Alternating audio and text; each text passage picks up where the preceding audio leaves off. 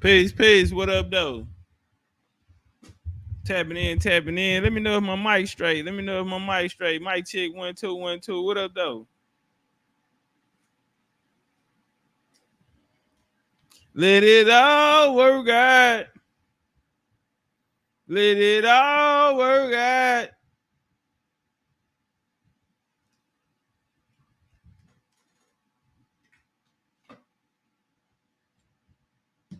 The game ain't easy, but it's fair, nigga. I'ma sit in this throne so long till it's a fucking rocking chair, nigga. Bad bitch playing my hair, nigga. She say, relax, cheap, baby, don't stress out. Say, I got a lot on my mind. She say, fuck it, let this shit work itself out. Let the shit work itself out. When it all work out. When it all work out, babe. That's my shit. Yeah, I'm fucking with it. Come through, old Wayne.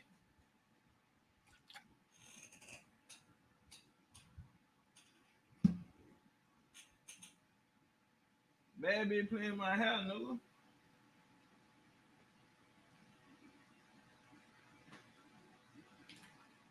Say, relax on, baby, don't stress out. Say, I got a lot on my mind. Say, let it work itself out. Let the shit work itself out.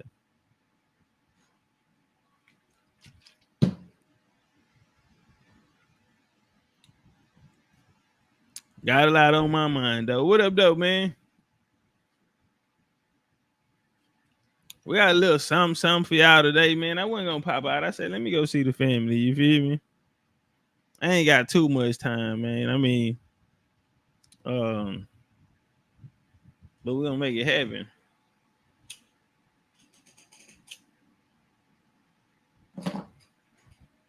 Shout out to everybody in the building. Creekside, Dosif, Aunt William, Needs Your Superior, Angela B, Red Tail, Crow, Keith Cobb, my nigga Ty's in the building. Ty's, you ready?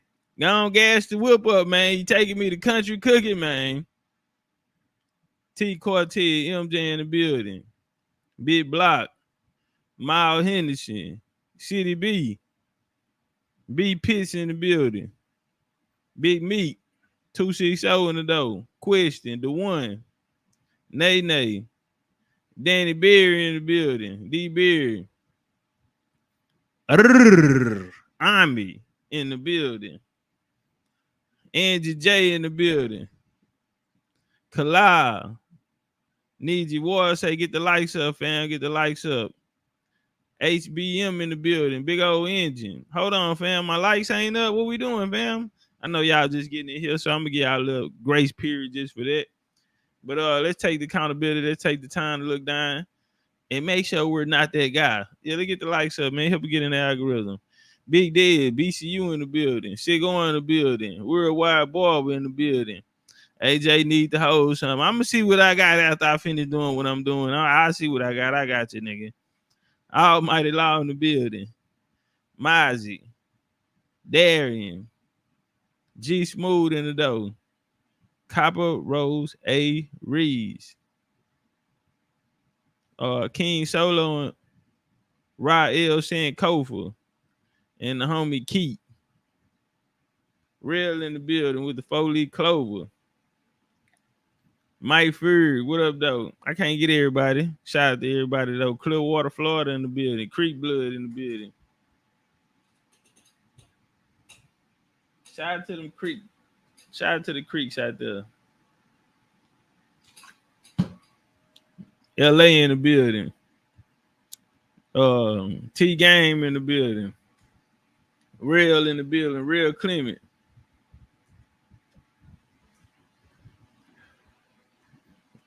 What up, though? How y'all feeling, man? We popping out. Man, trivia coming up next week, next Sunday, man. We need y'all. If y'all haven't purchased y'all book, man, y'all gotta go get it. It's on Amazon. I'm not black, I'm Indian. American Indian History Trivia. You feel me? American History Trivia. Y'all need to go get it. Those will be the questions on the test. All you gotta do is study. And Yeah, we getting away high quality prices, and we gonna rock this out all the way down to December. You know, get you tight on your footwork, get you tight on your defense, your IQ. You know, get your punching power up. You know, we create knockout artists, and we want to see who's the best, the best, the best. You feel me? Something like that.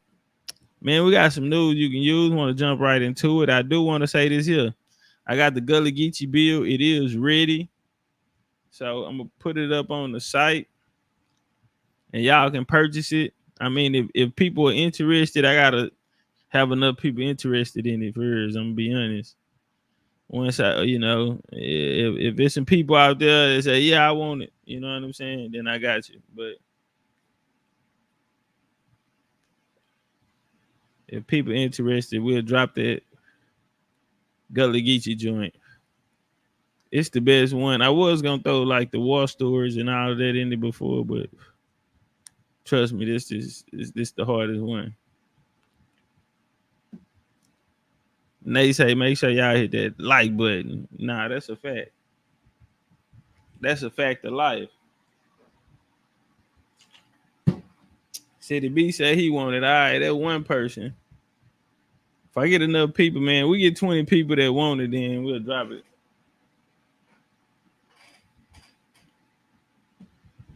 Let it all work out. Nah, for real. Y'all ready to get into some news we can use? So I'm not gonna make y'all wait. So what I do is I go ahead on and start, with the appetizer. You feel me? And then once everyone make it in, we'll get into the bread and the butter. You dig?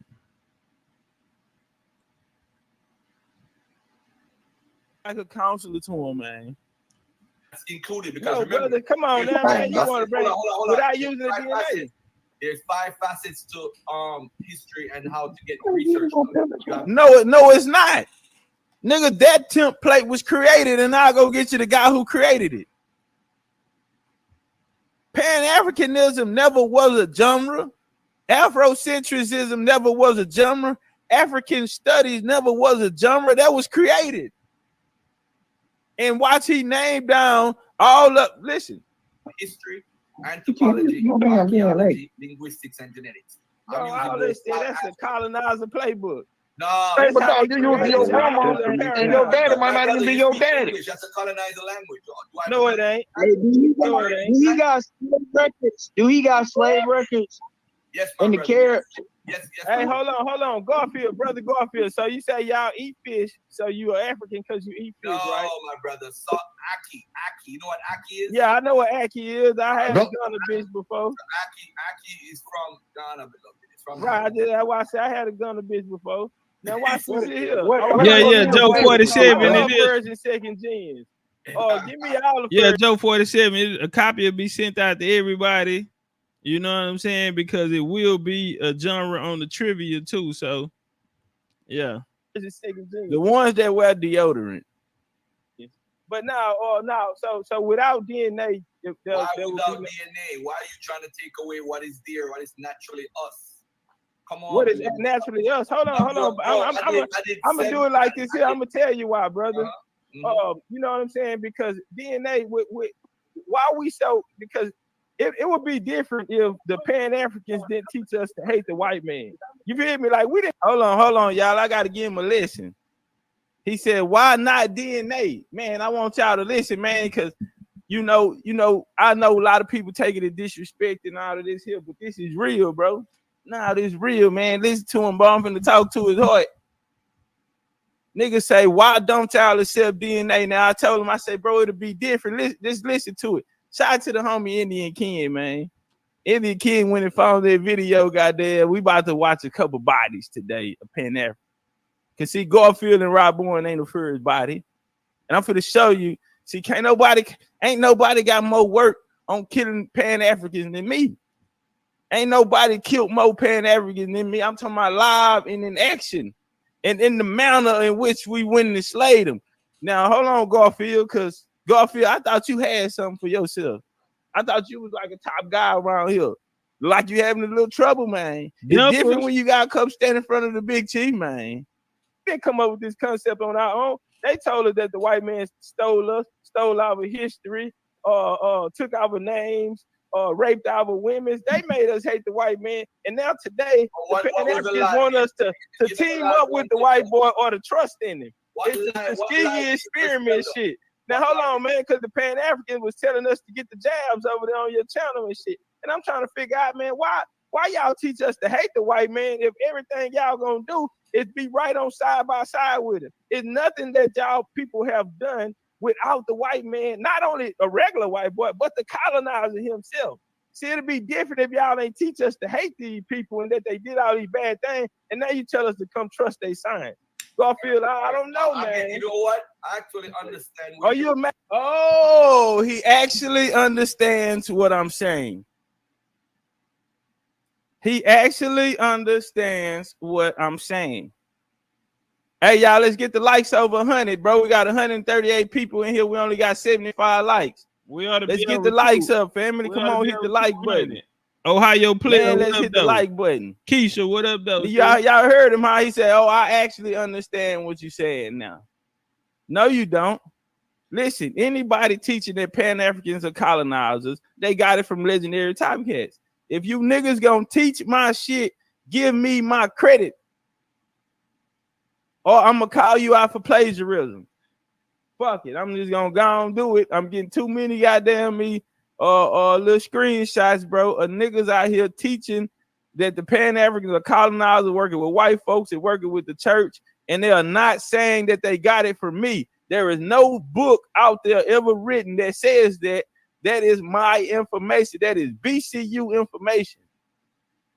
Please, man, let's be fair. Let's keep the dignity and respect in the craft. You know what I'm saying? I use Kerry Williams. I think that's the guy name, right? With the Tar Heel and them working in the field, and I gave him credit because that's who I heard say this shit. That's where I got it from. Man, if we're gonna use someone's information, bro, let's please. Come on, man. We're moving into a better place now, man. We're trying to bring all this shit together, bro. But I need my credit. Those. Yeah, man. I already don't get a lot of love around here, man. Don't nobody wanna, I already don't get embraced. So, but I do want credit for my hard work. You know what I mean? We can't just go walk off and steal people's shit, put niggas shit in our pocket and go around the corner and act like it's ours, man. I'm gonna have to call you out for plagiarism, man. I don't want to do that, man.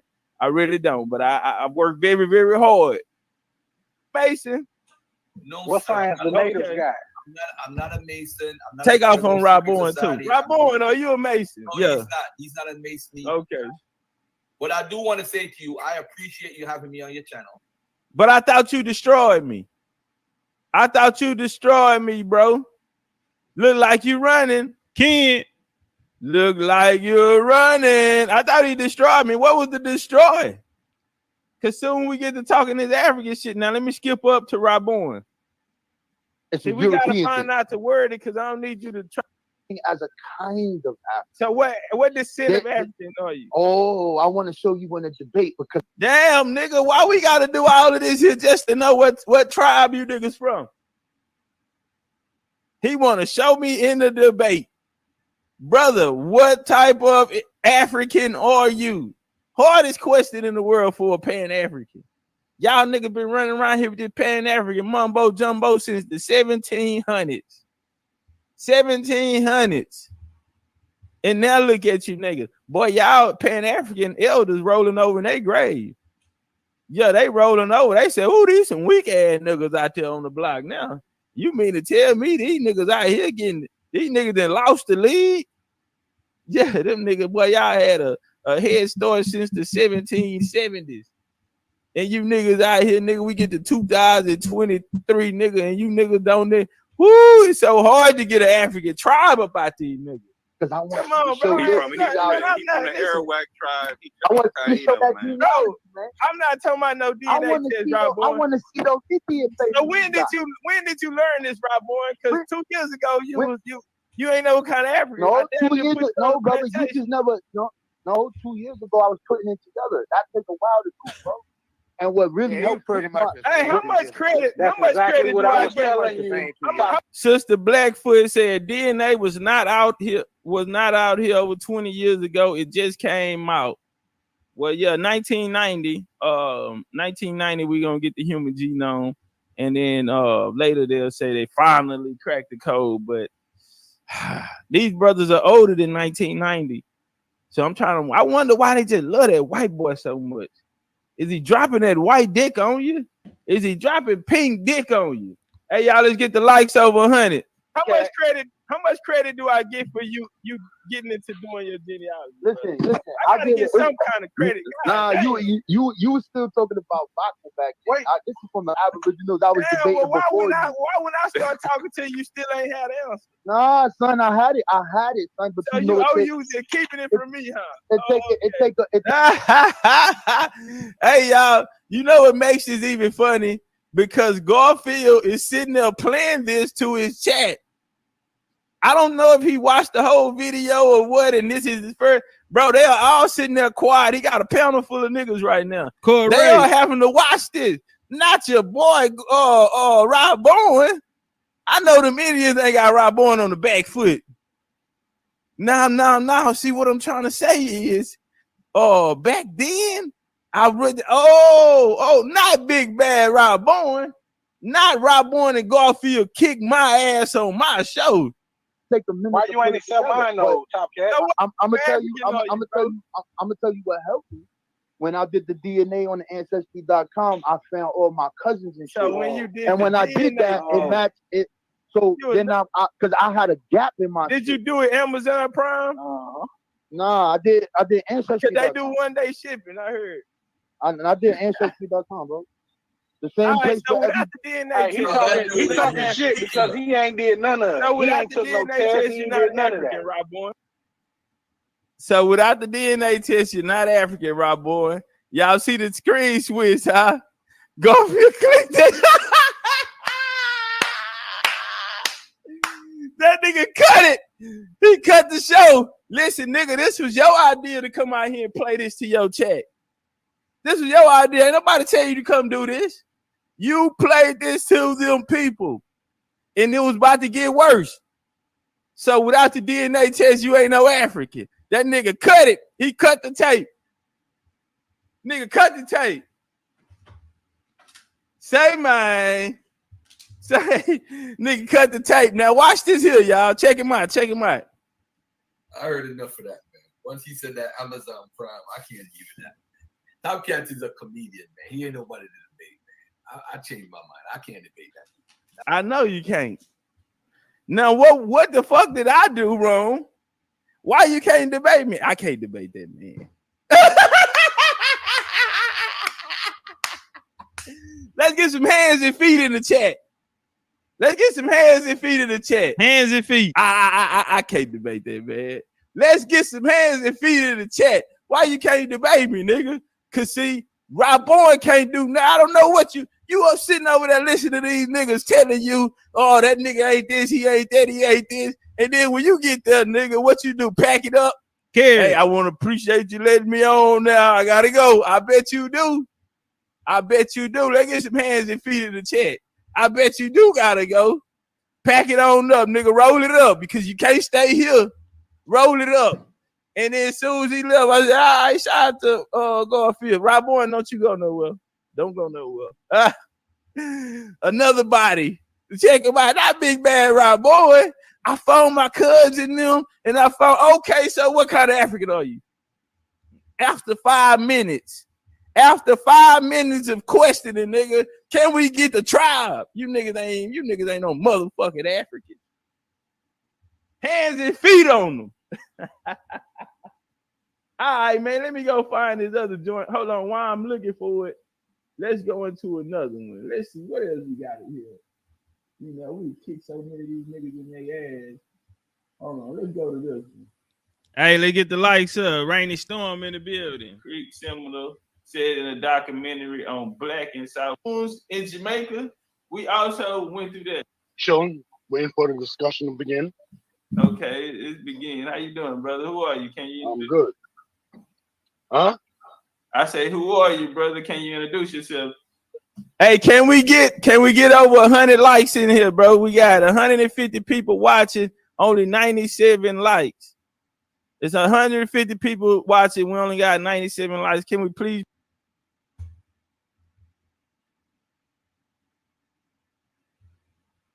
Hold up. I gotta go find the other one like that. All right, Earth, Wind, and Fire. What you got? Hey, yo, I want to say peace and love to the panel. Peace to all the brothers, sisters on the panel. Peace, family. What you got? Where you calling from? Shit, Atlanta. ATL in the building. What you standing on? What are you? Are you Moor? Are you African? What are you? Hebrew? Nah, I'm non-denominational, man. I don't do all the religious and the Slaves. No black slaves, because the African when they try to you know what I'm saying? That's what other motherfuckers called us. You know what I'm saying? So shit, as far as it's niggas from Africa, I can't say all the niggas over here came on these slave ships because it ain't no proof of them, ain't no record of them nowhere. You know what I'm saying? No, it's proof. And the proof that it is, that they do show you. They show a whole bunch of niggas chained up, shitting and pissing in the cockpit. Like all the niggas came over here, 400 million niggas died through the middle passage. Now, listen, bro, she shocked her, bro. Listen, I ain't saying shocked talk. I say shocked. You see, CHACHT,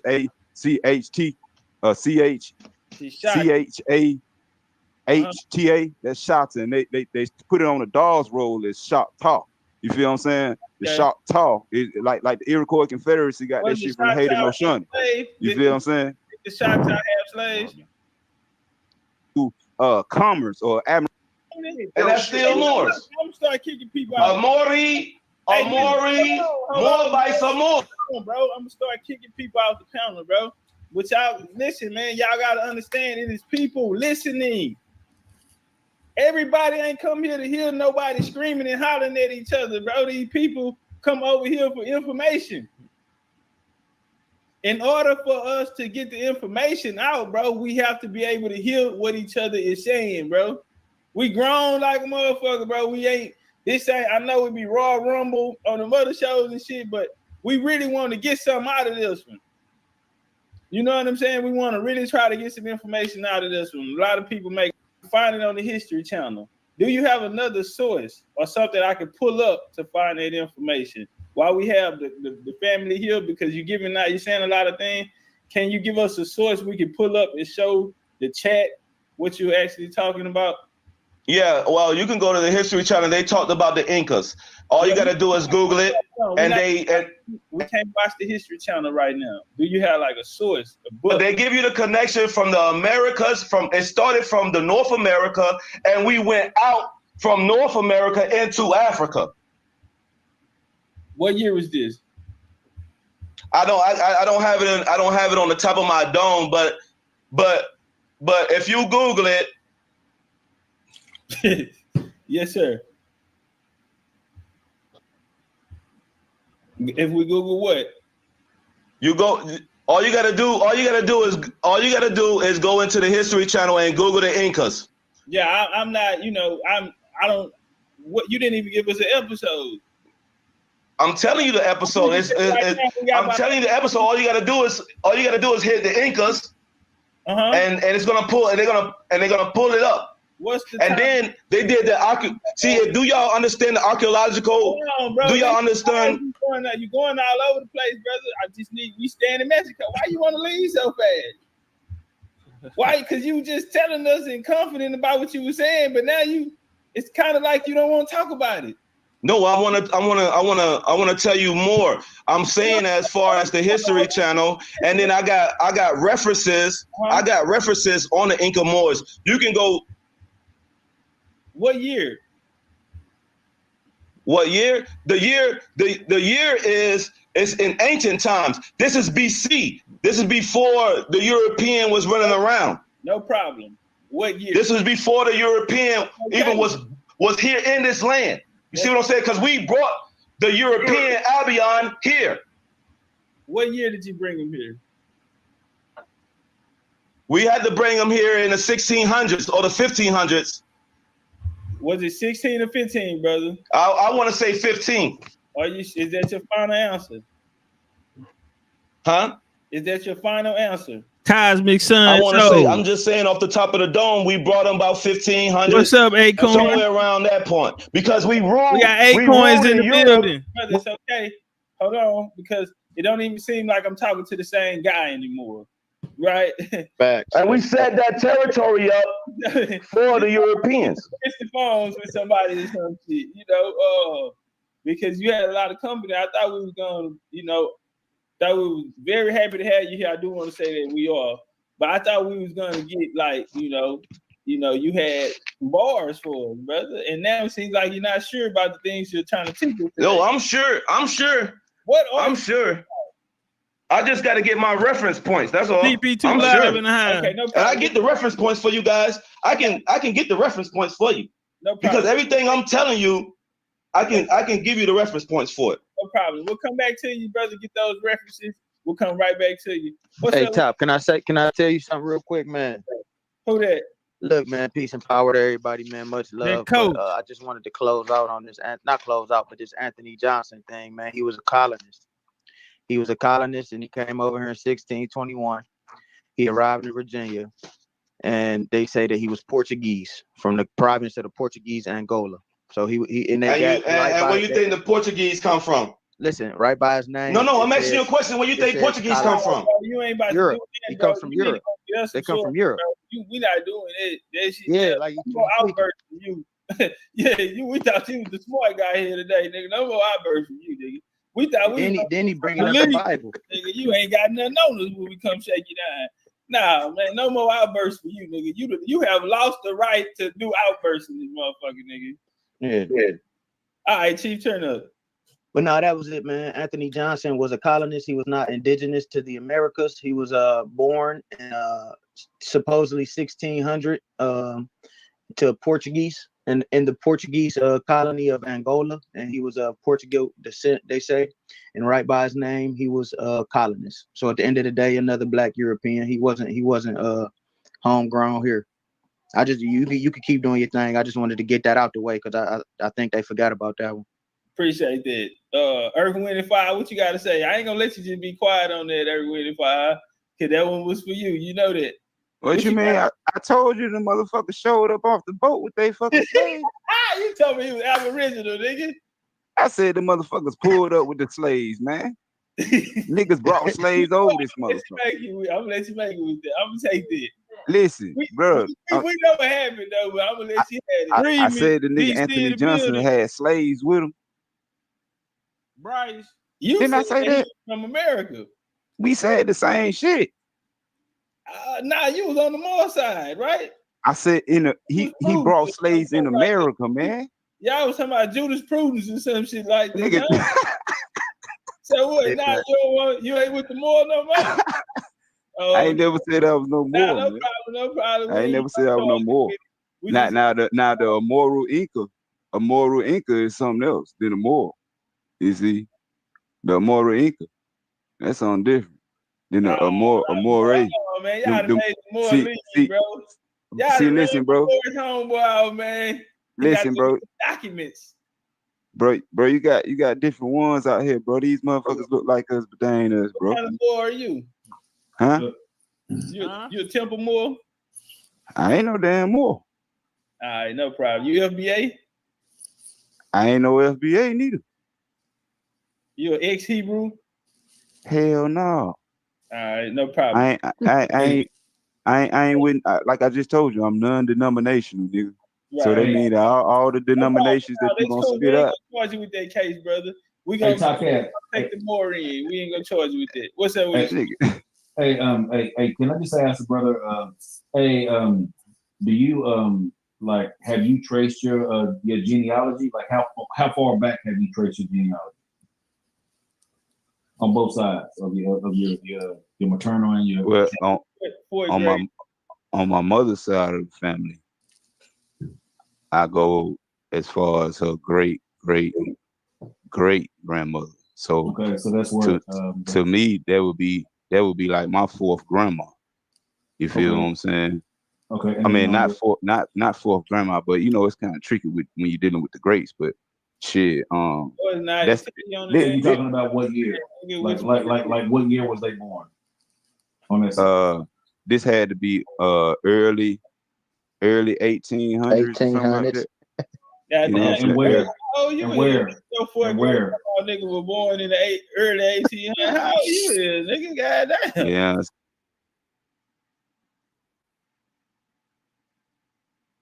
Hey, let's get the likes up, family. What we doing? Let's get the likes up.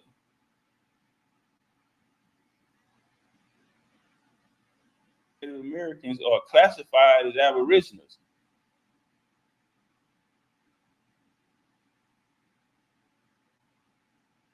Let's get the likes up. Let's get the likes up.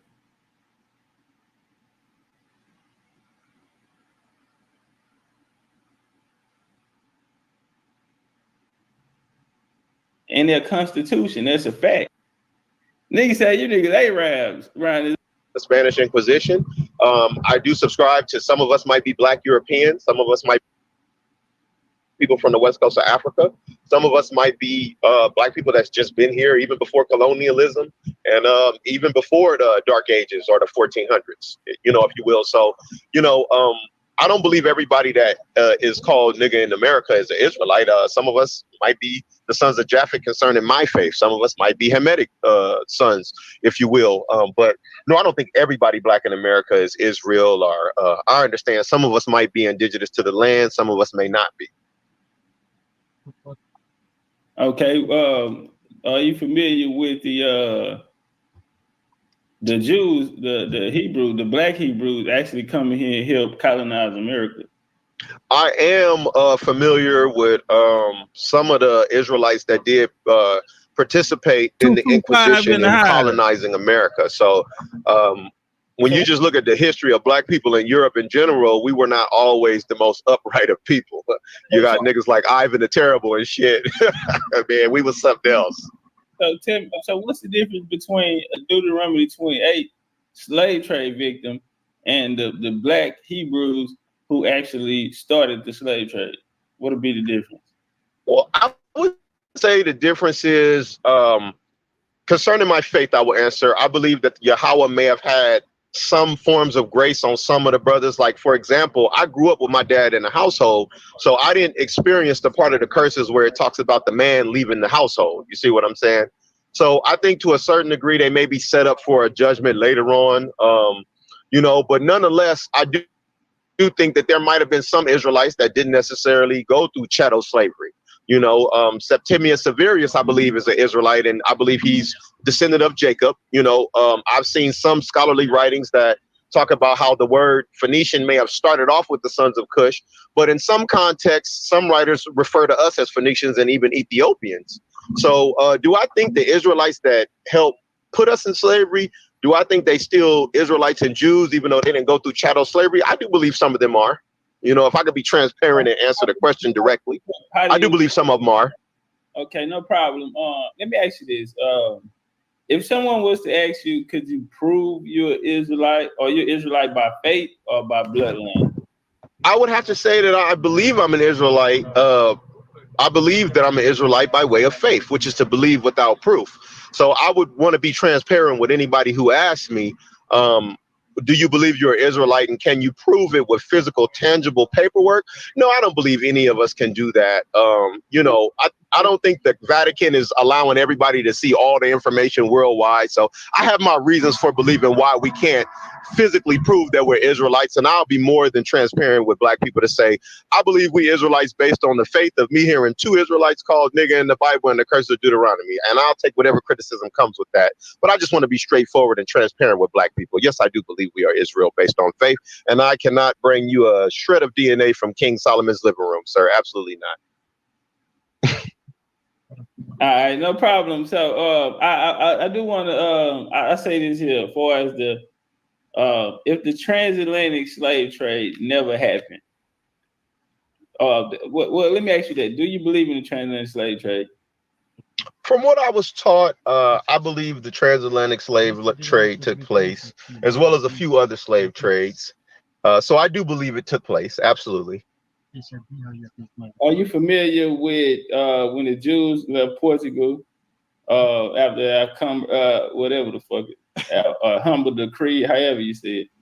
I have some understanding of what took place before the Spanish Inquisition, okay, no because from some of the things that I was taught was some of the Moors. So even though the Moorish Empire, from what I was taught, was primarily ran by Arabs, if you will, and there's a lot of technicalities to that because I've seen brothers with books talking about the first Arabs being looking kind of like Negroes in America, but not the way Arab people look today, right? So what I will say is I believe a lot of the Moors were Israelites that had converted to Islam. So I do know that there is some scholarly sources that say we ruled in Europe for a certain period of time, and I understand that a lot of us lived in Portugal and Spain. A lot of us were taken into slavery, from what I've read, from Spain and Portugal. And if I'm not mistaken, the Black Jews were expelled from Europe because some of us lived in France, some of us lived in Britain. So I do believe King Arthur is a Silurian of swarthy blood. I believe the original Anglo-Saxons were all Black people. And I know that there were Black Europeans all over Europe. So I do believe Isabella put a decree out and kicked us out of Europe based on Christianity. Now, I appreciate your wisdom, brother. That's a lot of information. You able to like name names. You able to name points in history that we can easily reference. I mean, backstories behind them. Can we do the same in Africa? Do you have any of those same stories about the Hebrews in Africa? I mean, with the exception of Babylon and Timbuktu and some of the books that I've read from our beloved brother Rudolph R. Windsor, I wouldn't be able to give you a direct source of, you know, the Limber, before the Limber tribe established the Limber tribe, they fled from 70 AD and hid in this part of Africa. I would say no, brother, I can't do that. No, I'm not learned enough to. Okay, no problem, brother. And don't feel down about it, you know, because no one can. No one has brought forth the information of Hebrews actually living in West Africa in 70 AD. That's a long time. Wouldn't you agree, my brother? That is that's a more than that's a very long time. There's this gentleman in London who he has a video on YouTube called The Nomadic Negro Tribe of Judah. And I mean, he talks about it, but as far as giving sources and accounts, he doesn't give very many sources to the video that he did, but he is teaching the world that the Blacks in America are not just Israelites, but that they're descendants of the regal families of the tribe of Judah. He teaches that we're the descendants of the royal house of Judah. But I never heard him quote a source or say this scholar said this or that. Right. Well, I guess my point to this is, hold on, let me say this. Hey, y'all, let's get the likes up, fam. Let's get the likes up, share the video out. Let's get 200 people in here. We've been out here for an hour and 19 minutes. Seville and fucked around and got off. Don't worry about it. He's going to do another one. He'll be back on tonight. He'll be back on, trust me. But back to this, brother. So I guess my point to this is when we're able to identify the Jews in Europe, right? Do you agree that those were Black people? Oh, absolutely. I believe the first Sephardic Jews were Black people. And if I could say, you know, because I noticed in the comment section, a couple people was talking about Rudolph R. Windsor being an agent, you know, I mean, I'm not an eyewitness to anything that took place in the ancient world. So even if I wasn't an Israelite, I do believe to a certain degree, we all might be dealing with faith, because unless a nigga's 2,000 years old or he has a time machine, how can you actually verify that your source is true if you wasn't right there when it was written, or if you didn't witness the account? So with that being said, I wouldn't necessarily disagree with Rudolph R. Windsor being an agent, but, you know, to a certain degree, I do believe we all dealing with faith, because we're not eyewitnesses to anything that took place in the ancient world. All right, no problem. What I wanted to get at was, do you think it's odd or strange the fact that we can actually identify melanated Jews We can also, be able to reference them in history. We know names of these guys. We know events, major events that took place in history. But when it comes to the West African Jews, the people that a lot of our Israelite brothers are saying they're descendants of, there's like no records. I mean, no major events, no timeline, no kings, no queens. I mean, we don't get no stories about them. Do you think that seems odd? I think it's very unusual, and I think it should be questioned critically, obviously, because, just because I'm rocking with faith, it doesn't mean everybody else should. And even with the faith that I have, I'm not so zealous that I don't seek out information and seek tangible evidence of what I'm claiming that I am. So it's very unusual and odd, to be honest, brother. Absolutely. Okay, now since we're being honest, do you think that the black Jews that the Hebrews speak about are actually those Jews from Europe, and the West African story was bullshit? Is that a high possibility? Because we don't have no information on them. I mean, I don't think the brothers that claim to be descendants of the West Africans, I don't think it's bullshit.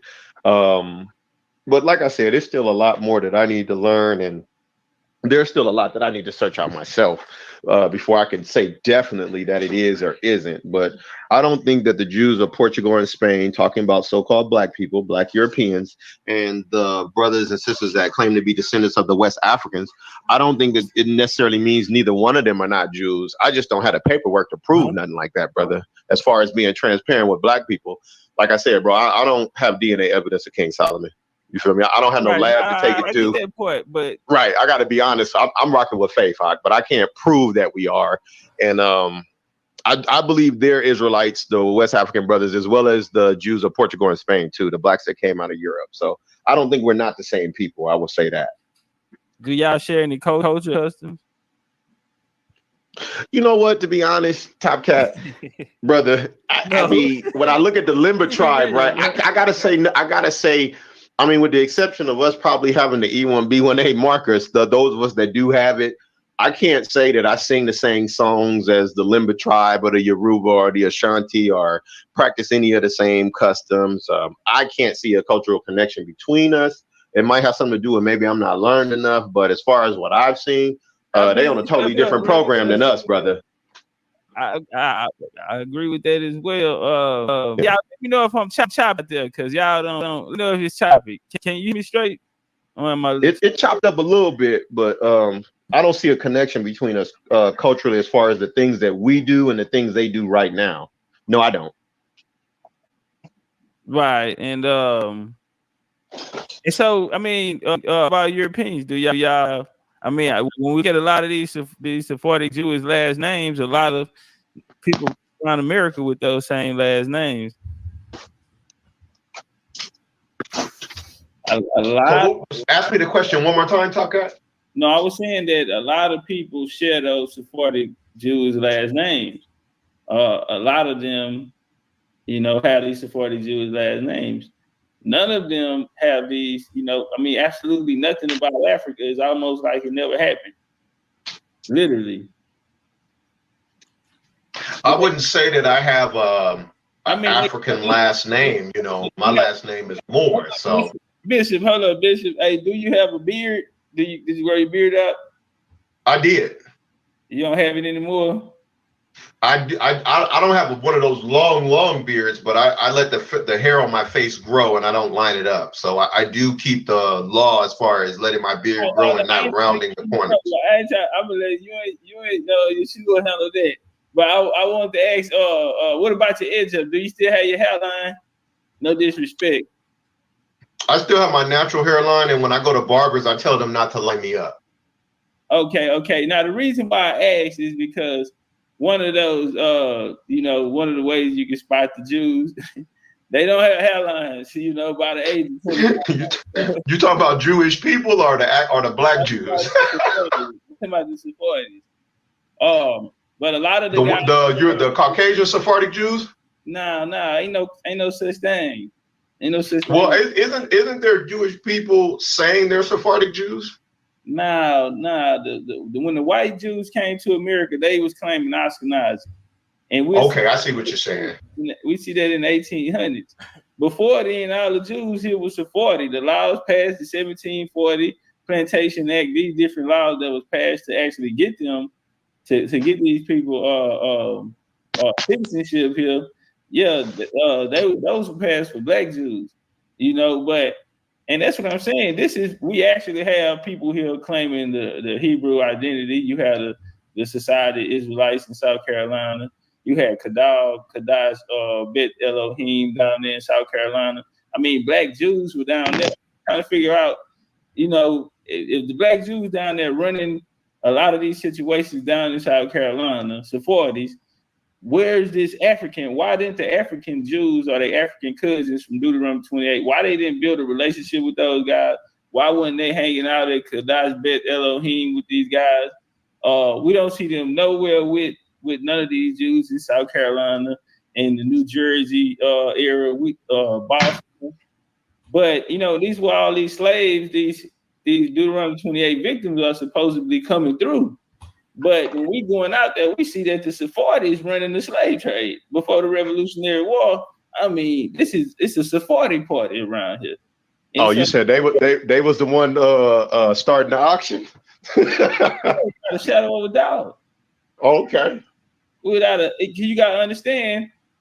Listen, Christopher Columbus was a Sephardic Jew. He would have been a Hebrew Israelite. That's why when they always talk about the voyages that he took, he had Hebrews, people who spoke Hebrew language and all that. He had these guys. I've heard such, and it was true. But he come from, his mother was Sephardic. He come from his Zarko line. And who was his father? His father is the Duke of Beja. He was. Oh wow, that's interesting. He was brother to Alfonso the Fourth, the King of Portugal. That's Topcatz, if I could say something, brother, real quickly. So what I noticed as far as the difference between Israelites, if you will, and Jewish people or Israelis is they acknowledge that one's genealogy is established based on the mother they descend from. But for the most part, a lot of Israelites believe you are who your father is. And then you have some Negro-only Israelites, shalom to my brother, the FOPE and the Willie Bullies, who believe you have to have two Israelite parents to be an actual counted Israelite. So based on Christopher Columbus acknowledging he's a Jew based on his mother, I wouldn't say he's an Israelite. I would say he's Jewish or an Israeli. Hey, well, let me say this here, because when these guys were doing it, they were at the top of the game. It's not, you know, can't nobody from the bottom come to, they make the rules to how this game being played. You know, they had a bloodline. It's about bloodline. It didn't, you know, it's always been about the bloodline. What they are carrying, especially when you're dealing with Columbus and them, because his family, Henry the Navigator, these people were the ones who was going to carry on the Knights of Templars. Whatever message or that bloodline, or however, what y'all call it over there, what was it, the Holy Grail, you know, they were the protectors of this. So if there was a Yeshua or a message or to hide the true lineage or bloodline of who Yeshua really was, or this, you know, that's going to come through those guys. You know, they were the secret. That's how they got the maps to America. But it came through that, through the Knights, through the Order of Christ. That's where Columbus come from. That's where he got the maps and shit. But he had the bloodline. So now I don't think, you know, these Hebrews today can make that choice, because, you know, this is where they're even getting their authority to speak about Deuteronomy 76. You know, being a chosen people and things. But, you know, that at that time, Columbus really was, you know what I'm saying, a Deuteronomy 67 or 76 or however it go. You feel me? No, I know what you're talking about, where it says, for thou art holy people above all people upon the face of the earth. My question that I have for you, Topcatz brother, is, and this is me trying to learn something right now too. So my question is, was Christopher Columbus an actual Caucasian man the way it was taught to us? No, he was a Moreno. Oh, okay. And I know what Moreno means. You're saying he was black. Goddamn right. Columbus was okay. Black. All of them niggas was niggas. That's why we're saying we see the black Jews. We don't see the African ones though. All the Jews we see, all the Moors we see coming out of Europe, and they hanging together. You know, I don't know where the new shit come from, but hold on, I want to play a little clip real quick too. Even the white folks, you know, they have no problem with telling his history. Jewish Institute. Exponential growth of discoveries that point to the fact that Christopher Columbus, first of all, his name is not Columbus. His name, and not because I'm Hispanic with Sanchez surname and Martinez and so forth, but his name is Colón. And so in Spanish, we have it right, Cristóbal Colón. So his real name is Salvador Zarco. All right, but now recently we've discovered that Christopher Columbus, Cristóbal Colón, was known as a quote-unquote Marrano. Marrano? The Marranos are those that were forced to convert to Roman Catholicism. Well, the Sephardim, the Jews. Okay, an explanation. This who Columbus really is. And I be saying, you know what? What if the Hebrew Israelites are really hiding this from us? What if they?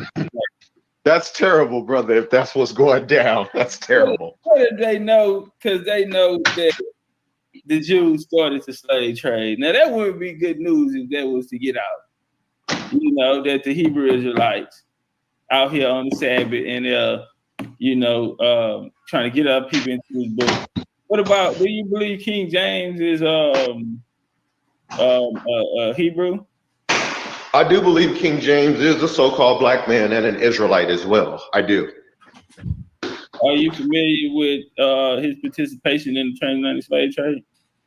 I'm not familiar with his actual participation in the transatlantic slave trade. From what I read on King James, he didn't translate the King James version of the Bible. He authorized the translation for Greek and Hebrew scholars to translate it. But I'm not aware of his particular role in the slave trade, if he even had one. So if you could enlighten me on that. Do you know the story of the slave trade? You know the first place they said the slaves came to? If you remember, you talking about the story they give of like of 1619, right? Of the year 1619. I've heard it, but coming into the faith of believing I'm an Israelite, I also heard from some other brothers that we was here in like the 1400s too. Like that wasn't the actual first slaves to touch down. No problem. I want to just stay right there. What is those 1619? What is that location taking place? Is this supposed to be Jamestown, Virginia? Yes, sir. You know who? Did you know that Jamestown, Virginia, was named after King James of the Bible? See, I didn't know that. I had no idea of that. Yeah. Yeah. That's what's going on here. King James of the Bible is actually King James of Jamestown, Virginia. And yeah, so that's for the British participation in the transatlantic slave trade. His grandkids will actually go on the Royal African Company, and they're going to take over the Dutch ports in Jamaica and also Cape Coast of West Africa, and also South Carolina, Charleston, which Charlestown is named after King James' grandson, King Charles II. So this is where your transatlantic slave trade is going to be set up. Now that's for the British side, for the Hebrews setting up the slave trade on the British side. That's why the Jews were so deep and ran South Carolina at one point. Well, highly influenced South Carolina, I'll say that. And so that's for that point. And for as Christopher Columbus, he will go out with the Spaniards and they will take on the Americas. Yeah, so that'll be the black Jews that are going into Haiti. You know what I mean? A lot of them would be your pirates and your privateers of their day, of their age. Yeah, these and so that's why it seems strange when we can't find those stories about the Hebrews in Africa, but we find all these Hebrews, you know, doing the transatlantic slave trade. What's your You can thoughts? still find evidence of the black Jews in Portugal and Spain. Right? I see what you're saying. You can still find evidence of the black Europeans. Hey, shout out to the homie Zach, and shout out to the homie Free Me for the love and the cash. I appreciate that love. Hey, if y'all enjoying the show, support the show. Goddamn, we ain't been getting support for a little minute. Yeah, support the show. Portugal, that's where they went. Remember, Portugal went into West Africa first. That's where you get the Jews in West Africa. The Jews in West Africa come from when Portugal went in there. Portugal even took Jews to West Africa as slaves. During the ones that didn't leave, a lot of them, the wealthy ones, they went into Portugal when they left Spain. Well, a lot of them left Portugal and got sent into West Africa. And that's where you get Negro land in West Africa. Have you ever seen a map that say Negro land? I have. I've seen a few maps with Negro land on it. I have. Negro is Portugal. They come from the Portuguese. Now, Negro comes from the Portuguese. All the way since the first century, since the Jews came into Portugal in the first century with Alfonso I, he gave them a land called Alito dos Negros and Alito dos Eidos, and which meant land of the blacks. This is where the Jews stayed in that era.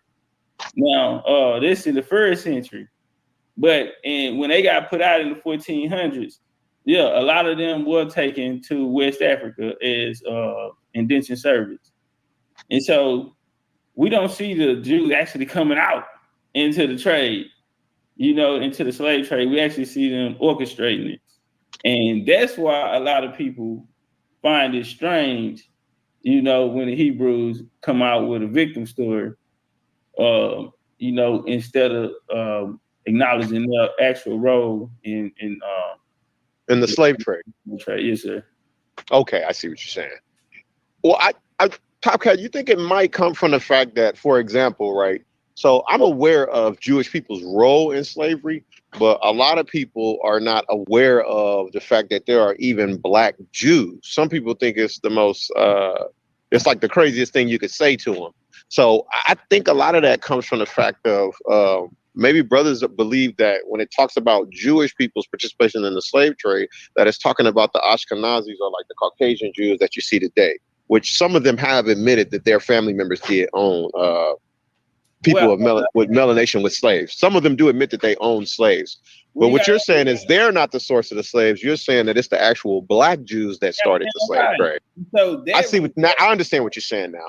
It lets you know who the most powerful. The white one acting like he's more powerful than the black one, but he really not. And the black one are acting like they're subservient to the white one, but they're actually not. You're saying that's a smoke and mirror, Topcatz? Damn right. Hi, Shalom. He's breaking it down. And it worked like, look at it. I mean, like butter. It was the greatest trick ever played. They turned Jesus white. They whitewashed everything. They got all the blood on their hand.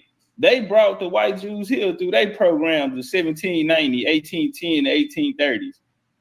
They brought them here, the Ashkenazis. Are you aware of Constantine and his mother? What about him? So, from what I was taught, Constantine and his mother are black people who didn't want to, like, you know how the Israelites, for example, like us, how we don't eat pork, we let our beards grow, we don't celebrate holidays. Those of us that have the... And he let his beard grow as well, King James, the Hebrews in Scotland, the Moors of Scotland. So from what I was taught, brother, I was taught that Constantine and his mom are actually the ones who changed the Sabbath day to Sunday, and that they were a part of that council in Nicaea that decided to take away a lot of the strictness of the scriptures and make it to where you can just kind of do, all you got to do is have faith in Christ and you can do what the fuck you want to do, basically. I mean, Christianity doesn't come out and say that, but their actions certainly show. So I've learned of Israelites that have done, that have gone against their own people earlier than what took place in Europe. It talks about in Greece how there were those of us that had covenants with the Caucasian Greeks, and a lot of us identified as Greek. Let me ask you something, family. Go ahead. I'll tell you something. You know why we don't know that them guys ran the play on us or put us in a trick bag? It's because they got us in ancient Greece. You know what I'm saying? We in America right now. And so right now, you know, we forced to pick up the pieces. And this is because black Hebrews do this shit without a shadow of a doubt. Now watch this here, and they tried to make the black characters in the story white to say, I ain't do it, I'm a black man, we all need to stick together. Nah, fuck that. Watch this here. It's like this here. The reason why we don't know, if everybody traced their genealogy, this is why genealogy is so important.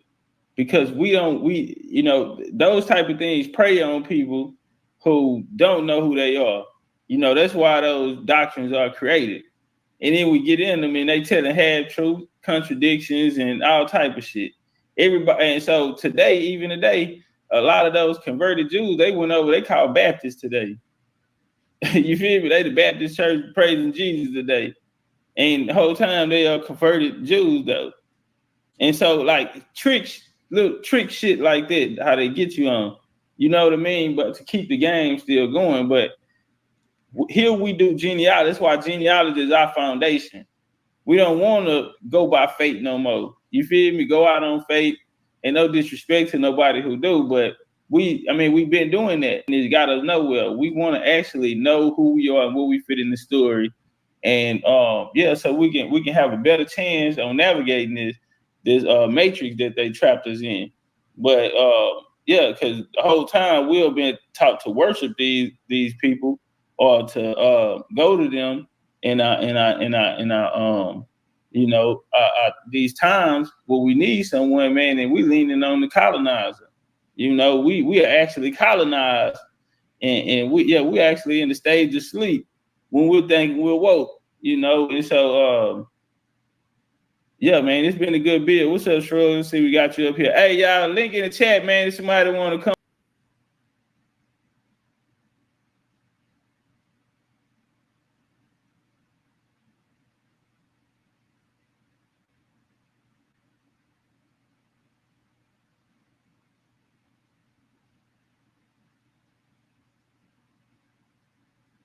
Talking about the Great Pyramid of Giza, right?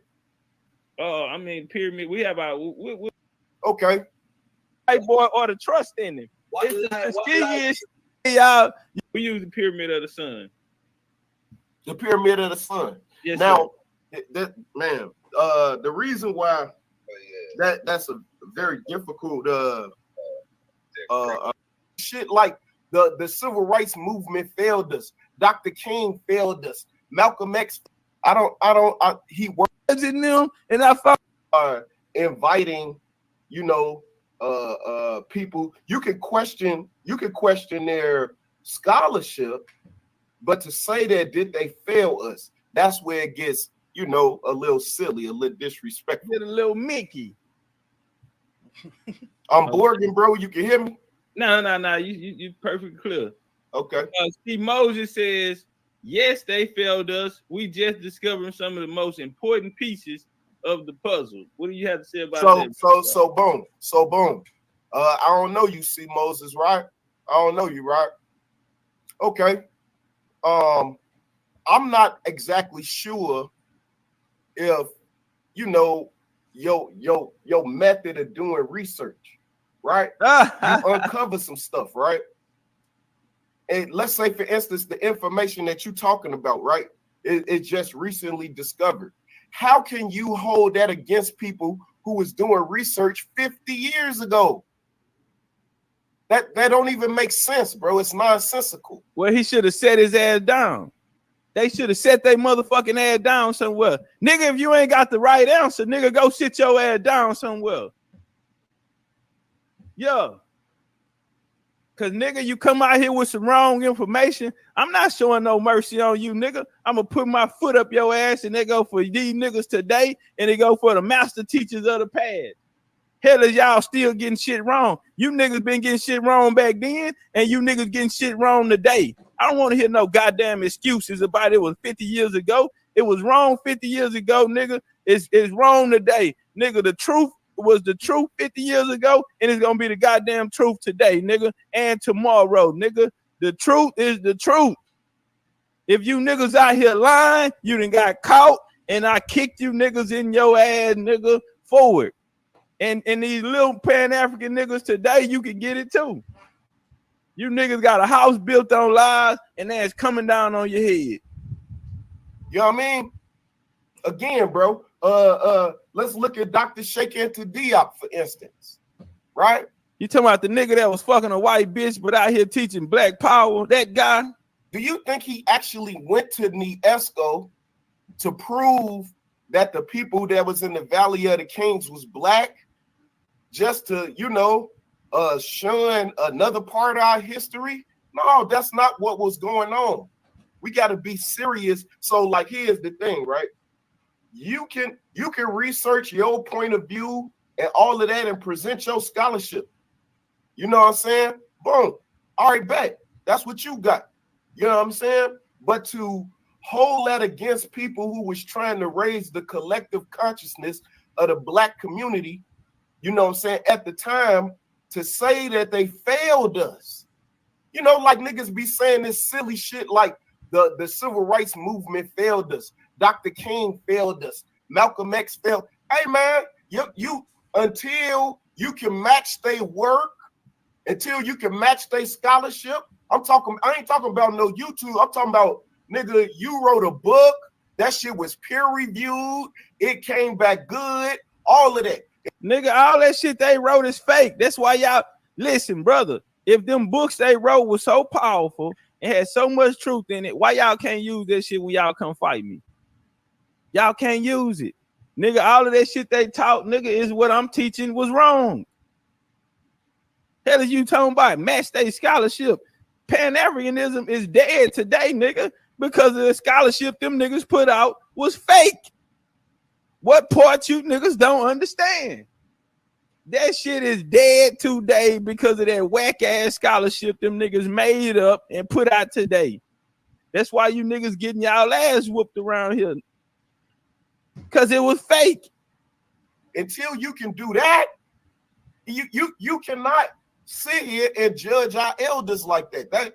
That shit is disrespectful, Topcatz, man. It is, G. It is. You can hear me, yeah? I couldn't hear you. What you said, brother?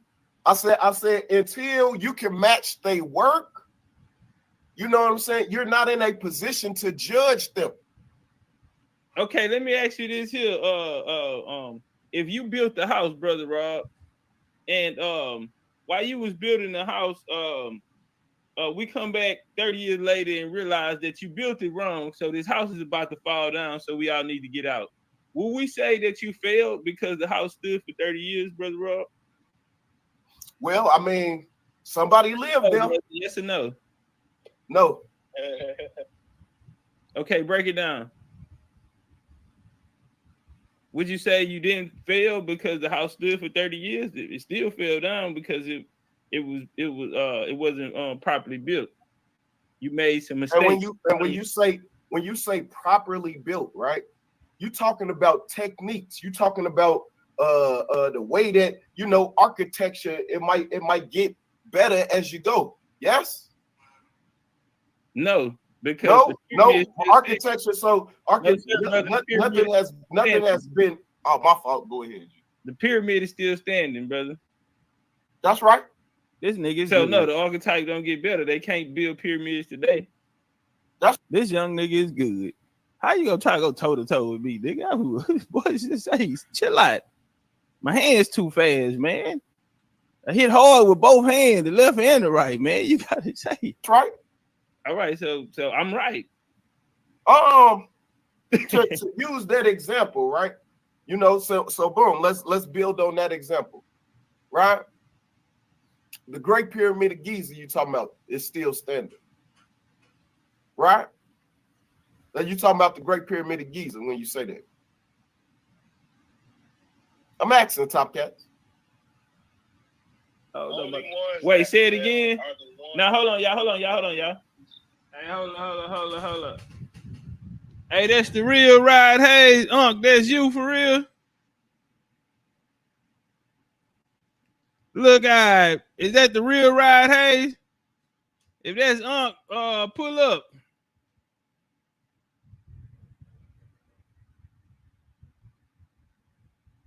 Y'all let me know if that's the real ride. Hey. Oh, my bad. What you had said, Rob? You talking about the Great Pyramid of Giza, right? I mean pyramid. We have our we refer.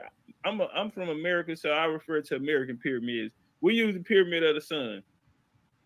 The Pyramid of the Sun. Yes, now, man, the reason why that's a very difficult conversation to have about the Pyramid of the Sun is because a lot of their information about how it was built, why it was built, a lot of that got destroyed. You know what I'm saying? And so I'm talking about the techniques of it, how they, went about building it. Okay, let's just get back to the master teachers, brother. And you said that they did not fail us, right? Yeah, that's right. Okay, so is it relevant? Let's talk. Hey, let's make it specific, right? Let's start with the second wave of master teachers, right? So let's start with George G.M. James, Stolen Legacy, right? Right. Okay. How did he fail us by writing Stolen Legacy? How did he do that? Are you from Egypt? Right. No, I'm not from Egypt. I'm asking, dog. Cause see, here go the thing. All right, and so we be beating up on people, the Hotep brothers and all of this. Do anybody know why everything was so hyperly focused on Egypt? Because the white man told them niggas to come teach us about that. Well, I mean, that's not accurate, brother. That's not accurate. The white man did not tell them that's not accurate. Hey, hold on, relax right quick, y'all over here. Hold on. We almost done. I just wanted y'all to hear this. Brilliant brother out of Chicago, our Pan-African brother. All right, what you saying, Rob? I was trying to focus on George G.M. James. Yes, sir. And I was trying to establish, right? How did he fail us by writing Stolen Legacy? How did he fail us? Well, you from America. How could Stolen Legacy actually help you when you're in America? And at this time, you facing civil rights and ass whooping and water hoses. What the hell knowing about a pharaoh in Egypt gonna do for you in America? Well, I mean, Stolen Legacy was about the fact that Greeks and Phoenicians and the people of that era, right? They were borrowing from ancient Egypt to build up their culture. George G.M. James, what he did was he exposed how Greeks and Phoenicians and people like that borrow from Egyptian culture to build up their culture because they didn't have a culture, right? How did that fail us? Okay, let me ask you something, brother Rob. If somebody in Egypt won that $1 billion lottery the other day, what the hell would they have to do with you in America? Man, somebody in Illinois won the mega millions, and it don't got nothing to do with me. Stay focused, brother Rob. I am focused. Okay. What does understanding that Greece stole ancient Egypt knowledge? What do they have to? How does that benefit Americans at the time? Civil rights, ass whoopings, and racism. How does that affect us? Simple. So, we got to understand the political time of day. That's what we got to understand. Right? What the hell the politics got to do with that? What do the politics in America have to do with the politics in ancient Egypt? Brother, what the hell do that have to do with anything? At that time when George G.M. James was writing that book, what white folks had been saying for 300 years was that we didn't in any way significantly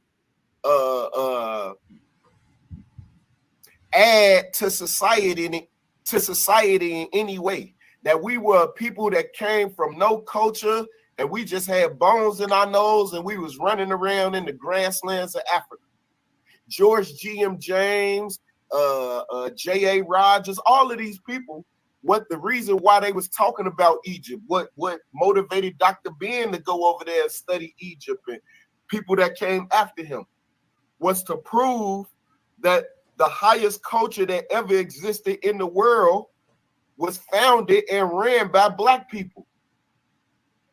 Are all black people the same, brother Rob? Man, bro, you ask a question every time I make a statement. Why don't you just respond to what I just said, bro? I was talking about the political. Wait. I was talking about the political time of day and the motivation behind writing the books. Do you see what I'm saying? Yes, and so because today we want to understand more about Africa, are we going to say that those people that was responding to the political time of day failed us because we want to know more about our our American history? That's not fair, bro. Okay, no problem. Let's not get emotional. It's my turn now. My fault, bro. I ain't getting emotional. You know me, man. I got a big mouth. That nigga be jabbing the shit. An emotional beat. All right, no problem. Work off the jab, Chief. He asked how that they brought us pride, and they told us that black people had a culture, they didn't have bones in their nose, and somehow this was supposed to change our political situation here in America. That is absolutely crazy. What in the hell in Egypt is gonna give us pride when we down here getting our ass whooped? When we down here being mass incarcerated in America. Let me say this here. One of the things in the civil rights movement, people was asking for different rights that was owed to them, right? And they were put in a position where they had to accept crumbs because they felt as though they didn't have any they felt as though America went their land, and these master teachers helped them, took their minds over to Africa when their fight was here in America. And these books, brother, I don't know how long it took him to write the book. It had absolutely nothing to do with America, and it could not help our situation. And so, it's not disrespectful, bro. They did absolutely nothing but what the white man paid them to do, take our attention from America. What white man paid? Wait a minute. Because I hear that argument a lot. Right. All right, y'all can turn up over here on that conversation. Y'all can build on it. All right, hold up. Let's go to another one. Hold on, y'all. We got another one. That's just one, brother. You come on now. Come on now, brother. Robert Rand. Hey, this one of Rob Boy and them homies. You know me. I've been on your show before. God, I've written North South Central of the Joint Islands, man. Rob motherfucking Bourne, you back at it again. You're from New York, A1. I said, Rob Bourne, you back at it again, huh? Hey, listen, I'm always gonna get. You ain't. I mean, you took an L, man. I understand you had most of your constituents among you at that time, but ultimately you took an L. Look, and you can say. I want to say this and put it on record. Hold up. Was you in the state? Did you pay for a ticket? I want to say this. Listen, look, I was there. No, it's a question real quick. I got 3 minutes. I got to go back to my class. Y'all niggas got all the time. Hey, don't run, Rob Boy. You got Aboriginal killer in your title. When the Aboriginal come up here, now the nigga gotta go. I'm in school, bro. Now you gotta go. I can't even get the date to you. You said you wanted to. Yeah. Nigga got Aboriginal killer when the Aboriginal come up here. Now you gotta go. Bro, I see what's up. Listen, I'm not here for none of that. I'm here because of what we discussed and said that. You can say what you want. A1, I didn't see you in that chat, bro. I didn't see you in the Zoom call. And I pulled up later on. But I didn't see you in the. Hey, look, I just want to say one thing real quick. Listen to this, right? You can hear me, right? You can hear this, right? I can hear you, but I didn't see you in the Zoom call. All right, listen, I was there. Listen, I asked your man Garfield, did he want to debate me? He doubled down and said he don't have enough information on this topic. I asked Jabari, do he want to debate me? Oh, it's crickets. Oh, he don't want to debate. And you just took an L, so I don't even see no reason to debate you. Bro, you can call it whatever you want. Rob Boy, you got beat up bro. Over there, Rob Boy. Hold on, Rob Boy, because you told me the other day you won, bro. Bro, listen. All we doing is this. Y'all keep talking about constituents. All of my niggas work and do all type of shit. I do that shit on my own, bro. Hey, but Rob Bowen, hold on, Rob Bowen. Yo, bro, come on, man. Quick comment. 12:43, 2 more minutes. So, yo, everybody that's watched it, them 128 people, which hey, but why you tell me you won, bro, and then this man say you lost? Can you listen, brother? The people who saw the debate voted, bro, who paid, my nigga. And it was a lot of there was more. There was no, you wasn't, bro. I didn't see your ticket, bro. I promise you I was there. Maybe you came in later. Maybe you came in later. Whatever, yo, son, listen. This is how crazy it is. He did the same thing you did. He pulling up sources that say African and say it's not supposed to say that, but it say African. He pulled that Yamasee. Nigga, I ain't never pulled no shit like that. I'm not talking to you. I'm talking to you. I'm talking to him. You let me say this without yelling. Let me say this without yelling. I'm not trying to yell, bro. Yo, bro, come on. Let me just finish, yo. Let me just finish what I'm saying, bro. You wilding, bro. All I'm telling you is this, bro. Listen, after your first round, and then it's time to rebut, and he like, yo, I don't want to share my screen. I just want to talk. You dead on the first round. Now, when he pulls up the source, he tried to show Yamasees and Negroes and all this other shit and try to hide the shit on the bottom. Because you tried that same source. I knew what it was. Hey, brother, pull that shit back there. What did it say to Yamasee, y'all? Oh, it's that African. Oh, you know, they interject. And they said, hold on, wait. Yeah, it hurt. Yeah, it hurt. All right, listen. Yo, hold on. I'm not done yet. Hold on, bro. I gotta go. You gotta have more day. You niggas be online.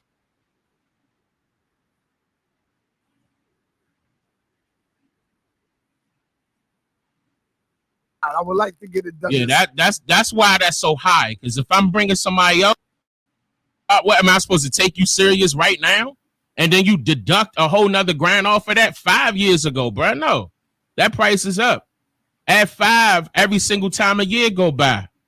y'all fools not on my level, and I know you got the money because the alky and really dunking like that back then. You in the world, nigga ain't no motherfucking slave pussy. You a little nigga. You know, it doesn't matter there, you know, what they feel as though it should be. It's what I feel as though it should be. Hey, you know, that'll be in titles all over the internet. People be going off. No. I'm not. Hey, look, Sarnetta calling me right now. Yeah, they probably want. We can figure out what it is. But Sir, up front, we gotta wait till after this situation with Polite, okay? Yeah, that's up front. Okay. Yeah. And you gotta be for real, Sir. Like if you authentic, like how you just told me as far as your stance on Polite. Yeah. This, I'm telling you, if you don't be like that, brother, this gonna hurt you, bro. No, big time. I already know what it is. I'm with you. Yes, I'm with you. You talking about Polite? For Texas though.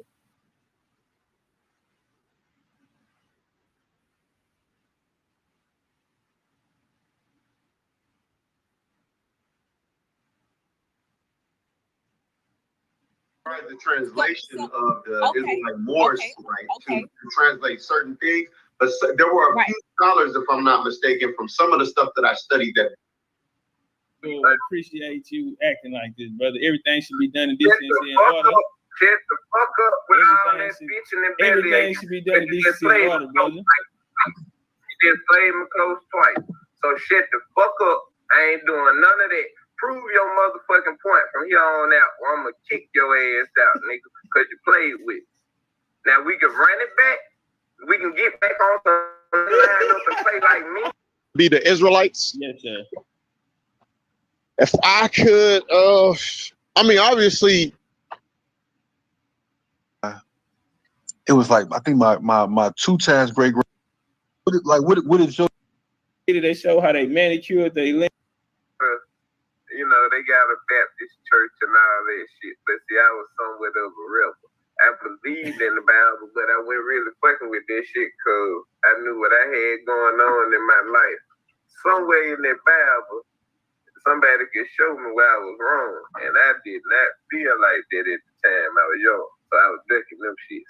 But I knew that it was some, you know, the Bible is true. So, you know what I'm talking about. So, I guess you could call me like a Christian or some shit like that. I mean, Hebrew, Christian, is all the same. Yeah. Whoa, wait a minute. Wait a goddamn minute. Yes, I ain't cuss you out, man. Brother, I mean, I wouldn't use any foul language on you. It's the Sabbath today, and you know. Why you say I come something in about respect. like that? You know that. Well, you're a Baptist, right? You familiar with the Baptist church? Who brought the Baptist church to America? Roger Williams, brother. I help you out, and they did missions with the Pequot Indians, right? Yes, sir. Roger. Yes, sir. And you know who he was? You want to be specific. Well, I know I want the right answer. Man, so Roger Smith won a crap. Nah, hell nah. It was niggas. What? Yes, sir. There was niggas that came from Europe, bro. We no white folks. Masha, when I tell you Topcatz is serious on this position, they're dead serious. Okay, well look, this is what I'm gonna do. What for the sake of this conversation. Cause damn, but you is catching me off guard with some I shit. know. I know. I thought you were studying. This nigga here. The Bible says study to prove ourselves. So I thought this was what we were doing today. Look, check this out. You on the laptop right now. Yes, like sir. Yes, sir. I am. Man, look, if the people want to deal with this shit, I want to deal with it. Am I included as the people? I want to deal with it. You telling me some niggas brought Christianity. Not only niggas, do you believe King James was a Hebrew? Are you Messianic? You reading out the King James today, my brother? I just saw your presentation, so I know you is. To be honest with you, my brother, me personally, when it comes to that King James shit, I done heard both sides. I done heard niggas say he was a nigga. What do you believe? I done heard if you just sit your ass down, like this was a ride. You can't just be getting your ass up in the middle of the ride. You'll fuck around and die or hurt yourself real bad. So sit down and enjoy the ride, my brother. I done heard niggas say that they believe he is a nigga. I done heard niggas say they believe he's a cracker. Me personally, I'm like Craig Daddy. Big perm, big worm, big I don't give a damn. You understand that? What the fuck do the book say? So I'm strictly more so one of them book chapter verse niggas. Like all this a Christian. Who did what, I don't give a fuck about all that at the end. Well, let me talk to MIB then. Let me talk to the Messianic Israelite believer then. Because, I mean, you just forfeited. If we was just going by rules of engagement and warfare, you just forfeited. Hey, man. This might be a little too man, much. Look, shut up. Check this out. Goddamn, come on, bro, this is Sabbath. This is Sabbath, bro. I let the first one go. Now you finna make me have to I let the first one go, bro. Oh, look, big cat. Look, check this out. But last week, cat. Goddamn, cause like I cut the ass on you and want nobody to be shocked.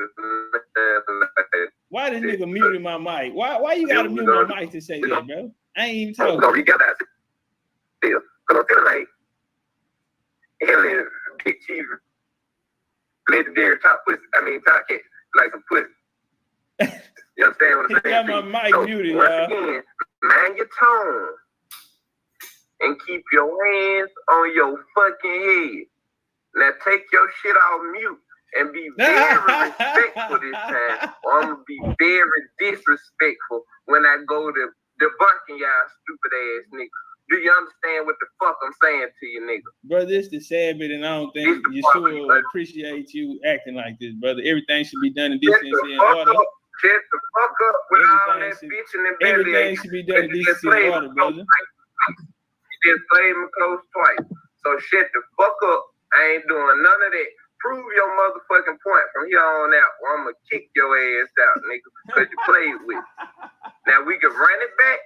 We can get back on some let's line up and play like men, or we can get on some grind. Hey, get off that wine, get off the wine. You ready, brother? I'm here, brother. Whenever yes, sir. Yes, sir. I'm good. Yes, sir. I'm here, brother. I'm correct. Let's run it. I'm ready, sir. Where we going? Where we running again? Oh, okay. I know where we can start. You're trying to go to. Yes, sir. No Prove problem. your goddamn point. Listen, I told you, I don't give a fuck about no damn King James being black or white. Run with whatever narrative that you want to run with, I'll take it. Prove your motherfucking point. Yes, sir. No problem. I appreciate you giving me this platform, brother. One of the first questions I want to ask, you said, are you from the Deuteronomy 28? Are you a victim of Deuteronomy 28, brother? Yeah, I guess if you want to call it being a victim, yeah. And So then call it a product of it, but you know, you want to run with that victim shit, cool. Right. So do you what part of Africa was you taken from? I'm guessing the western part. Anywhere particular on the west? Is Africa huge? Indeed. That's why I ain't say just from Africa. I said on the western part. Take it for what you want to take it for, my brother. Well, okay, no problem. I accept that. You know they got South Africa. Right. So is it West? So help me out on that. Is it West Africa? Which one here? Nigeria? Man, fuck, just say Somalia. I don't know. What difference does it make? Prove your point. Exactly. Prove your goddamn point. I mean, can we get any straight answers around here? No problem. Well, my next question. Nigga want me to sit here and bear false witness. Like I done did some goddamn research. Chasing down my damn ancestry. Nigga, I'm over here due to the slave trade. Well, go Google where the fuck they got the goddamn slaves from. Right. And that's where the fuck I come from. Quit asking these asinine questions, bro. Okay, no problem. No further questions. Hey, rebuke that nigga, Top. Hey, hold up, y'all. Brother MIB, would you like to? Who just unplugged? Who the fuck just unplugged? I'm playing the game, bro. Now I'm playing the game. Hey, no, I'm on the Xbox, bro. Hold on. Let that other nigga speak for his goddamn. Hey, listen, bro. I'm on the Xbox. I'm on the Xbox. I'm playing 2K. That's my microphone was open. MIB, Masonic. Come on now, don't lie about it. Masonic Israelite brother. How you doing tonight, brother? I'm all right, bro. What about you? Do you subscribe to Deuteronomy 28? What do you mean subscribe to it? Explain. Are you a victim of the transatlantic slave trade? A victim? No, not me personally. What about your ancestors? Yeah. Are you an Israelite by faith or by blood? I believe by both. Okay. And that's the ancestor that come through Deuteronomy 28, where you get your bloodline to be a Hebrew. Okay. No, I'm asking. Is that right or true or false? Yeah, I'll play along. True. Okay. What part of America did y'all come to when y'all got to America from Africa? I'm not sure. What are you sure about? I'm sure that my DNA traces back to Africa. You took a DNA test? Mm-hmm. On 2 continents, I did. Okay. Did you read the box where it said it's only testing less than 1% of your DNA? Yeah, and I also read where that same DNA is admissible in court. So, you can take it. What's your next question? So you saying you can get citizenship in Africa with that DNA test?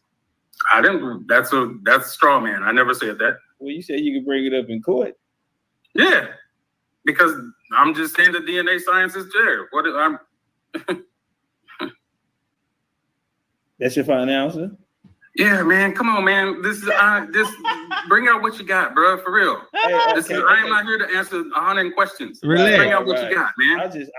I would have stopped if you was able to answer one. So come on, man. You ain't bringing out nothing, man. Bring out some sources and all this stuff, man. This is what we waiting on. No, no problem, brother. We're waiting on your source. King James. Okay, y'all say y'all don't care about King James. Y'all say y'all believe in Deuteronomy, but y'all don't know how y'all got to America. Man, shut the fuck. Hey, shut your drunk ass up. You a dumb ass nigga. You stupid ass nigga. Hey, bro, you got me over here with these dumb ass, lame ass niggas. That's why there's only 5 people in here. He kicked me out. He funny. That piddle paddle line of questioning, man. Finally got me out of there. If you have some proof, not you trying to logic your way back into us not being from Africa. That's foolishness. You know god darn well that nobody can actually nigga held out as long as he could. If you want to talk about on paper that our ancestors was on slave ships. But that doesn't. Wait. All right, let me calm down. That does not invalidate that our people came off of there. They only took names on the slave ships. So what's your when name? They got off of there and they sold us, they didn't say you from this tribe are sold to this white person. White person? Hey, his position and their position is that it was the black Jews. What? You know, I don't want to misspeak for them, but they're saying that's who really started the slave trade, and that I guess they're saying that the black Jews are the ones who told the lie of white people starting the slave trade. As crazy as this may sound to you, brothers, that was his position. And I was arguing with the dude on his channel, and hey, y'all, I'm like, don't know he's like, oh, well, let me come over to your channel. I'm like, we don't have time for none of that. We over there teaching something totally but you different. Come on my channel. And I was like, I don't mind coming on your channel and building with you, but I was explaining to him that, you know, I said the name Yahweh to a human being. Remember when I was telling you about that? And the person, she jumped like she was going to die, King. You see what I'm saying? Tell nobody else that. Right. So what they don't understand is that how can you explain something like that? You feel me? Like that. Like for real. Like, hold up, Mashana. I'll get him right back to you. Right. This whole thing is asinine because you have people over in Africa that'll tell you what happened. They tell you what happened. And now DNA, all this stuff has to come in question, and this is the only testing 1% of your DNA. Okay, but it says that 1%. Well, damn, if the 1% says that I'm 80, 90% freaking West African, how much is 50 gonna say? No. That's not it, brother. That's not how you would read those statistics. That's 1%. I asked Topcatz, I said, can you name any of y'all gods, or have you ever seen somebody jump like they're gonna die from hearing the word Aborigine or any of their gods? Or, shit, I ain't never seen nobody do it from anybody other than Yahweh, man. I mean, that's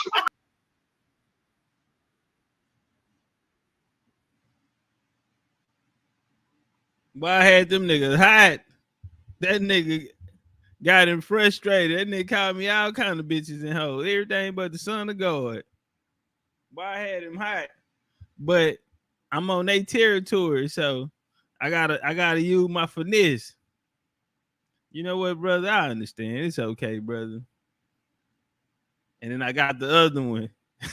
Everybody tapping out them boy. Boy, they be getting so frustrated. It's okay, brother. Relax. The key is to stay calm.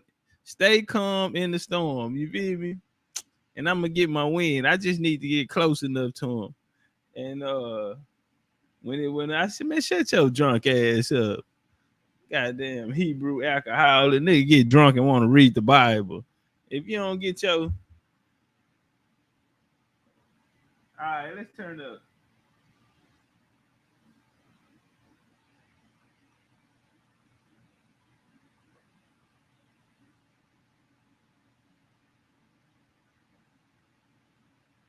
You don't have the same father. You can't. It's up. It's go time, Slim. Begin to unify all of the. The information that we have put out. Turn up.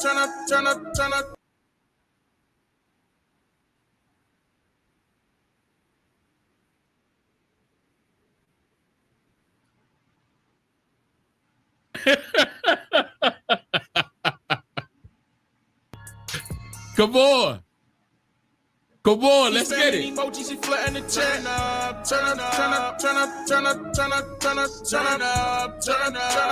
Keep spamming emojis, you flattening the chat. I will enjoy this, and I hope y'all do too. A lot of things are going to be said tonight, but I'm gonna start it off like this. I'm the gathering of the masters. The reason why I chose this is because we are I would consider us the new age of the master teachers.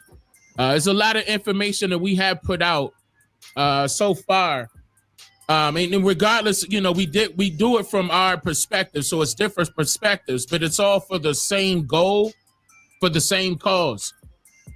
Some people may not understand that, you know, they get jealous of us three per se, you know, in combination or individual order.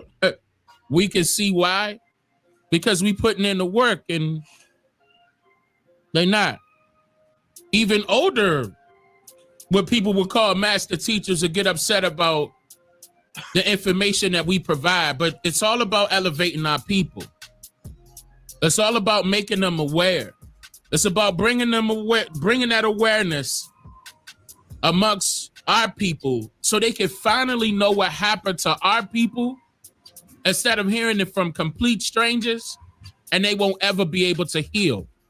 We need our people to heal in the spiritual sense now so they can feel better with knowing who they are by way of genealogy. You know, we promote genealogy 24/7. And also connecting their individual family stories with what truly happened here. That way we could progress into moving in that direction to get things done. One of those things that needed to get done was for us to collaborate. I did a live stream. It was a live or two ago, and I asked y'all, hey, who do y'all want to see me collab with?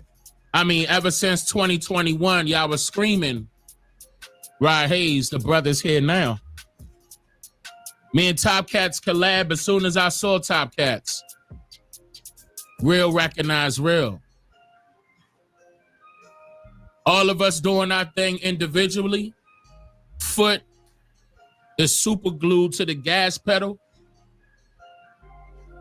I hope y'all happy about this. Let's go, fellas. I'm gonna start it off with a question, fellas. I'm gonna go around. Rod, let me get your take, Rod, on this right here. As far as the common goal, what would you consider that being? The restoration of our birthright, period. The analysis to the birthright ties us to the land. The disassociation with the false narrative separates us from the land. When you know you from the land and that you was born organic to the land, that means that your bloodline spring from the earth like a tree on the land that you inhabit. If you get your birthright back, poverty is obsolete. So we want our birthright back. Restoring our birthright gives us the right to enforce the great law. And enforcing the great law, we start then begin to unify all of the clans under that one ideology of the great law. We all know what it is, all of the clans, but we got different ways of saying it. Even the sub-clans that broke off into religious groups, they all got their way of saying it. The golden rule, do unto others. What goes around comes around. You reap what you sow. But the great law cannot be negated. It come a time where the people with the birthright have to execute their ancestral rights to restore balance back to the people of earth. This is what we're doing. So Dane doing the historical part, right? I'm doing the metaphysical decoding of all of the stuff that happened. And Topcatz is quoting all of the laws that was passed while they was doing all of the stuff that Dane historical research confirms and my metaphysical research confirms. So now we got a cross-reference. This is what you call a fatherland flip. Now, here go the irony, Dane. Are we doing this, right? The Empress on her channel calling the matriarchs together. So all y'all watching, when y'all get done watching us over here, go over to the Empress channel and get those numbers up, because we trying to get this message to as many of the tribes people as possible to have as many of them involved in reclaiming our birthright as possible. And part of it is the chiefs that's doing the work, right? I'm called a long-faced chief. from the Bird clan, an Algonquin, by physical description. Dane is what you call a round-faced chief. One of the ones they would have called him Sonny Boy or Sonny Lee. All of those is telling you what his clan ranking is that the family ascribed to him. So when they send him out, the people know how to analyze him to determine if he's one of the chiefs that's coming to get our birthright restored. And then they watch for his works. His work speaks for itself. The same with Topcatz. Same with me. They said that these country boys wasn't gonna never outthink them slickers. So what happened? Our parents moved us to the city so that we can get the city slickers' slickness out the way so that we can apply this country wisdom to it to straighten it all out.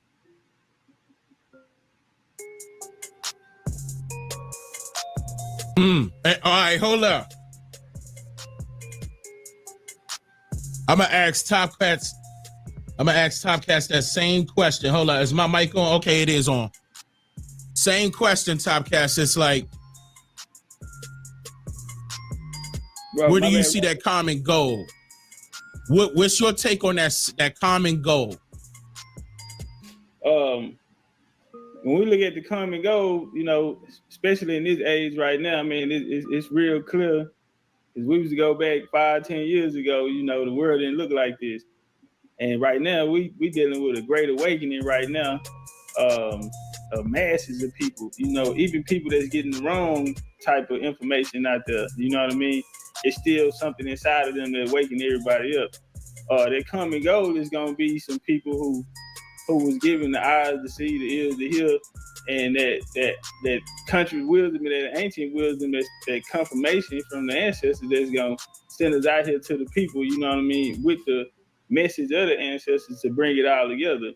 Because it's some people out there who haven't heard us three speak yet, but, you know, they're on a journey looking for this type of information. And, you know, one day we'll cross paths, you know, but right now, what we on the front line doing, you know, we're here to clean up a lot of the mess. We come back in this time for a reason. I feel like because all of us, you know, old enough to have came here, you know, at least 10 years ago, at least 15 years ago, you know, and be out here with a message. But for us to be collectively here at the same time, while the Great Awakening is happening, because it was teachers and it was people who came before us, but for some reason we was called to come back in this time, you dig? So I feel like and it ain't even no pressure on our shoulders, you know what I mean?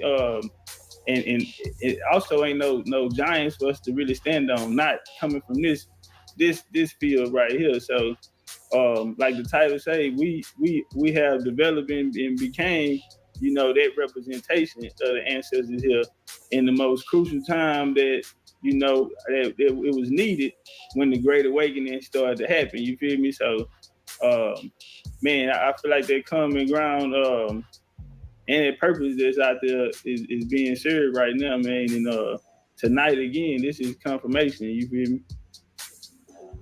Absolutely, and I'm thankful that it happened.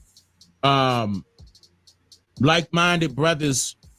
So y'all don't see this a lot. Like, if you really think about it, you don't get a chance to see this a lot. What do we see? We see our people attacking each other, killing each other. There's a reason for that. There's multiple reasons for that, but the majority of it has to deal with the fact that they know who we are. So, and what I mean by they is mainly foreigners. They want us to be separate. They don't want us to come together and unify for this reason, because they see how powerful we are individually and even more powerful when we come together.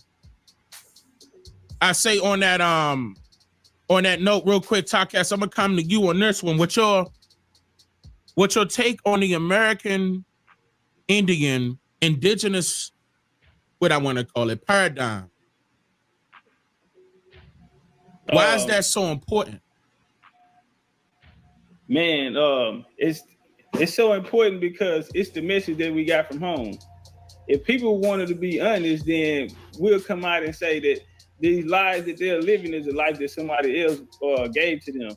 It's a paradigm that was created that was different than what came out of the house. Even if somebody grew up, even if they grew up in, let's say, any one of these other doctrines, I just say that instead of putting a name on it so nobody feels no type of way. But even if they came up out of these, a lot of people don't understand that these are doctrines. And so, to give a small example, we'll come back in the 1920s, what they call the Harlem Renaissance.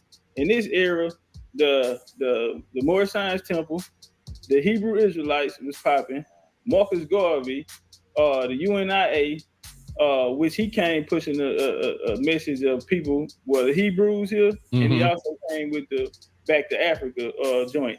So, and then you had Rabbi Matthew Josiah Ford, who was in his organization in UNIA, and they come with the Commandment Keepers. The Hebrew Israelites was birthed out of this movement. A lot of people don't know they was funded by white people though. But we'll move over that. So you had the Moorish Science Temple as well. You had the African Brotherhood with brother that came from the islands. And to note this here too, all of those individuals I just named, all of those are coming from the islands. St. Kitts. They all came here with identities for us. You feel me? And they not even from here. So they came here with identities, and a lot of these identities have turned into, a lot of those thought processes has turned into doctrines today that our people are living their life in. And that's not to say some of these people are not bloodline tied to some of these things somewhere in the past, but for the majority of us here, those things did not associate with us, and this was the reason why they came telling us this is your identity. Fast forward, but at the house, we getting a different message, and they have convoluted and disconnected a lot of people from their roots. And I feel like it's super important now because right now it's so many people, man. I done had people cry and everything, man, and I call it tears of joy because they didn't catch it while their ancestors was here. When their grandparents was here and they was telling them these things, and then they look back and go through whatever denominations or these groups they came through, and to come out now and say, man, I can actually be me now. I can actually stand, and they taking on the responsibility to go pick up where the family left out and go back and start rebuilding. So I feel like right now it's one of the greatest times to be alive because people are actually living in their truth. People are not asking questions anymore. Who am I? That was the greatest question here. I seen people want flags. I seen them, that they right. walked around and probably recognized themselves as a slave. All of these things that were brought to them, and all they had to do was hear somebody say, "Hey, what did your family tell you?" Or go talk to your family. And when they returned, that was it. I've never seen nobody go back after they had that conversation or they remember what was told to them in the house. And so, it's a great time to be alive right now. It's up. Now, if the brothers can't hear the effects, y'all, okay? But y'all know what I'm doing. I want to get your take on that, Brother Rod. That right after, like, oh my God, man, I'm excited. This is needed. Now, so what's your take on that to piggyback off of what Topcatz said? Rod, you there, right? Yeah, I'm here. Can you hear me? Yeah, I can hear you clear. Okay, so the question was about the current realization of the identity of who we are as being original to over here, right? Correct. And the purpose of that is because we have the first right to claim of the lands that they call Turtle Island.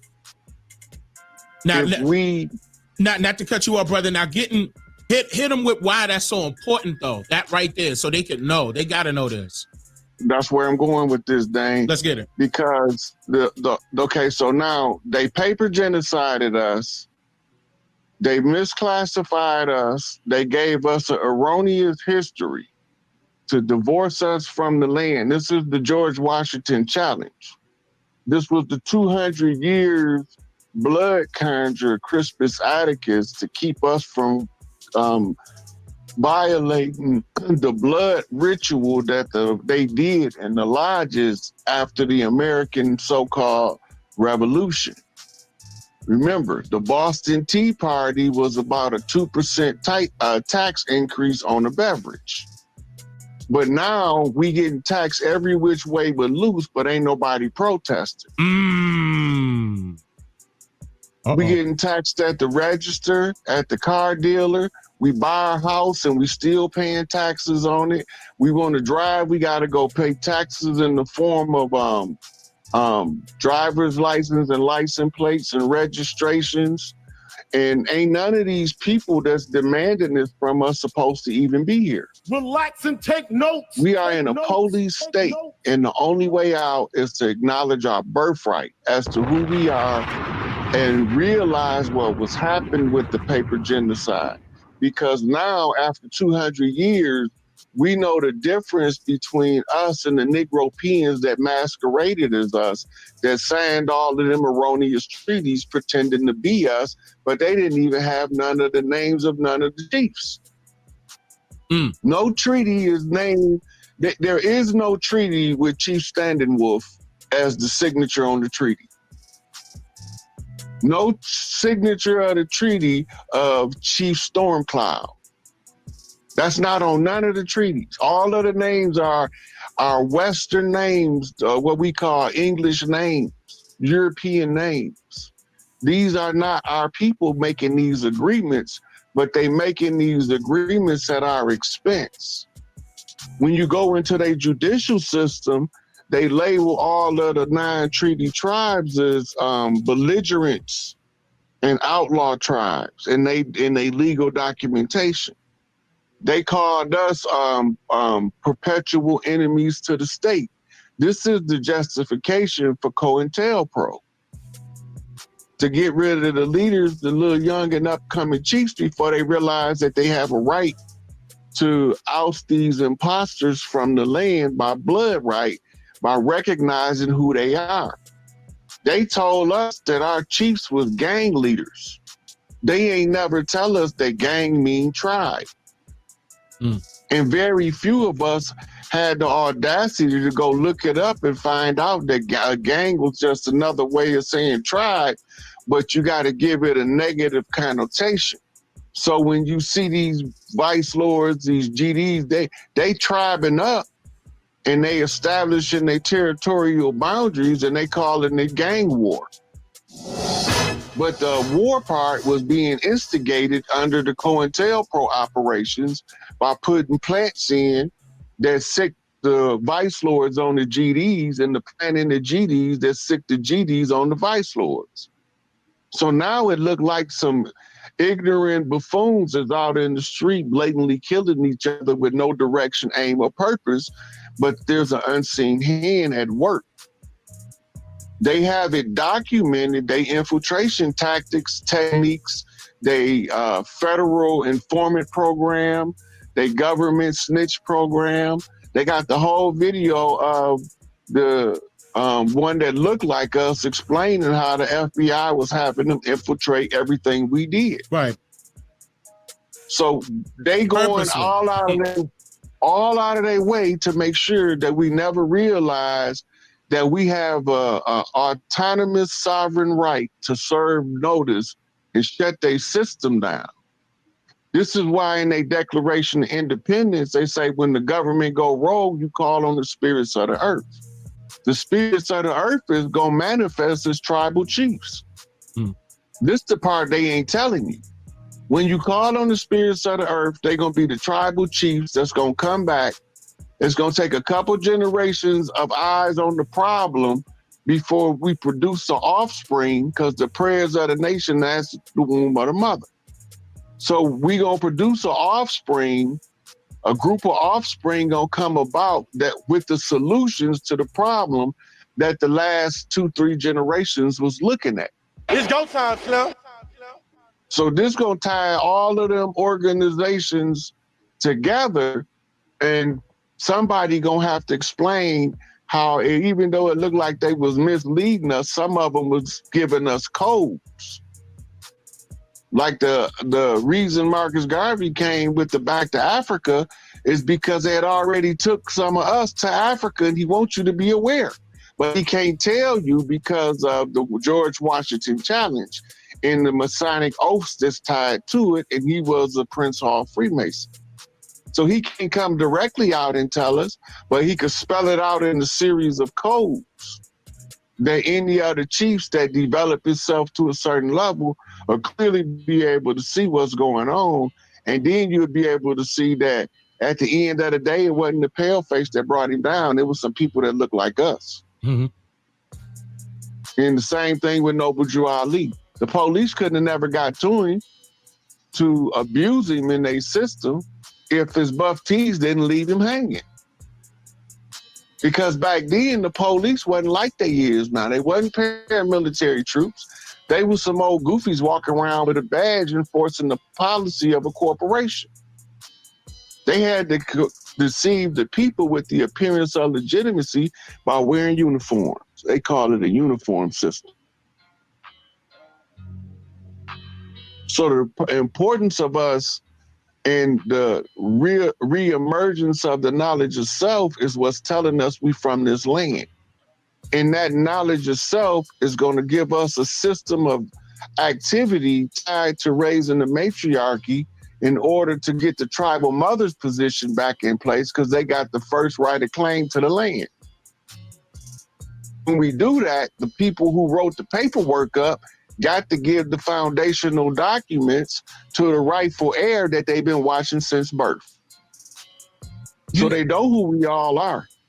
They do. They do. So one of us on the fatherland, the ruler gods, have to go out and put it in the public domain using the oral tradition of the tribes. How do I know this? Because it's in the UNDRIP, the United Nations Indigenous Rights Act. It tells us that if we go back to our oral tradition and we follow our tribal ways, they gave us everything back in both documents. They gave it back, but we have to follow the oral tradition of our people, or else we'll be using a system and your enemy not gonna never give you a system to free you from him. So you have to use your own system. Ours was the oral tradition of reclaiming everything in the public domain. So the people watching it, they don't know what they watching, but it's bigger than it seemed to be. It's just that when the realization set in, that's when the hammer dropped. So I've been giving instructions to Empress Redbird about following the matriarchal order, because when I closed all their contracts from their July the 4th expiration date in 2019, I did a public notice on the 6th. 13 days later, they give her on the 19th the documents that serves as their foundational document to all of the deeds to the land. Once they did that, that's giving us all of the land back. All we have to do is make the clansmen wear now, because the tribal tradition is to make as many clans people informed of the actions of the tribal leadership as it's taking place as possible while it's taking place. So we're showing you us reclaiming everything in the public domain without, we're not asking for them, we're doing it because everything we do is time-stamped in archivable format that's viable for all public and legal notices. So every time we come out like this right here, this is what you call Three Kings Talking. It's an old Southern Louisiana conjure. You got Three Kings Talking precedes the Three Kings Walking, which is the reverse conjure to the three ships that came over here. That was all sorcery. The Santa, the Nina, and the Pinta, the Nina, and the Santa Maria, right? But the Mayflower was the Plymouth, and Malcolm said we didn't land on Plymouth Rock. Plymouth Rock landed on us, where they left a rock to commemorate where they accused us in the international courts of crashing our landmass into their ship to tie us up in the salvage right in order for them to institute an eminent domain. Yeah, eminent. No, you're right. They tried to make it seem like it was our fault, and they took advantage of that. Right. So under eminent domain, they instituted what's called the squatter's rights. Yeah. And the salvage right is the what the squatter right fall under. And the salvage right is they claim that our landmass crashed into their ship. They classifying our landmass under the jurisdiction of admiralty, which makes anybody who walked the land civilly dead. So that each one of us become a vessel lost at sea, and every time they capture one of us and log us in their system, they getting paid for a salvage redemption of a civilly dead individual that they was able to capture him as a straw man. Made him property. Yeah. But now, when we recognize who we are, we say, wait a minute, we no longer accept the Admiralty jurisdiction because your jurisdiction expired July the 4th, 2019. We know it expired because the Republican debate had no American flags, and it had a navy blue background, which means that now we was free at sea to reclaim ourselves from the salvage right. But none of the chiefs knew what to do. I'm not finna sit around and wait the whole 72 hours. I'll wait 48 hours. Then I did what we supposed to do. One of the chiefs have to put it in the public domain that we canceled a contract for fraud and for non-performance. The fraud is that they never honored the contract. They can't find the treaty they ever honored in its totality. But we've lived up to treaties that we didn't even agree to. So now, in order to get the land back from the Admiralty jurisdiction, us as the tribal leadership have to alert the people that we need to reassert our sovereignty and exercise our right to restore the tribal mothers, which is in colonial law, it's called the reestablishing of the longhouse. The longhouse is where the tribal mothers would meet in order to solve the problems of people across the land. And then they would issue orders to either the Red House for law enforcement or to the Blue House for leadership and direction. And now we got that all confused, and then it turned it into gang colors and villainized it by calling it gangs. But flashing in your face and flashing lights. Police officers. Yep. The red light and the blue light. That's the symbol in masonry. That's the Boaz and Joaquin, the twin pillars, severity and mercy.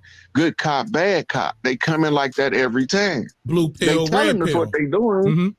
Yep. They telling us what they doing every time, but we don't know their language because they talking in code in our face behind our back. All the time. So this is why it's important for us to get back to reading our culture, because our culture is going to tell us everything we know to enforce the great law, and we just got to know how to read nature, because we're going to get the information from the storms that come, from the earthquakes, from the UV rays, from the human resonance. We steady getting bombarded with nature telling us how to reclaim everything. But a lot of us have been so indoctrinated with this Stockholm syndrome, abused spouse syndrome of the government, where they keep slapping us upside the head so much that we're scared to even try to redeem ourselves. People do that a lot. All we got to do is know that we got the right to be here by birthright. We organic to the land. Spring from the Mississippi clay dirt, the same as the tree spring from the field. Set it on fire. We emerged naturally from this land. I tell them we've been here so long, Dane, we had to build here in order for it to exist when we got here. That's absolutely correct.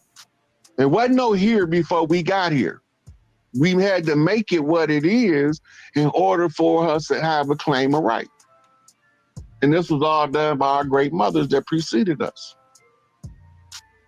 In antiquity, we called them the gods of the earth, the divine feminines, the 12 daughters of Isis. Isis making number 13, the queen mother, the mother of the king, right? and she get the king the commission, that means she issues his birthright. Go and redeem the family. So the son go out as the family redeemer. This is your Herut story in Egypt. Horus is the heir to the throne. His father's been usurped by his wicked uncle. So in order for him to become the king, the son who becomes as the father, he has to overthrow his evil uncle. This goes back to the Anunnaki story. Enlil overthrew Enki, and both of them was arguing and bickering in spite of Anu, the great father, who warned them that you have to follow the rules of the earth while you on earth, and they did their own thing. Now we all suffering for it. It's the same story as just reading the energy. Take the names out and look at it as an energy, and you will see that it's a blueprint for something. The restoration of a birthright. Because that's where Heru came to get his birthright back from his undeserving uncle who stole it. It's the same with Jacob and Esau, right? So when they telling us these stories, they telling it to us, but they telling us the whole time the person that's the rightful heir don't got the rightful possession. They the rightful heir, but they don't have the possession. The usurper, the Jacob, got the possession, but they not the rightful heir. It's up to Esau to wake up from his slumber, realize who he is, and go out and take his shit back from his brother. Excuse my language. But that's exactly what we got to do. That's our job. That's the accumulation of our work, because we can't all fight this war from the same direction. We all got to do our part. And then when we get here, Dane, we come together and we tell the story together in front of the people so they'll see that we telling the truth. We sincere with this. And we just trying to get what's rightfully ours.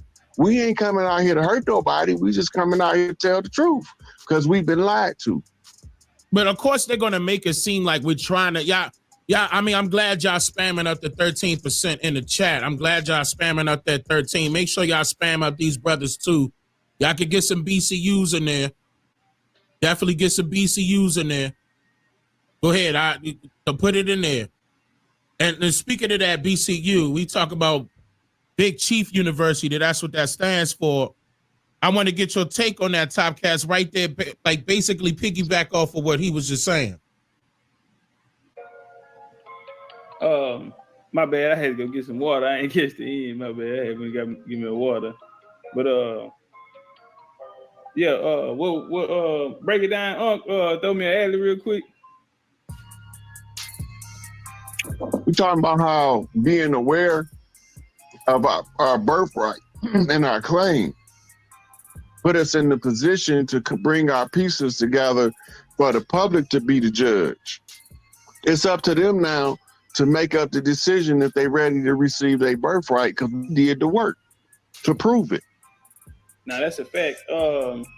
So when we looking at that, it's not by coincidence everything else is falling down, is losing value. It's not by coincidence. So yeah, we doing a great job at what we doing, putting our energy and our message out there in the universe, but the things that we don't see on another realm is the ancestors are actually doing their part. So this is a time that we can tell that they've been waiting on this well, because when we look around, everything is losing its value. Pan-Africanism is not the big bad wolf on the block no more. Kemetic science not the big bad wolf on the block no more. Moorish science not the big bad wolf on. None of these things. The Hebrews, they lose. Christianity too. Christianity, all of the religions, all the Abrahamic faiths. No knock to them, but in this day and time, no, I'm gonna give them a knock because they are pedophile cults of pedophile priests masquerading as righteous people that's selling the people snake oil to poison them. Turn up one time, y'all heard that? I don't got no respect for none of them religions. I only got respect for the good men that was deceived by them and still managed to do good. Right on. So yeah, all of these things are falling, and they're not falling to change hands to a different puppet master or a different person that's there to suck your energy or use your energy to get whatever whatever they trying to pass through the people. You feel me? Because they need our energy to put this shit in the universe to even crank the car. You feel me? So, but right now we seen all these things fall. You know, for a long time, black had our people in the headlock. All of these things don't hold any value anymore. Set it on fire. There's still some people out there who kicking it, but I mean they so easy to overpower, and it's not like we're putting anything into the people. What we're doing is waking the people up to see that you are this God that you seek if you into any of these religions. You are the savior or the hero in your story. You feel me? And it's making them look at life different. It's making them look at their family different. It's making them look at today different when they get up. So these reparation movements and all of these things that people want you to go find a slave in your family, and then you go do the research and ain't nobody a slave. Y'all were laying on it. Y'all prominent people, towns named after you. Birthright is you, and I ain't never seen nobody more prouder once they unlock these mysteries. You know, and these I didn't see a 70-year-old man have a change of heart. You feel me? And these people, once they see it, they can't do nothing but drop a tear, but at the same time, they grateful because in their lifetime, they was able to see it happen.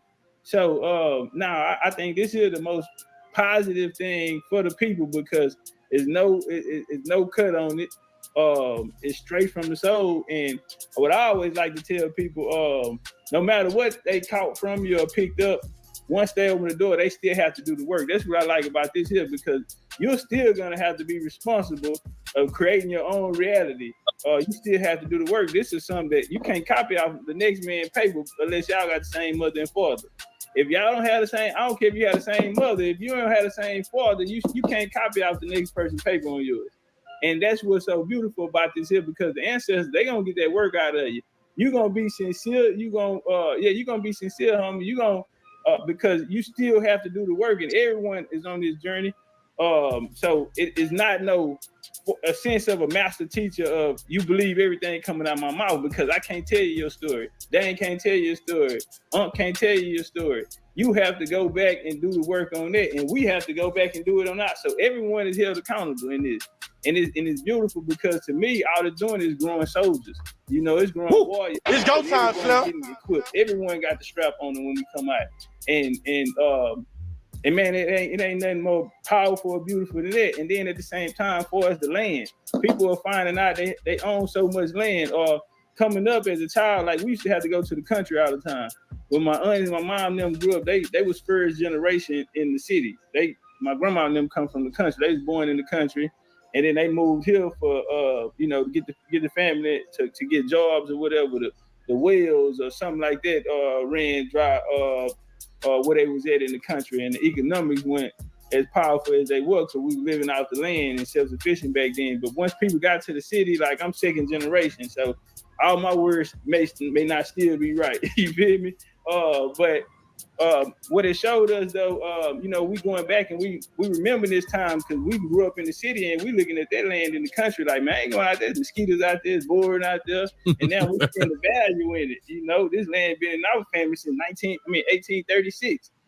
We seeing the value and how it kept the family alive, and that's right. And they were in a better position than we are. I don't care how much. Man. You get to appreciate the small things in life. You want that peace and quiet. We think it's boring because it's quiet out here, but you can look at the moon and you can see the stars and the moon clear here. Not so much in the city. You got a neighbor next door. You feel me? All of these type of things. And so as we get older, you know what I'm saying? I'm starting to see a lot of people, once they reconnect to that, they not just reconnecting to it through their ancestors, but they reconnecting to the soil. You feel me? They're claiming their land. This is our land, and they finding the value in it. We have cemeteries, family cemeteries. In Texas, we have 3 historical markers on our cemeteries here, on 3 of our cemeteries here. Family cemetery, where I got to go get buried at. And, you can walk through there, and that's your history books right there. I always tell people, man, the thing we talking about, you can't find it in the book. And that's what's so beautiful about it. So teachers is what came before. That's what make us put us on a whole different level. You know what I'm saying? Because we got so much ancestor back, and we have so much of the spiritual realm backing us, and it's like they've been waiting on this day. because they get to come out and show force, and they get to show unity, because if we gather together, guess where they at? Hold on. You are watching a master at work. You know what that just reminded me of? That tree, the tree of life, and I know how deep that can get, but I'm gonna let Rod, the brother Rod, talk about that. The trees, when there was so many of it at first, the reason why they kept wanting to chop it down, like when Topcatz was just speaking about nature, that tree of life just came into my mind, and that visual just hit me, and it made me think about. Talk about that walking on tree, that, you know what I'm talking about? Like, it was so many. Look, okay, go ahead. Listen, you used to be able to walk from the southern tip of Florida all the way to Louisiana in the treetops. Talk to them. They chopped down all these trees and they glorified it as lumberjack stories to tell you that they chopped your trees down. We had people who lived in the top of the trees. They had huts built up there. They used to call them skywalkers or treetop walkers, right? This is how you end up with the treetop pie rules and your skywalker crypt. This is your crooked man walking across the land. When they talk about skinwalkers, this is what the truth about the skinwalker is. We wore animal pelts to be in stealth mode at war with the enemies. We walked around with the skins of wolves, with the skins of cougars, with the skins of bears, with the skins of bison. When Chief Pontiac fought on Belle Isle at Fort Detroit, they said that they were sacked from the back by 7-foot-tall wolves walking on 2 feet. And that's the only reason why he was able to defeat them at the Battle of the Bloody Run. It's up. But them was a Mississippian tribe that wear wolf pelts in war. The ones that wear the black wolf pelt are the stealth priests, and the ones that wear the colors, the gray wolf, the white wolf, those are the ceremonial priests that wear it in the open so the other tribes know what they coming with at wartime. Shout out to the wolf man. So then they had the ones who wore the panther pelt, well, they became known over the time as Black Panthers. It originated out of Mississippi, went into World War II as the Black Panther Battalion fighting under General Patton, came back and established the Black Panther political party, which gave rise to the California Black Panther Party for Self-Defense. This is why Geronimo Pratt was sent all over the land to teach them self-defense from a military standpoint, because we was living in a police state and they was aware of it, but we ain't aware of it today as they were in the 60s, because they was studying international law and trying to reassert their jurisdictional supremacy. The problem was everybody kept petitioning the enemy to recognize them when they had a superior claim, that the enemy have to acknowledge their presence when they follow the oral tradition and bring the clans together without distinction for bloodline or tribal distinction. We got to come together regardless, we got the same enemy. But the first we got to get rid of the ones that look like us, that ain't us. They the ones been running the dirty coke behind the scenes the whole time. Yeah, see? I hope y'all heard that. So they've been putting pale faces to block institutions. This is where your brown paper bag in the secret society test come from. Because if you wasn't in allegiance with them, then you was the dark copper colored, nappy head, rebellious outlaw tribe. You can't do business with them. So they blocked the front doors with the pale faces so that we know wherever we seen the pale faces, them darkies in the background is holding it down as the black hand. But then they come around us talking about kill Whitey all the time, this Negro Whitey. Bop the man. The man looked like one of us. I don't know where they went, Dane. They was in this, their main headquarters was in Switzerland. They lived in an underground network of tunnels in the Swiss Alps.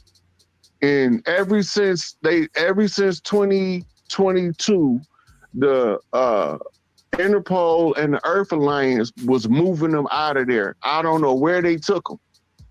They ain't there no more. Because now they showing you the whole tunnel network. They are now, yeah, on TV. They are showing people the tunnel. They saying that, yeah, it's a whole network. It's a whole city. This is your unseen hand that was ruling the world. This is why Switzerland remained neutral. That's when they infiltrated. Look who their last war was with. It was with the French. The reason why that's important is because that's when the Black Hand moved into Switzerland and began to consolidate their financial power through the central banking system over the world. It's all there. This is what the problem we have right now with those people right there. Well, not just them, but they're part of the problem as well. Right. So when you go back and you look up Moorish Zionist Jews, they're the ones that was over here. They lived in upstate New Jersey and upstate New York in gated communities. They didn't associate with us unless it was to keep us from recognizing that they was the ones picking the president. And I want to throw this here on there too. And those people, they were mostly coming from the islands, St. Kitts, Abyssinia, Ethiopia, Morocco. These people were born to here, and that whole almost everybody in there was coming from. They was West Indies. That was in their congregation. Another thing to point out, and notice he said Moorish Zionist Jews. So the Moors and the Jews were together. These were a lot of people coming from the Iberians, like I was saying. So if you go back to 1492, Columbus supposed to sail here, right? Allegedly. They didn't finish exiling the so-called Moors from Spain and France until 1491. They exiled them to a place in Africa. At the time, it was called Al-Maghrib. Under the George Washington Challenge, these Negropeans, when they first came over here, they called themselves English, French, Dutch, Portuguese, Spanish, and Italian. German, but too. They look like us, and Germans, but they look like us. But they had servants that didn't look like us. And this is why our ancestors told us pale face speak with forked tongue. Hey, that's what I was going to ask you, Unc. Listen. With them to service, were they pale faces? Yeah. That's why the first servants that came over here, they classified as indentures, they was pale face, Irish, and English. Bars. And German. German too. We can't forget them. They was there. Yeah. Now, what ended up happening is they start using them to keep us out of their system, so we don't know how it works. We will never know how it works until we get an inside man to put eyes on what they doing. This is what Noble Drew Ali had to do. Because this is why he said get a good Moorish education. Because then you get to see what happened with the invasion of the Americas that was part of the discovery doctrine of the Vatican, because they had to find somewhere for the exiles from Europe to go. This is why the Bible keep telling them that the chosen people of God gonna get a homeland, and God got to kill the people of the land He's taking them to. They ain't native over here. Wait a minute. Are you telling them that the Moors are the enemy? The dirty Moors. Okay. This is what ended up. Moor became a catch term. Okay. To incorporate tribal leadership with invading leadership in an amnesia position to educate ourselves out the condition. This is the George Washington Challenge. The righteous Moors, you can easily tell because they're going to teach you like C. Freeman Hill. They're going to teach you like Hakeem Bey. They're going to teach you like Taj Tariq Bey. The dirty Moors is going to always try to keep you tied up in paperwork. Their job is to keep you tied into a nationality so that you could stay in servant status. When Noble Drew Ali came to establish nationality, it was a separation. But when he got usurped, on the back of the nationality card, they said, this is a U.S. citizen. That wasn't like that under the original Moorish Science Temple that Noble Drew Ali established. He set up a tribal construct because he used to be able to send a grand sheik to get any one of his members from out of their system with no resistance on the jurisdictional challenge. But once one of them secretaries went behind his back and made a deal with the government, took away that power from the grand sheik to act as a chief to take you out of their jurisdiction. He was infiltrated. So a lot of us not aware of that. We aware of the conflict between C. Kirkman Bey and Millie Hill. We aware of all that stuff, but we're not aware of what they was fighting about. The infighting was about somebody made a contract with the government that took the power that the Moorish Science Temple had to free the people away and trapped us back into the slave system. This is why they had to kill him. He did get killed. They had to kill him because he could have fixed the problem if they don't kill him. In fact, he was the only one that got killed. Everybody else stayed put. He was the only one that got killed. And then they went about claiming themselves to be the reincarnated Noble Drew Ali and all this stuff. Yeah, it was infiltrated. Right? It's the same thing. It's the same thing. Malcolm had to run the red herring in order to draw the infiltrators in the nation out so Elijah can know who they was. So, Rod, how do you know that? Because Malcolm stood up there in front of the news camera because he couldn't talk to Elijah no more. Yeah, I remember and went to naming people. Yeah. He went to naming these people, but he kept saying, the police are well aware of this, and the streets know I ain't telling on nobody because the police told me. The only person it makes sense that he would be giving this information to in the public domain is Elijah. That's why he went public. That's why, because he have to let him know who the infiltrators is. But before he leave, he got to pick a successor that's capable of holding the position the same as Malcolm. Malcolm picked a guy named Lewis Walcott. Right? So now all of the shift goes over, and what we don't realize is something else going on with the nation in the background. It's matriarchs making arrangements for alliance across the land with all the tribes. This is why Elijah says 75% of the work is with the women. The reason his Islam don't look like Arab Islam, anybody that becomes a chief on the land know, when you become a man and you're ready to establish your own, you can use whatever teachable doctrine you can find and improve as long as you make it your own. You have to put your own twist on it in order for you to be able to use it to raise your own clan. That's called worshiping under your own vine and fig tree. So no, they teach Islam, but they don't teach Arab cultural Islam. It's a big difference. Still and to this day. Know, you got to see the cultural influence of us as a people in the moves he was making. Then you understand why he wasn't following the Arab Islamic pattern. He wasn't trying to Arabicize us. He was trying to get us to wake up to who he was. And some of us, this is why he got contention between him and Clarence 13X. He wanted us to have, Elijah wanted us to have a high moral code and live clean and stay out these people's system. Clarence said, what about the tobacco chiefs? What about the ones that smoke the herbs? Them ancestors gonna come back looking for a cigarette and a blunt. And if we continue to keep everybody isolated that smoke cigarettes and blunts, then we might isolate a very important chief out of the equation. So he ran off and set up something else. And what happened?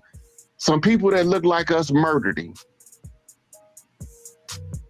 because they knew what he was doing. He got murdered by some people look like us. This is a recurring theme, and we keep thinking it's pale face. It's not the pale face.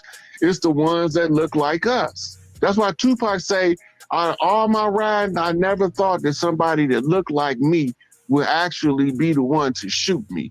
I thought it'd be a government agent or a FBI plant or something like that. I never thought that some Negroes would be the ones to shoot me. But don't get it twisted. It'll be the Negroes that they were hired because they could be easily manipulated by them. They get them to do the dirty work. That go back to your FBI snitch program, your infiltrator program. They had programs to do this work. They were right beside Malcolm X, by the way. Those agents was right beside him. Right, and we can't forget neither that J. Edgar Hoover was actually he had a mulatto ancestry. Yeah, he was let me find a dark skinned man. Let me say that he was a dark skinned man himself. That's something that they hide. His descendants are still out today, and they they acknowledge themselves as Choctaw Indians, and they look like us. I just want to throw that out there too. Yeah, J. Edgar Hoover was passing the whole time. Right. We got a history of that, but we don't even know why they call America the great melting pot and why one drop of blood is all it takes. Right? If you go back in the historical record just to the 1920s, Paleface didn't sing with soul. Paleface wasn't built like sisters. Paleface now got their drop of blood, and you can tell in their physiology and in the ability to tap into the soul. They didn't have none of that before they started amalgamating. It ain't new. Anybody think it's new, they go back to J.A. Rogers' Sex and Race. And J.A. Rogers' Nature Knows No Color line, where he break it all down, that this is what this is all about. What's the great debauchery? It's a laboratory screw up of altering the genetics of the human that cause some humans to be less than the other humans. So what's the remedy? Add one drop of blood, and it makes that ability to be able to develop the soul self, the spirit self, the higher consciousness, to allow them to have the right to ascend. We was being in an infinity loop because they didn't have a right of ascension, because somebody tampered with their DNA in a laboratory, and all this is recorded in Anunnaki records, Egyptian records, and in Arabic records. They needed to intermingle with us in order to survive. Right. So we call it the right to ascension, because at the close of the age, we're going to have a solar flash come in soon that's going to get rid of anything that don't supposed to be here. It's going to be accompanied by a flash that's going to be coming through this radiation belt we about to pass through, not to mention the effects of the planet of this other secondary sun about to go through our system, right? So all this stuff is going to cause reactions on Earth. Yeah. And the frequency that's going to come from the core of Earth is going to be a high-pitched screech to the ones that don't belong here, but the ones that belong here ain't going to hear nothing. And then you just going to see a bunch of people just laying around because they don't belong here. They can't sync to the frequency that the new Earth is going to put out. That means they didn't have the right to ascend. That means that they couldn't raise their pitch, their frequency. By the way, y'all should be familiar with me talking about something similar to what he just mentioned. As to the reason why they still want to control the frequencies still to this day. Not certain people, not that many people can handle low and high frequencies for that reason, but they know for a fact that they could tap into our energy by tapping into the frequency that we are on. If they're changing the channel, just like how you change the channel on your television, what happens? You're more liable to look at a different programming. So if they change the channel on your mindset, you're able to be programmed differently. That was the whole main purpose. They know we are the chosen people. So they have to keep them or keep us to a minimum. But that is their number one weapon to utilize. And it's going to in turn hurt them because they're not capable of staying afloat. Low and high frequency at a certain point. This is the reason why they keep getting sick. By the way, y'all need to look into trying to cleanse yourselves from those toxins they have been spraying chaff in the air, and all of this,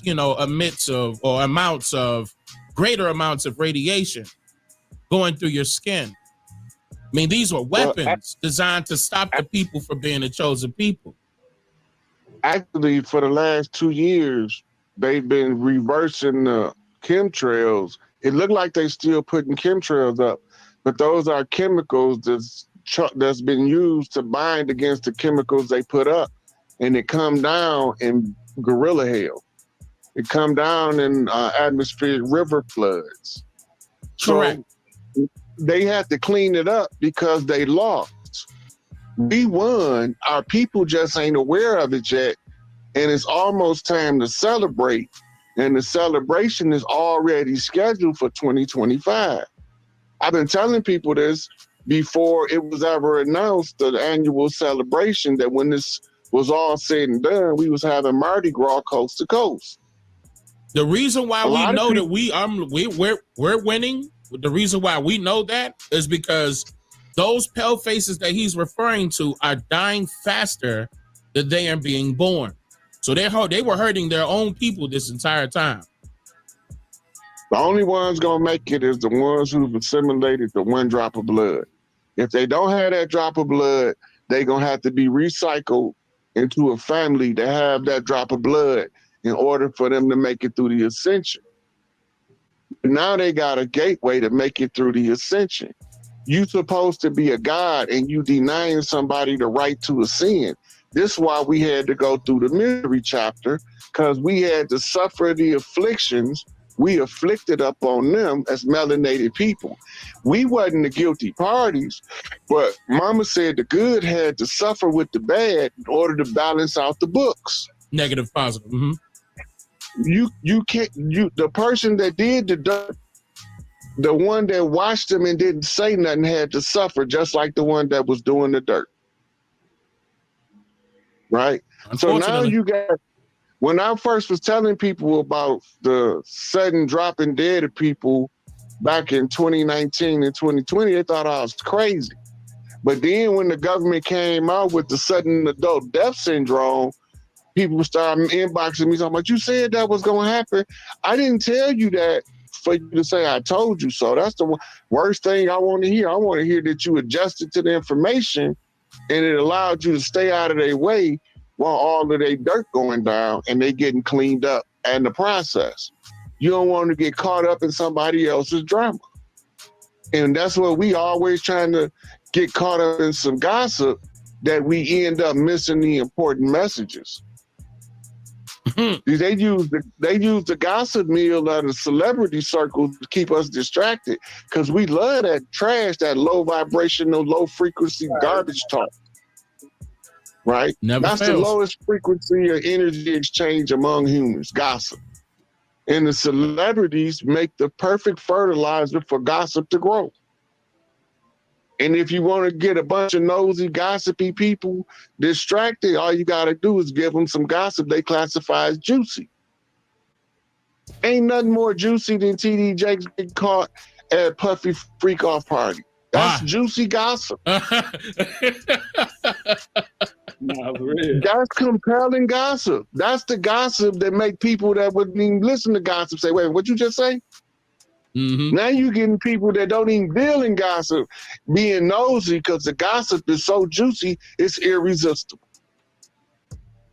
Now they can all find out what it feel like to get swallowed. Straight distractions. Watch this here. I want to jump in when y'all building on frequency. For them changing the frequency, right now we noticing, like we go to the NBA, they had a pale face running 3 years in a row MVP. Now they're speaking about the guy in Dallas down there, another pale face being the face of the league, best player in the league. But I want to go back to this here, the music, how they changed the music. Because now we notice white folks got the nerve to come out here and sing on side of our people today. That never had, back in the past when we was doing soul music and we was on our vibration. Speak on that, throw you one out the glass. Bring us back to that. They took out the high pitch. They took out the the soul music. They took the soul out of the music, and now today, you know, they got them. You feel me? You had these pale faces who feel like they can sing with us or sing on side of it. What happened when we stepped outside? That's just to verify they drop of blood. You got to keep in mind, Oscar, who they get an Oscar, so that was a brother. Say, well, wait a minute. You broke out when you said that. Say that one more time. Oscar, when they be winning Oscars, Oscar was a brother. Oscar was one of us. He was the original filmmaker. He created the pattern for modern day film. Right? What is the Academy giving them an award for? Who is the Academy? What Academy? You getting an Academy Award for your music. It's the Music Academy. Well, who created it? Some melanated people created the Academy. They don't want you to know this because they don't want you to know about what we call the Jewish influence in Hollywood. Then you have to talk about carefully. Yeah. Then you have to talk about star whackers and extortion plots and sharecropping agreements in the industry. They don't want you talking about it, so they done made laws and made it illegal for you to talk about the people doing the dirt so that they can accuse the people that's trying to do right of doing dirt and you don't question. Ah, man, I wish I could hit the repeat button. Right now, we can't talk about them doing the dirt. We can't talk about them at all. They don't even want to hear about the history of them doing the dirt. The whole time, they done made it law.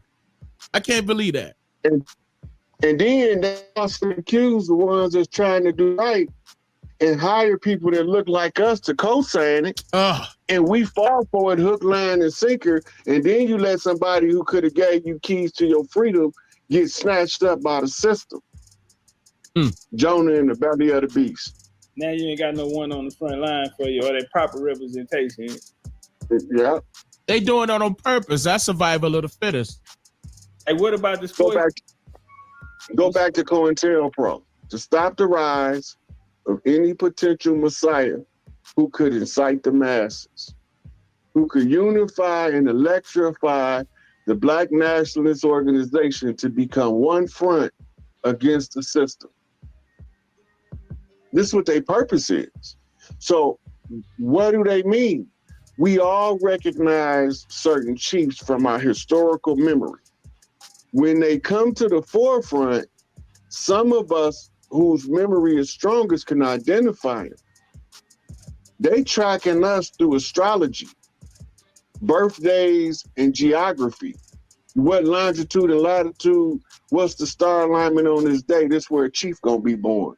Then they tag the boys at birth so they can try to kill him off before he realizes if he a chief. Because he got to go through a certain training process through his family, his extended family, his neighborhood, his city, and then they got to send him out on the land to go be examined by other communities to determine if he have the righteous heart of an actual leader and chief in the people. But they missed us. No, they had me, but they let me go. Man. They had me for 16 years, Dane. Oh, they had you on lockdown. Yeah. They just sat you down. You here with us now. But look, they never expected that one of us would use a prison for a monastery and as a university. They tried to make it taboo to go to prison and learn something. So now they always warn you before you go, when you're young, when you're about to get locked up, don't go in there and start turning into no old Muslim. As if that's the only way you can be converted to Islam is to go to prison. It just so happens that's the stigma. Is the only place you stuck where you can sit down long enough to investigate what you believe in to find out if you really believe it or not. Most of us in these religions, we never had the opportunity to sit down, really analyze and determine in our heart of hearts. Do I believe the story they telling me? I ain't never believed it. Look, I got in trouble by my mama when I was 6 years old for telling the preacher a damn lie. Matter of fact, I'm gonna tell you, His name was Pastor Odney at Bethel Pentecostal Church in Grand Rapids, Michigan. He was telling us the Jesus story. And I turned around to my mama, why is that man sitting up there lying? And she pinch rolled a whole elbow off. Told me you can't say that in the church. When I got home. Oh, you was in the church. Yeah. He was preaching when I said it. Look, when we got home, my mama told me like this. This is when she was programming me on how to navigate on the land. She said, baby, when you hear stuff like that, you can't let people know what you're thinking, because then they'll try to do something to hurt you. Mama was giving me game early. You I just didn't know what she right hand know what the left hand is doing, and vice versa. That was one of her most famous sayings. She used to tell us that all the time. Yeah. So I learned that, like all the stuff I be telling, this stuff ain't new to me. The stuff I be telling everybody. It's just that I didn't know how to tell it to them without the reference. So I had to go find where somebody else said it before I did, so they don't have to believe me. They can go argue with the person that I'm quoting. The academic process. But once they realized that I already knew this stuff before I found that reference for you, right? Now they started to say, okay, well, he's telling us stuff that ain't nobody else telling us. Maybe we ought to look into deeper to what he's saying.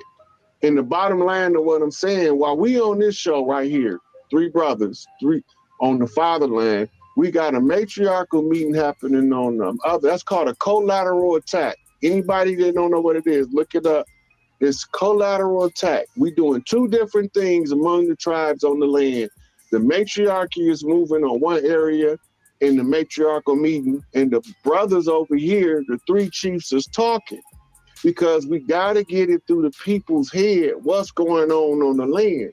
We just softening them up for the real high chiefs of the land, who was restricted from protecting the people properly and looking out for the interests of the people by the corporation. They have to give the viable report in the public domain among the nation. It's going to be just like a state of the state address by the president, except the president might be introducing to you to the chiefs that need to speak. It's up. And if you don't know your culture, when you see some of these chief speaks, you're going to be calling them a bloody criminal. Because that's how bad the system had to villainize them to make us reject them. And all the time, all of the heroes they gave us is doing way worse than all of the villains that they called villains.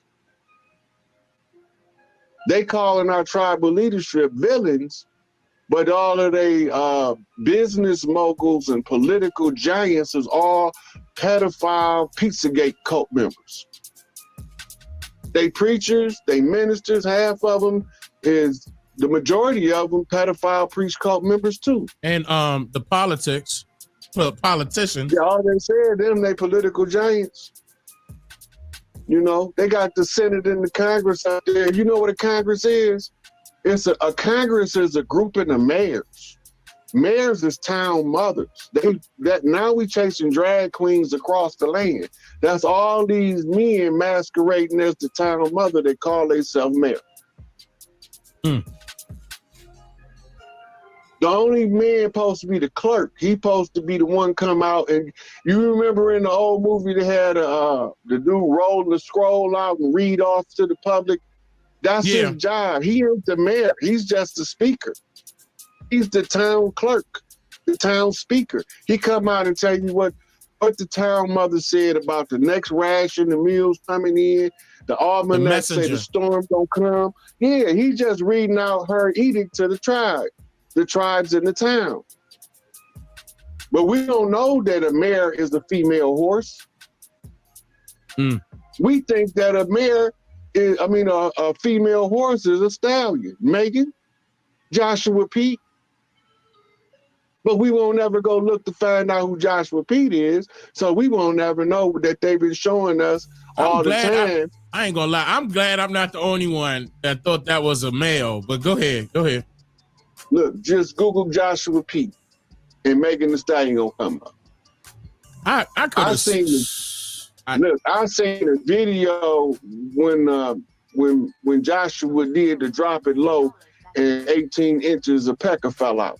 I'm glad you keeping it edited. But yeah, I kind of figured something was up with that because it was giving me Michael Obama vibes, and I was like, nah.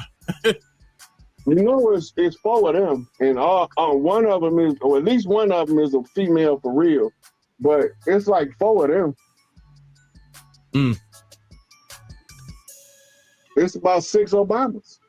I don't know what they're doing. They got people in skin masks or something, but they're not all the same because they don't all move the same. What's it called? Idiosyncrasies, body language. Their body language not all the same.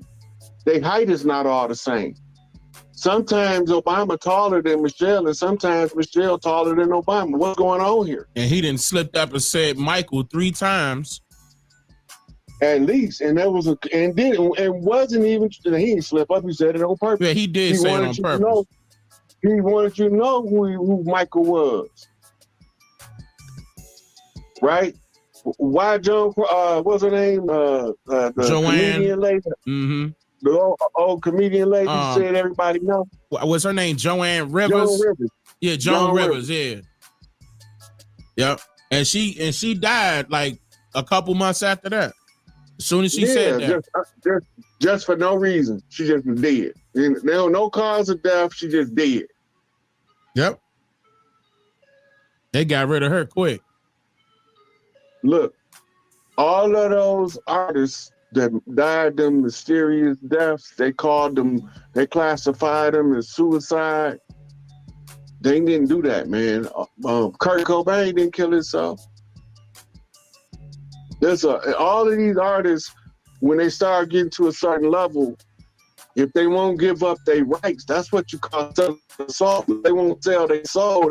They put a hit on them.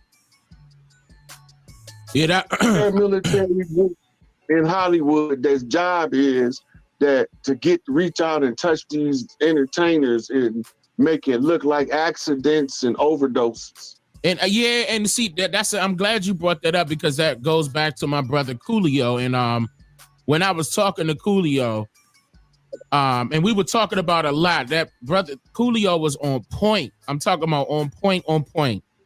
And then all of a sudden, he goes to a spot that, okay, I'm gonna say it correctly.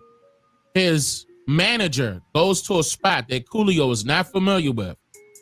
But Coolio needed to go in there to use the bathroom. He never made it out. And he had just got off a tour. I was supposed to be meeting up with him that Monday. And I'm talking about, he just got man. Okay, I'm not trying to put all the business out there, but I think they did something to Coolio, man. Well, you got to remember, right before he mysteriously croaked, he had came out and was telling them about the nefarious dealings going on behind the scenes. He did. He came out on an interview and said that. Yep. Why every time somebody talk about the dirt going on behind the scenes, Pimp C the same way, yeah. Tupac, they all talk about the dirt going on behind the scenes. They all end up mysteriously dead. Young Thug, Triple X, they all telling us the dirt going on behind the scenes, but we thinking they just artists just talking. Then they ended up mysteriously dead. Nipsey Hussle. And it don't make sense. All of this stuff don't make sense for them to die the way that they telling us, Pop Smoke. It just don't make sense. But we tend to believe the news report for the appearance of legitimacy under their uniform system. And because it played on all of the news channels, nobody didn't even notice that on multiple news channels, the live footage of Kobe accident was a different helicopter on different channels. I did that. I did a whole segment on that, and YouTube took my video down. But you meant to say Young Dolph, not Young Thug. Young Dolph. Yeah, Young Dolph. But yeah, man, I'm on it though. I ain't gonna make them run with that. You know how these tabloids do. They'll run with that. Oh, look what he said. He said Young. No. We brothers here. We gonna look out for each other. Ain't Young Thug the one they gave that case to down there in Atlanta? Yeah, the reason why they did that to him is because he was about to buy land, right? Yeah, he was also, he be telling the youngsters they ain't from Africa. Yeah, he was passing that around. In fact, in one of his tweets, he was saying that Elon Musk was the African American. I remember he said that. He said Elon Musk, and Elon Musk reached out to him. He was like, "You want me to help you get some land?" A lot of these artists is coming out now. Basketball players, Kyrie Irving, telling them, I know who I am. Why is you trying to make me be somebody else? Yeah, Kyrie know what's up. Kyrie home team. Kevin Gates.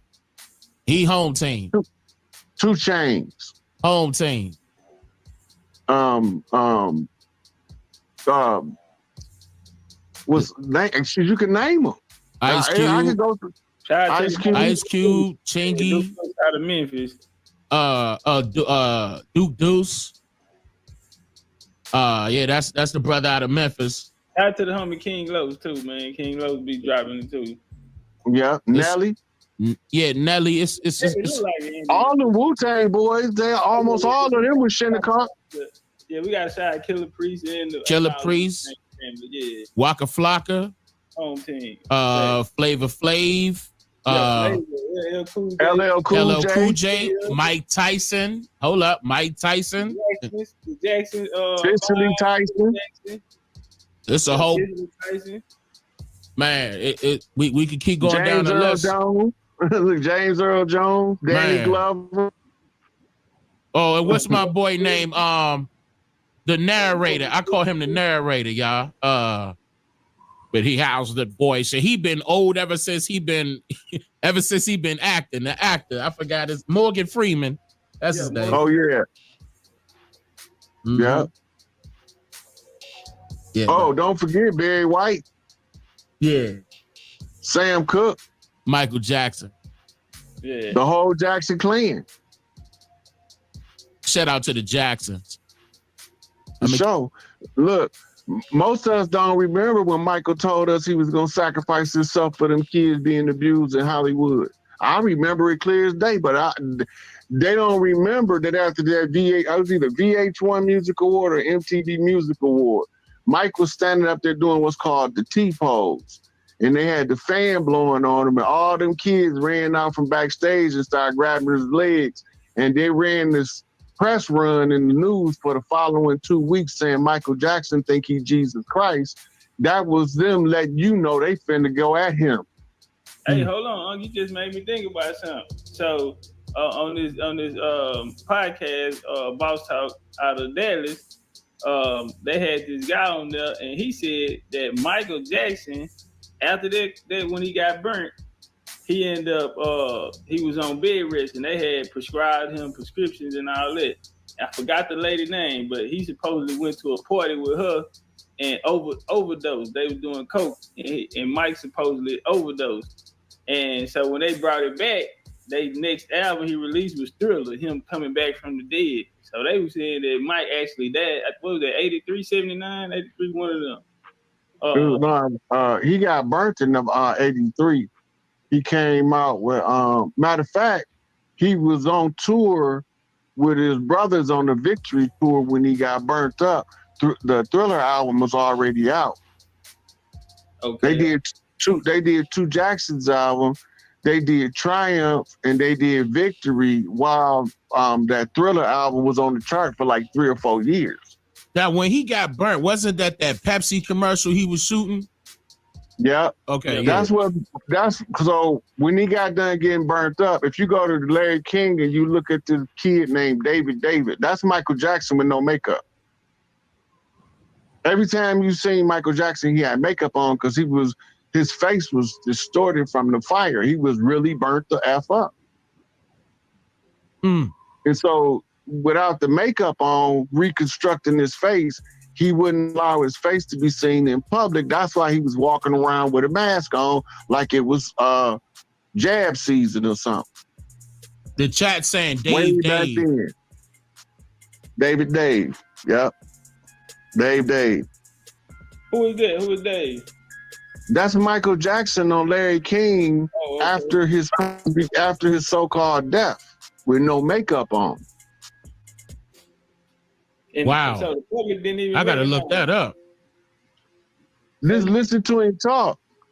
Before you look at who he is, turn it on, Dave interview, let it play, but don't never look at the picture. You're gonna be like, that's Michael Jackson talking.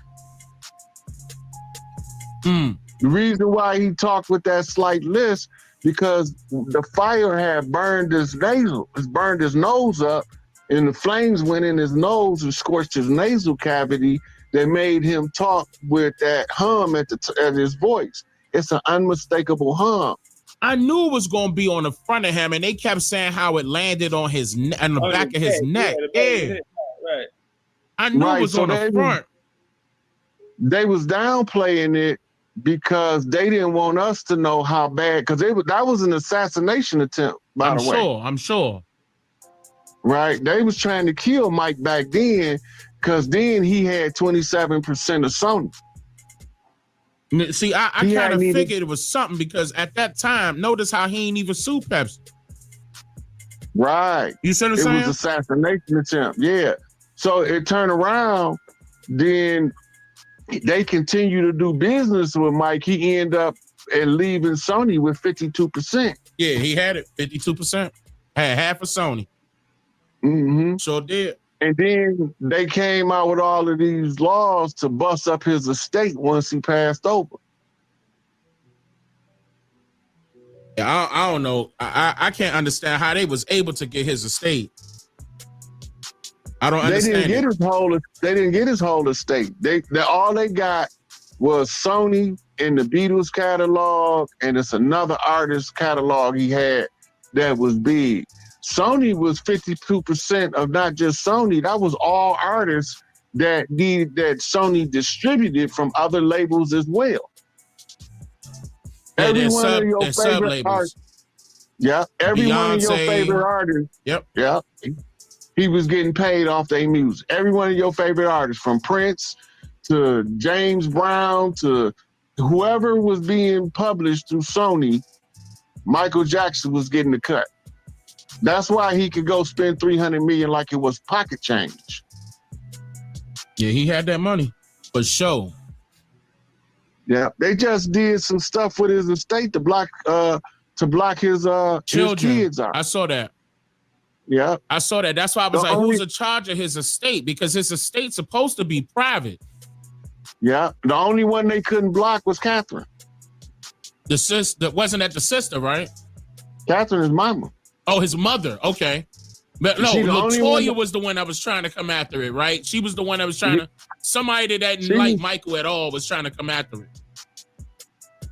Yeah, I don't know about them. I just know this last incident when they blocked the children out of the estate because they said it was $700 million understated for tax purposes. So they put an IRS lien on it.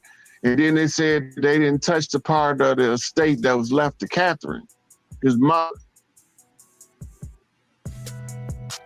But they've been trying to get it from them babies because people keep saying them not his real babies. Even though they test tube babies, they his test tube babies. Right. Right. You know, so I mean, hey, he made him with who he wanted to make him with. I don't want to make no test tube babies. That's like Kim Kardashian, them test tube babies. She ain't had no baby for real. Oh, Seahorse, queen of the dam. I never liked them. I don't like how they portrayed them out there to try to make it seem like they this and they that and they all that and whole time they trying to look like one of our women. Yeah, but all the time they seahorses. That's the part that nobody know about. That's why Aaliyah had to get low when she played the queen of the dam. She was playing Kardashian. Go back and look at the pictures. She was playing Kim Kardashian as the queen of the dam, meaning that she was doing some dirt behind the scenes that needed to be exposed. And then Kim Kardashian came dressed like, came to one of them awards dressed like Aaliyah and Queen of the Dam because she wanted to agree with her. Yep, I'm that beat.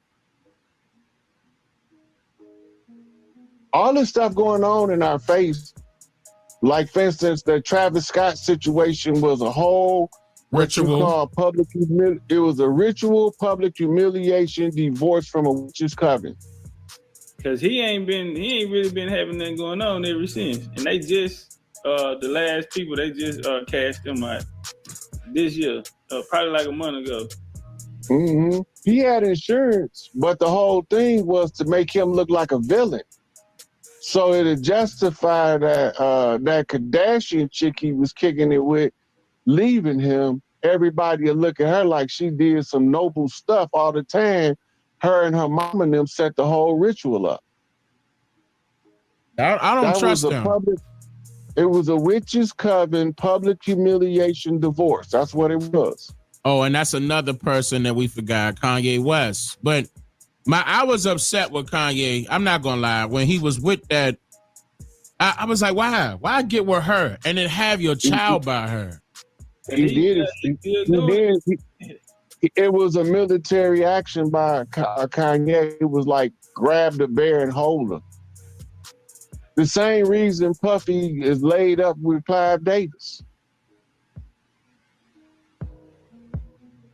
He been laid up with Clive Davis for 25, 26 years. How long Pac been gone? I lost count. It's not no coincidence. This stuff not an accident. All of this stuff is, if we gonna get what's back ours, we got to find the dirty players that we suffering for. Then we got to make sure that we put somebody there that can hold the position until it's time for them to fall.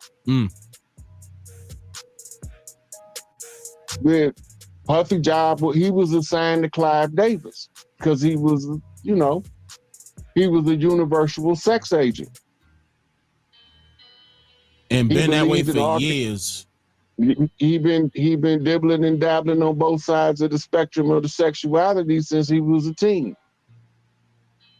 It ain't new to him. So when you find somebody already engaged in the nefarious actions, okay, well, we need you to go hold on to this one right here and don't let him go.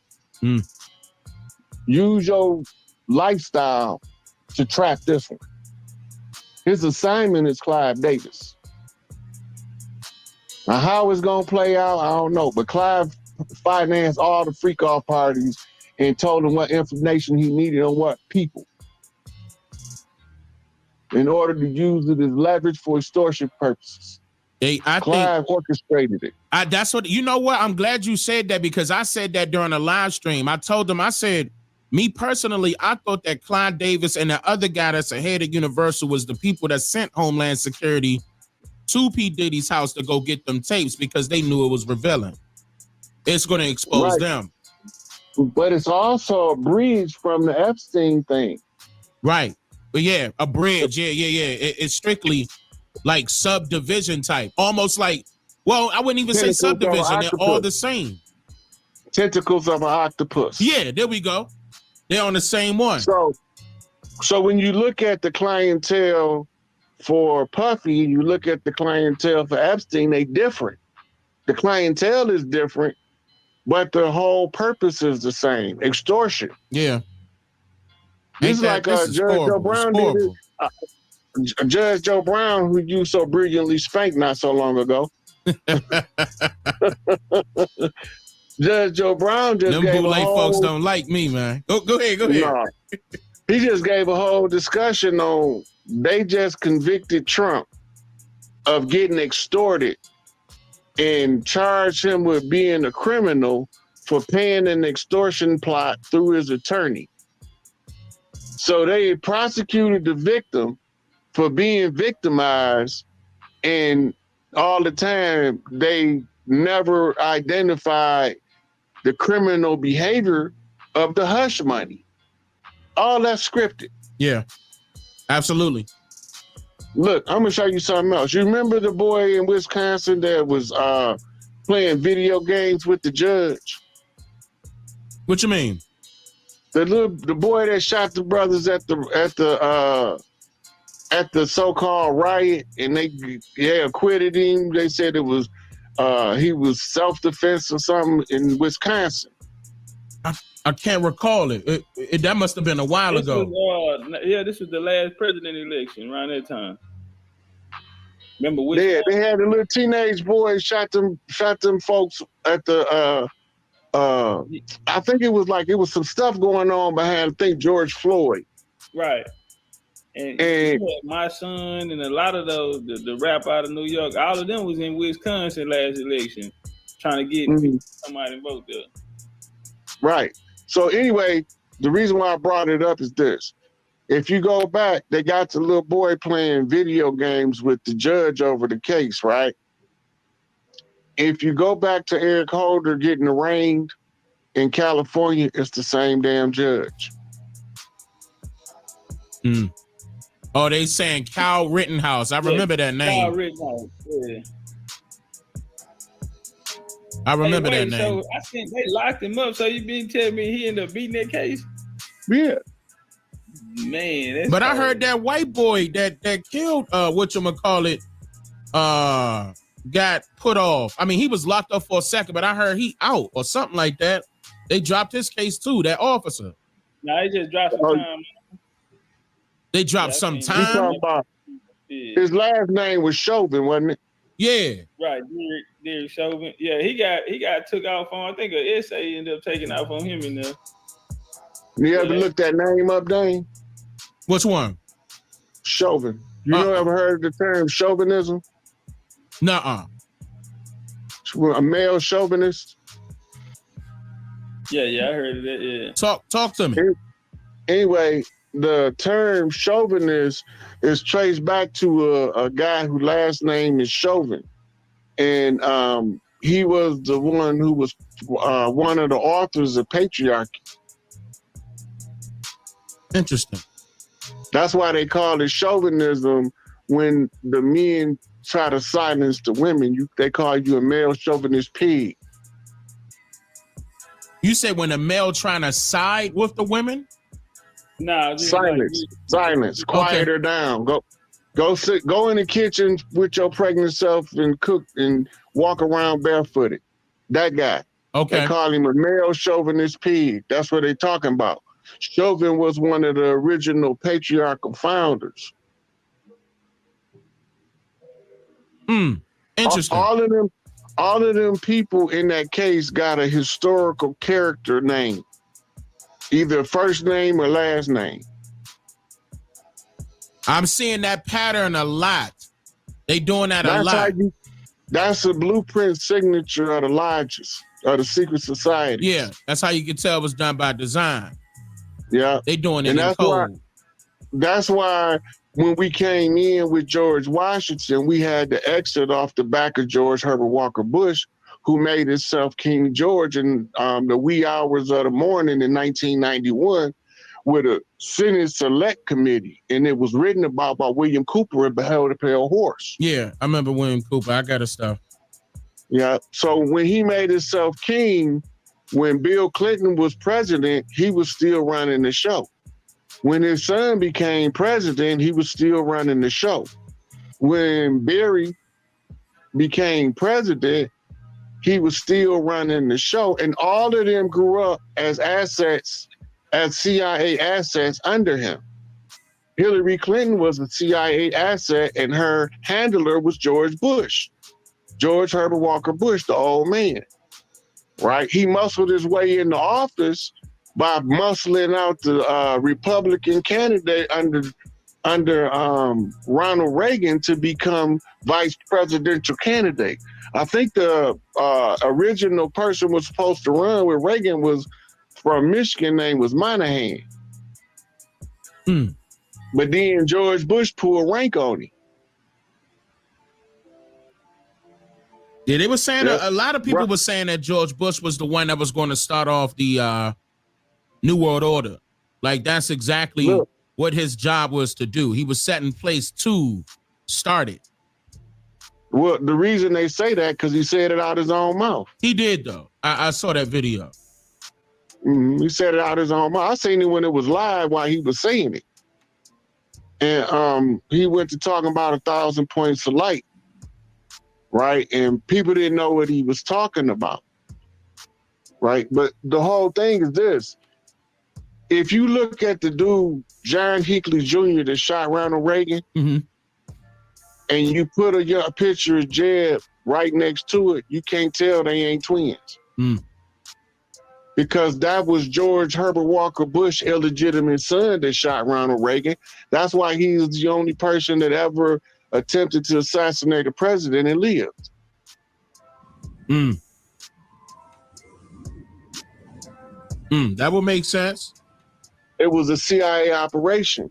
The only reason why Ronald Reagan was allowed to live because they forced Nancy Reagan to give him medication that made him lose his memory. But if she left him off the medication too long, he'll start remembering who he is and what happened.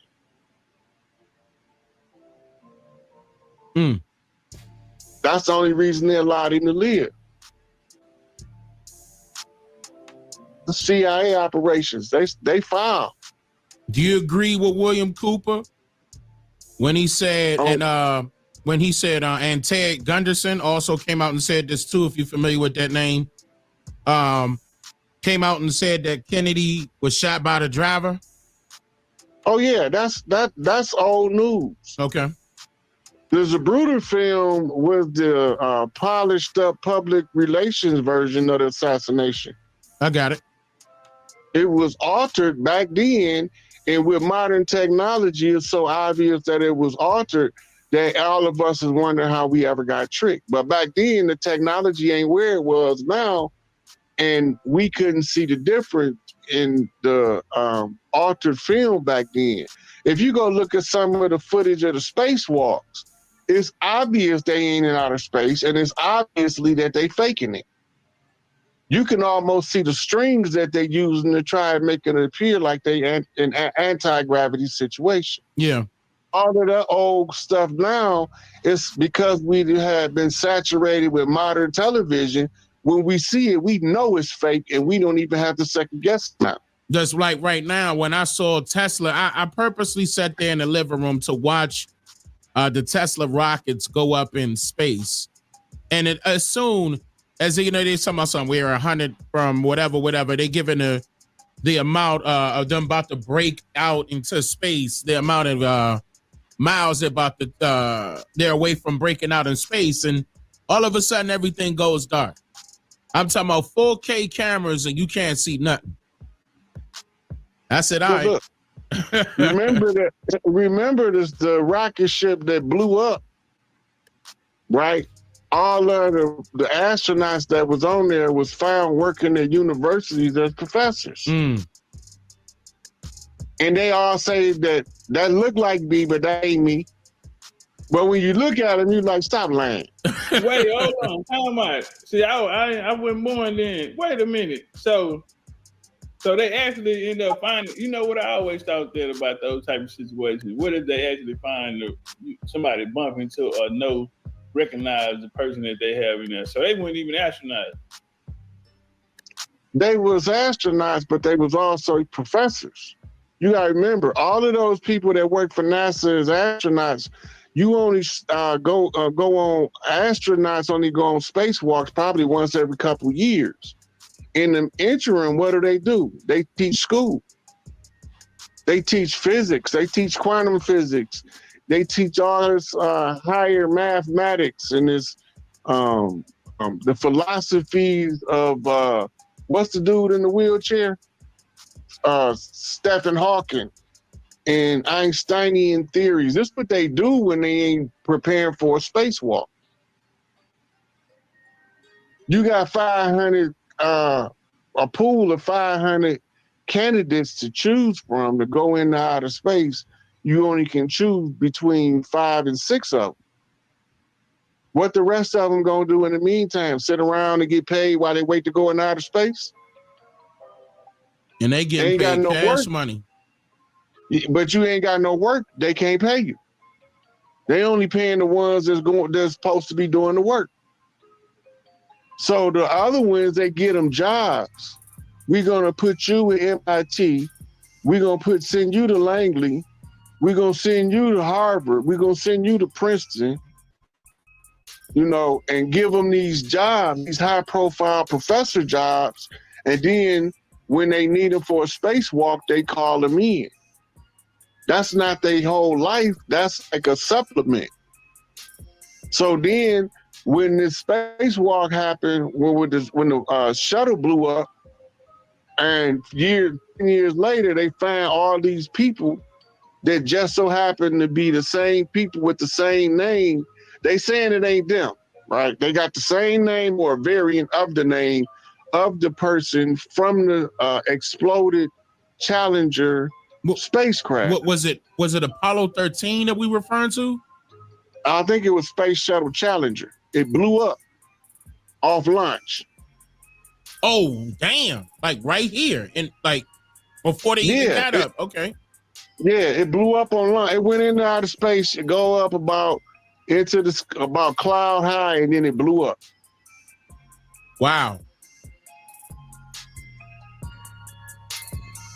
But they found all of the astronauts that were supposed to be on board years later working as professors at universities.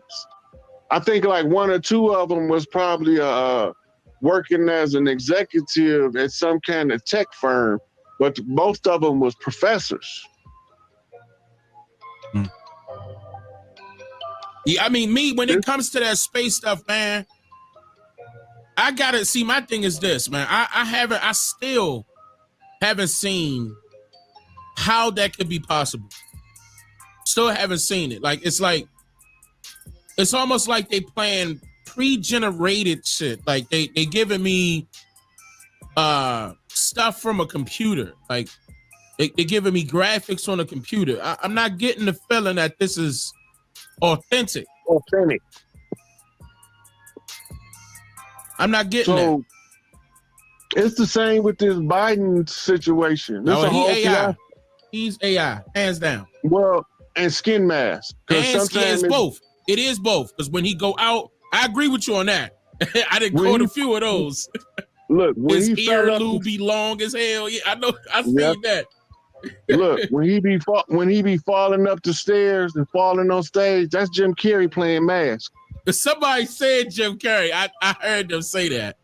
Look, when he give a comprehensive, coherent speech, that's a guy named James Wood or another guy named Arthur something playing Joe Biden. They got like 5 different actors at least playing Joe Biden at different times.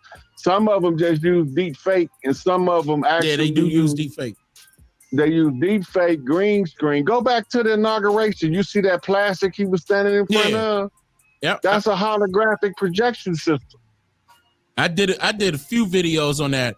I knew it wasn't like that's and look, and now he requesting to have the debate with Trump, but no audience. I was like, come on, bro. Y'all giving it up right there. Yo, wasn't nobody there, huh? Then, look, it's just a nice, convenient coincidence that when we started discovering that the Joe Biden that was passing them laws for crack, is not the same Joe Biden that's out now.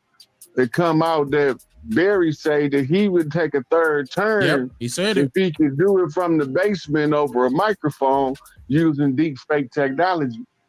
And we know that could be possible, because of the fact that he also predicted, not to bring this up, but he also predicted Drake and Kendrick Lamar's situation years ago. I wonder if people caught that. Like, he said, like random questions too. This was a random question, and he picked Kendrick Lamar. You talking about Joe Biden? I'm talking about Obama.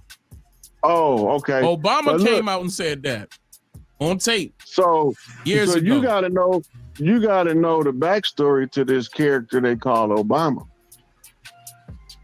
The backstory is this: he was born in the Philippines as a test tube baby.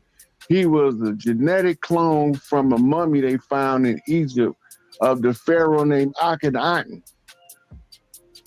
The reason they cloned him because they knew that the next one in line as the heir that's ascend the throne or the God see the earth was the one they called Tutankhamun. So they figure if they resurrect Akhenaten, the father can pull rank on the son. And then they was using the homosexual ritual to try to energetically, they call it Jacob's ladder, put him in power. It's a whole ritual they do on a Masonic, in a Masonic hall. His brother or his alleged brother, whoever this is, he got a verified account with the Obama last name that they calling his brother be on Twitter, airing it out. He was also airing out the fact that Michelle was Michael. He was saying a lot of stuff. I was just surprised they didn't silence him. But because nobody not gonna believe him. Yeah, that's probably how they looked at it. The media machine and the charisma that he had was the overriding appearance of legitimacy. When Trump challenged the birth certificate, if a person that's not born in America gets elected in the office, that's classified as a coup d'etat. Yeah. And it immediately suspends the act of government on the spot. This is the purpose of Trump challenging the birth certificate. The irony is the same people that they hired to validate the birth certificate invalidated it. The CIA agent showed you all of the points of falsification. So they called the lady that provided the birth certificate from Hawaii to come testify, and her plane crashed over the Pacific and she died accidentally. You know how they do that? They famous for that. Oh, a random accident happened. Coincidentally. Right. So his story is told in Hollywood. His conception is a test tube baby born in the laboratory is a movie called The Demon Seed. His birth is another movie called Rosemary's Baby. And his childhood upbringing is The Omen 1, 2, and 3. The original version. Wow. That's the... I did a whole video. Look, I did a whole video on YouTube called Obama 33 Points of Identification, where I went through the whole thing of who he was. The only thing I left out is the actor that taught him how to act like a president from Chicago. Oh, had him shot. The one that was writing his scripts. Yeah. Some of it was borrowed from. I did see that. That ran across my desk a couple of times. The one I was writing his scripts and even borrowed from old presidents, like verbatim. On top of that, that was crazy. Verbatim. Yeah, because they was manufacturing the character to play the role of the president. It was the George Herbert Walker Bush CIA takeover of the government. They had to give us what they call 3 major knocks. It started with World Trade Center 1 in 91 when he first declared himself king. Then it was the federal building in Oklahoma City was knock 2 when he was sending the Clintons to rise to power. Then the final knock was the World Trade Center, and the anomaly was the Trade Center number 7. Number 7 didn't get hit by no plane, but it failed just like the other 2. It was bombed. It was to prove controlled demolition. And now that the CIA didn't release the reports, they didn't already identify the Bush, Cheney, and them as being conspirators in the 9/11 with the Mossad and the CIA working in collaboration.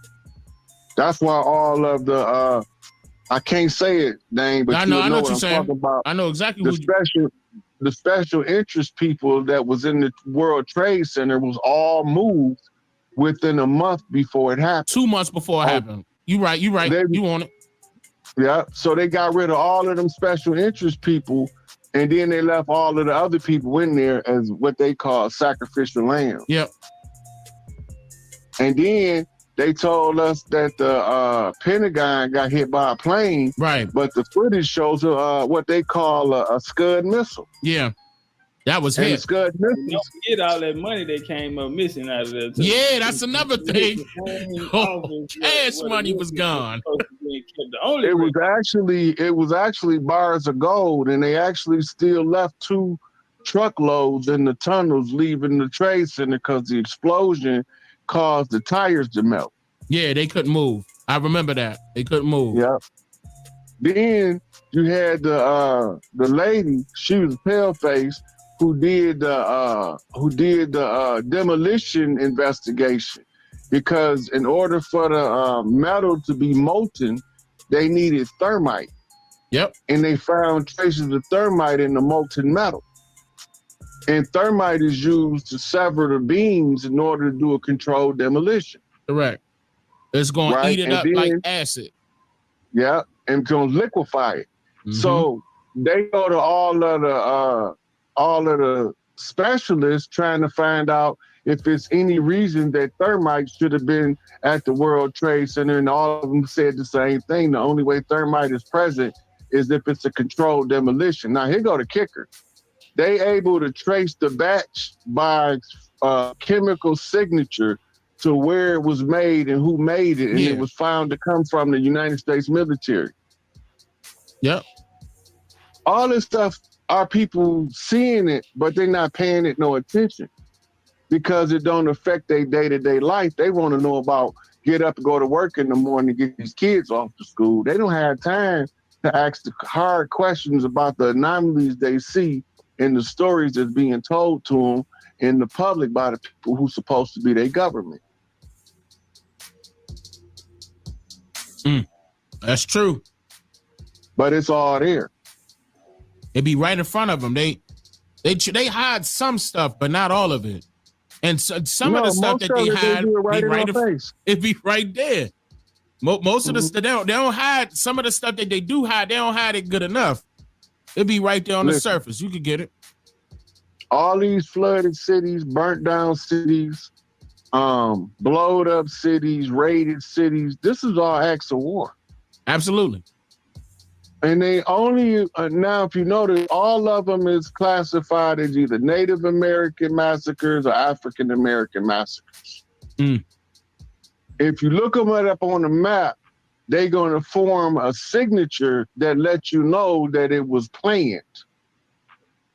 The way there's no haphazard to the layout of these major fires.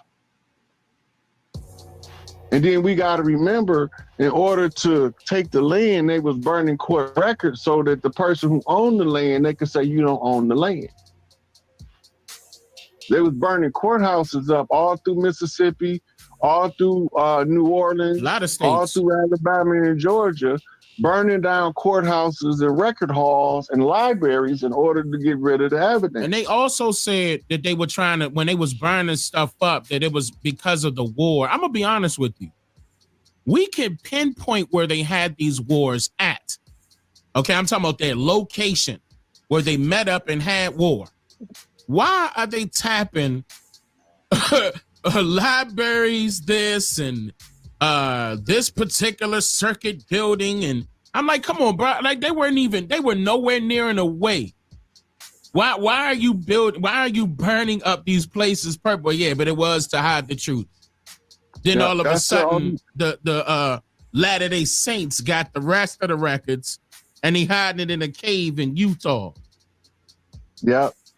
When you put it in the public domain that you know where the cave at and that you're willing to be the research team, that seizes the records for us because you qualify by man hours, research hours to go through the paperwork.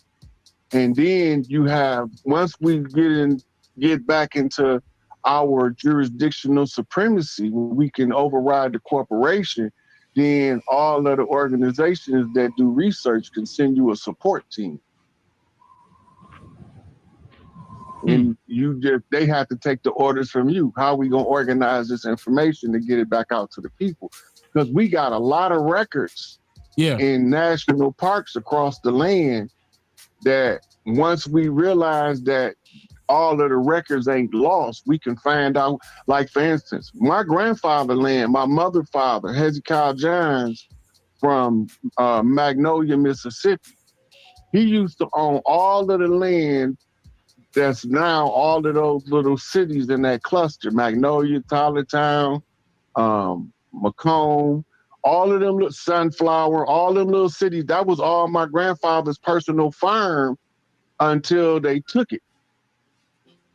When my mama was a little girl, they took my grandfather's land by having his widow offering her support and tricked her to sign papers that she ain't no family. Right? And so they tried to get lawyers to go in and fight it, but the system have something called collateral estoppel, where they was blocking them for recovering the land because of the squatters' rights and the salvage rights.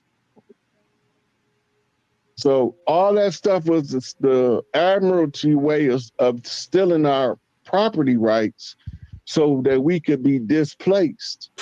Now, we just have to claim it all back by doing certain stuff in the public. This is why Empress had to go to Philadelphia and sit where the matriarch of the land used to sit with the rest of the matriarchs when they used to be the longhouse making the law.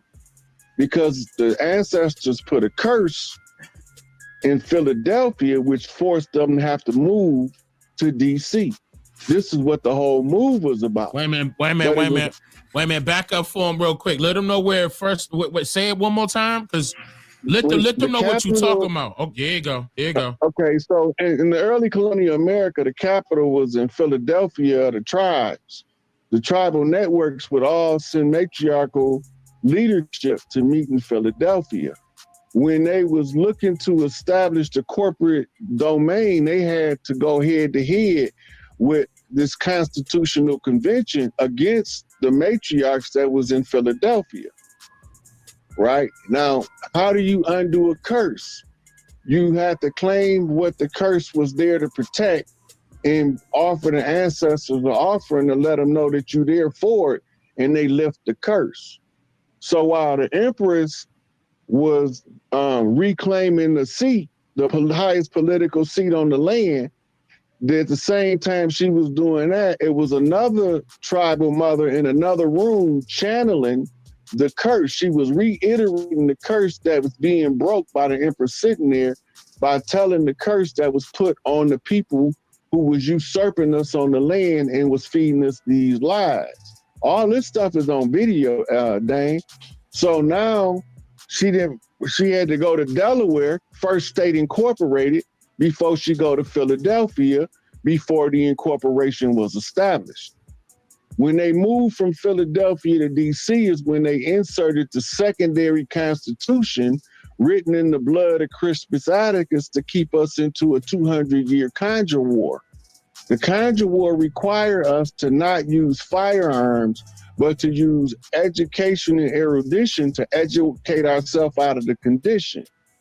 And Noble Drew Ali identified that we was not capable of running government, so he was not in the position to move the government that was already in place because we hadn't educated enough leadership across the land to run the government. Now I can run this government by myself if we get rid of the imposters. And it's a whole lot more that can do it better than me, older than me, that know how to run government that's been displaced by the system. So now we can run government, we can assert the jurisdictional birthright. Elijah Muhammad said the devil got an extension, nobody know what he was talking about. But if they go back to Tecumseh in the War 1812, this is what gave them an extension on the 200 years conjure, which brings us to 2012. From 1812 to 2012 is in 200 years, which nullified everything before that because we wasn't supposed to take them to bloody war. We were supposed to educate ourselves out the condition. That's why they blocked the institutions of learning. Now that we know everything, we can tell the story to the clan so they could see what was done. Once they become aware, it breaks the hold of the mystery of the I call it the David Copperfield trip, because it's an illusion. They told you in Wizard of Oz it was an illusion, but you didn't know that they was telling you the story in Hollywood. You thought you was just being entertained. I'm going to piggyback off of that to let them know that at that point, y'all should remember one of my Easter egg Sunday videos when I was referring to that Pup magazine. It was the Pup magazine watercolor picture where they had the personification of the U.S., but it was Uncle Sam teaching the class. And y'all saw a class sitting far right? They had the Negro washing the window, and they had the Indian sitting down near the doorway, and he's reading a CBA, but that's upside down. And in the front, he's teaching the class, and all the rest of the class that's sitting, closest to Uncle Sam were particular areas of South America, Central and South America, mainly South America. But what he was teaching them was self-government. So what Rod, to piggyback on what Rod was talking about, they wanted to initially say, all right, y'all go ahead and do it on yourselves. We're going to have ours too. But that was the whole gimmick, to make pretend like everybody was going to have their own going on, but somebody else wanted to have their own overall, meaning one government controlling all these other places. And that wasn't the deal at first, but that's what eventually happened. It amounted to that. And that's why, like, for example, when he mentioned Noble Dry Lee saying that we couldn't teach ourselves the government is because the fact that they didn't want us to know. Even though we had it at first. All we need to do is go back to what we had. Now remember, they made it illegal for us to learn how to read and write. You gotta remember that part. And then how did we get so rich? We was already rich. No, Rod, they said we were slaves, Rod. They say we were slaves. I don't ascribe to that doctrine. I ascribe to the reality of the fact we were prisoners of war. I'm part of the 1492 to present Homeland Security 500-year protracted struggle of the Gullah Geechee that called us to war when Big Mama called us to fight in Florida to fend off the Spanish Armada, who decided that we was runaway slaves that joined on with some other chiefs. And all the time we was Mississippians from the Mississippi Navy. They called us frogmen. And we was Sobek priests that rode alligators, so they had to start gator baiting to get the gators a taste for the flesh of the native, because we used to live in harmony with them.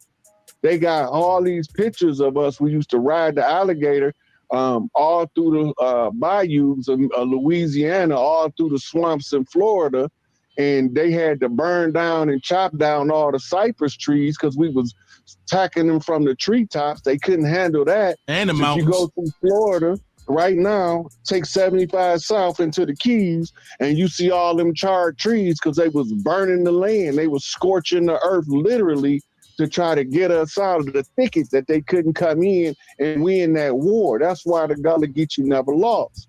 They call it the Seminole Wars. We call them the Gullah Wars. Ooh, hold up. It's the same wars told from two different sides of the goddamn field. Oh, Topcatz, get in this, Topcatz. Get in this. This is he. Hold on. I know he eating too. I know he over. I'm here. You get okay. All right. My bad. If you putting that fork down. I'm sorry because I know it's late. I just got to eat, so you on point. All right, let's get it. Yeah, turn it up. That's definitely that's a fact right there. So I just left out of similar territory down there in Florida. This weekend just passed. And a lot that they have going on down there, those people that they have there now is implants. Those are implants, and if anybody arguing that fact, I mean, when we look at the history now I did hear y'all say that, as far as what they say we were slaves, but what they ain't tell us that we were the slave owners too. So yeah, we were the landowners. So when they looking on paper, most people, if you'll find a slave in your family, I guarantee you it's not gonna be you in a situation of someone has you someone got you in a home or in a yard, and this ain't where you want to be. In the shack and all that. Yeah. This our family. I have slave records on the slave schedule. I found my 5th grade grandma on there. Well, her slave master only had one slave, which was her, and her slave master just so happened to be her husband. Well, I wouldn't say her husband because a lot of times in those states, those situations, a lot of times they wouldn't be married. But in this case, they were married. It was a husband. So in the state of Texas, when they left South Carolina, came here, he registered as a slave. But they lived on, they owned the plantation. They owned the plantation, owned the cemetery. Like I say, to this day, we have 3 historical cemeteries in the state of Texas, because when Texas came into origins, our family was already here. I already had their land here. So she documented as a slave. So a lot of times we see it is the slave gonna be your family and the slave master is gonna be your family as well. That's why the plantations were our surnames. We still have the same name as these plantations of the land that we coming from. So a lot of times when you hear history, they'll tell you, well, the slave he left, became a free man, and came back and bought the property that his slave master died and left him land. So in one sense, you're gonna tell me that the man is so heartless that he'll take a human being against their will and force them to do free labor. And then on another note, you'll tell me, well, when he died, before he died, he left in his will to get the property out. Talk, bruh. Here goes something that a lot of people don't know, Topcatz, that goes directly to what you're saying, right? The sweetheart swindle are the dirty Moors, right? You see now this the Wonder the Flower Moon or something like that. That new movie came out about how they was marrying the Osage women to wrestle the property right from them. Man, they manipulated that story. I saw it. They manipulated that story, but it is true. But it wasn't. They trying to say that they were making them sick by giving them needles, and that's not what happened. But go ahead. Anyway, so the big house used to be Big Mama House. Big Mama House was always marked by a picket fence wraparound porch. The purpose of the picket fence wraparound porch is for the grandbabies to crawl around outside in the summertime and grandma sit in a rocking chair and watch over them. Now, when the sweetheart swindle come into play, the old slickster come to town with his pretty smile, slide up on Big Mama because she been a widow, because she probably was 14 when she married her 75-year-old husband. And he was the one Big Papa that overseen land, but he died when she was 30. She's still young. So he's sliding up under Big Mama and waiting her out on the right time to poison her so he can take over the family plot. Wait, stop right there. Listen, y'all. Poison them. He's sitting right there. This old white scallywag sitting right there. No, poisoning them. Look like us. Most of them look like us. People. Yeah, they just our kinfolk ain't kinfolk. No, I mean, the majority of the people that took the land that route. I'm not going to sit here and state that it wasn't people that looked like you or not that did that, but that idea came from them white folk, especially. The majority of those lands, those territories that they naming, is straight up gonna be white folks attached to their family. I'm about to tell you how that happened, though, Dane. They just said they killed them. Just watch the flow of the land transfer. Watch how it play out, though. So now he didn't poison Big Mama. He go hire the Smiths. The Smiths paleface. He hired the Smiths as farm managers. Lawyers. Smiths come in and tell everybody that the country at war. Right? Matter of fact, I don't know if you want to do this, but it's a little clip on YouTube. It's called the Jones Plantation. Give you the exact rundown of how the house Negro, the one who sweetheart swindled Big Mama and poisoned her, hired the paleface to pretend to be the bad guy. This is why we didn't like the house nigga. It had nothing to do with him getting privilege of being in the house and him being light-skinned, because most of them was darker than everybody in the field. So now he hired the Smiths to come in as the governors of the plantation, which was actually started off as the family farm. And then they tell all of the people in the family that's on the farm that we at war, and if you leave, that they gonna catch you and put you in the bondage. This to keep you from running away from the plantation. Yeah. But the plantation all the time was the family's home.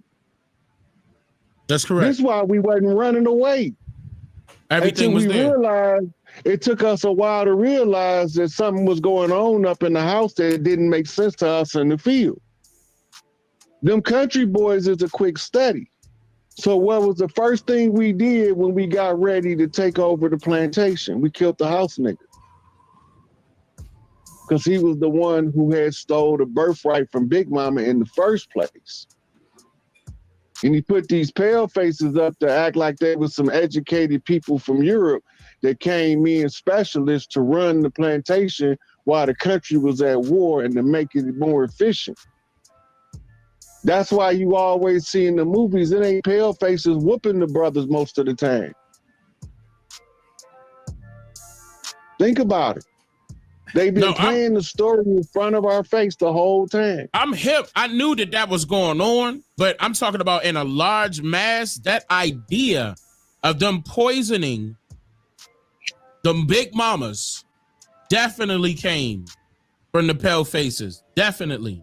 But see, watch this here, Dane, because at the time, the most land that was taken from 1861 up into the 1960s. We'll just start there from 1861 up into 1961. We'll do that.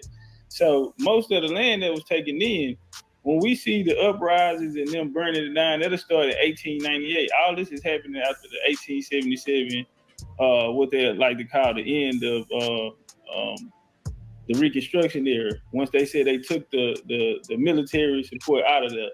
Up until that, this whole part of the story is our story. Nobody else you can't even put certain characters in the story because it's all of us. But if we go back a little further, we still gotta look at the immigration population that was coming here, which was these dark-skinned niggas or these black Europeans that was coming here. Now they had these mindsets. Look, pale faces didn't start coming over in mass until the Ellis Island immigration. Yeah. So that's why we got pictures of them coming over in mass on ships. That's correct. I showed them that. That's why we see the conflicts that happen, like with skin color or the white man being put against. Well, them happened through the labels, because in 1898, same time that they coming in with this year, you also had the Curtis Act that year too, which came and backdoored and took the rest of the land that the Dawes Commission didn't take. So the Curtis Act came, and then they end up really putting the number down and get it. Then you had the Reorganization Act. But in the 1920s, the 1919, these eras of what they call the Red Summers, this is when we had these conflicts on, like Tulsa, Oklahoma, 1921. These are the conflicts we're having when they're breaking down these our towns, where we was having our sanctuaries at. This never in history before then we'll see that. We'll see them hang a landowner, but I'm talking about coming to attack a whole city like this at a move that it didn't happen to the 20th century. So now at this time we see the white faces, but it's all we got to remember, it's coming through Freemasonry, because all the land grabs that happened, 1803 land grab in Georgia, the 1807 what they call the lottery, the lotteries, the land lottery. These land lotteries. This is when we start seeing it then. That's how the Choctaw lost after the Civil War. Then their Civil War, not 1860. But after they lose this here, then we see the land being broken down. Well, 100 years after that, now we see the characters in the place, and now we see the white faces coming in. But every treaty that was signed that gave seized land came from a Freemason. So we know that this all came out of the Lords. And back though, when they used the immigrants against our people in the early 20th century for these same reasons, that's when the birth of blacks against the whites. But Reconstruction had already came in. What you say, they used the pale faces to take our people out of the institutions. That's why we seen a lot of our people be reduced from a job, and they'll place the white man in there. And you just got through training this nigga. You just trained this nigga for the last 4 years, and now you train him to take your job. And so all of this here, that's why the cadets at the Buffalo Soldiers in the 1920s, they got they have a statue of them because they taught white cadets the military. And who are these white cadets? Well, they these immigrants that's coming over here who been given our names, who we've been trying to break down and bring them into the culture all the way up until today. In the 80s, they were saying white men can't jump, white people can't sing, white people can't dance, white people can't cook. And then now today, niggas is taking recipes from them off TikTok. Yeah, it's a cold game. Yeah, But they've see, been all flipped the of that script. go They back flipped to- the script. Like 1850s is when it really happened, when those white folks started coming over here. You right about the 1890s. That's really when they implemented white supremacy. 1890s. Okay, now people like when the Civil War, when old boy was sitting there and his gun was bigger than the white boy gun. Yeah. He had his knife was bigger than the white boy. He had the killer and the white boy looking like he was scared. These type of things let us know who's in charge, especially when now we come back. We can prove that Robert E. Lee was a Negro. Robert E. Lee was a Negro. Robert E. Lee come up under George Washington now. His daddy was, when George Washington came into the U.S. Army, Robert E. Lee daddy was there because George Washington was smashing his grandma. Robert E. Lee ended up marrying George Washington's granddaughter, who came from George Washington's son. You might be right. He still might have married his grandson and they called him a daughter. You don't never know with these people. Yeah, see, his name was George Washington. His son was George Washington Cuttis, Cuttis. And they end up the land, George Washington gave him the land. They said George Washington was sterile. Why? Because all his kids was niggas. So his they tried to say that George Washington Cuttis was his baby mama, was George Washington's wife, son before the marriage. But George Washington paid for his schooling. The land that he ended up taking, George Washington gave it to him. That became Robert E. Lee and George Washington Cuttis' daughter land. It became what they called a freedman village to what they called before the USCT, they called them country band. It turned into what was a freedman village where all of these Indians who came from these different ports into Virginia to come fight in the war. They settled on the outskirts of their camps. They became their cooks. They became the map makers. They became the interpreters because of the different forms of English that people spoke. Whether it was hard English, you know what I'm saying? They sped up English, these different things. Yeah. They were interpreters for them. They were the cooks. So that land, like people like that, Robert E. Like we said, Robert E. Lee, even homie from the sign to the General Field Order down in Georgia. These people, because my family fought under him. He changed his name to Williams. He went to South Carolina and they hung him after the war. But he was like a general, and he fought directly under Sherman. My bad. Sherman was a nigga.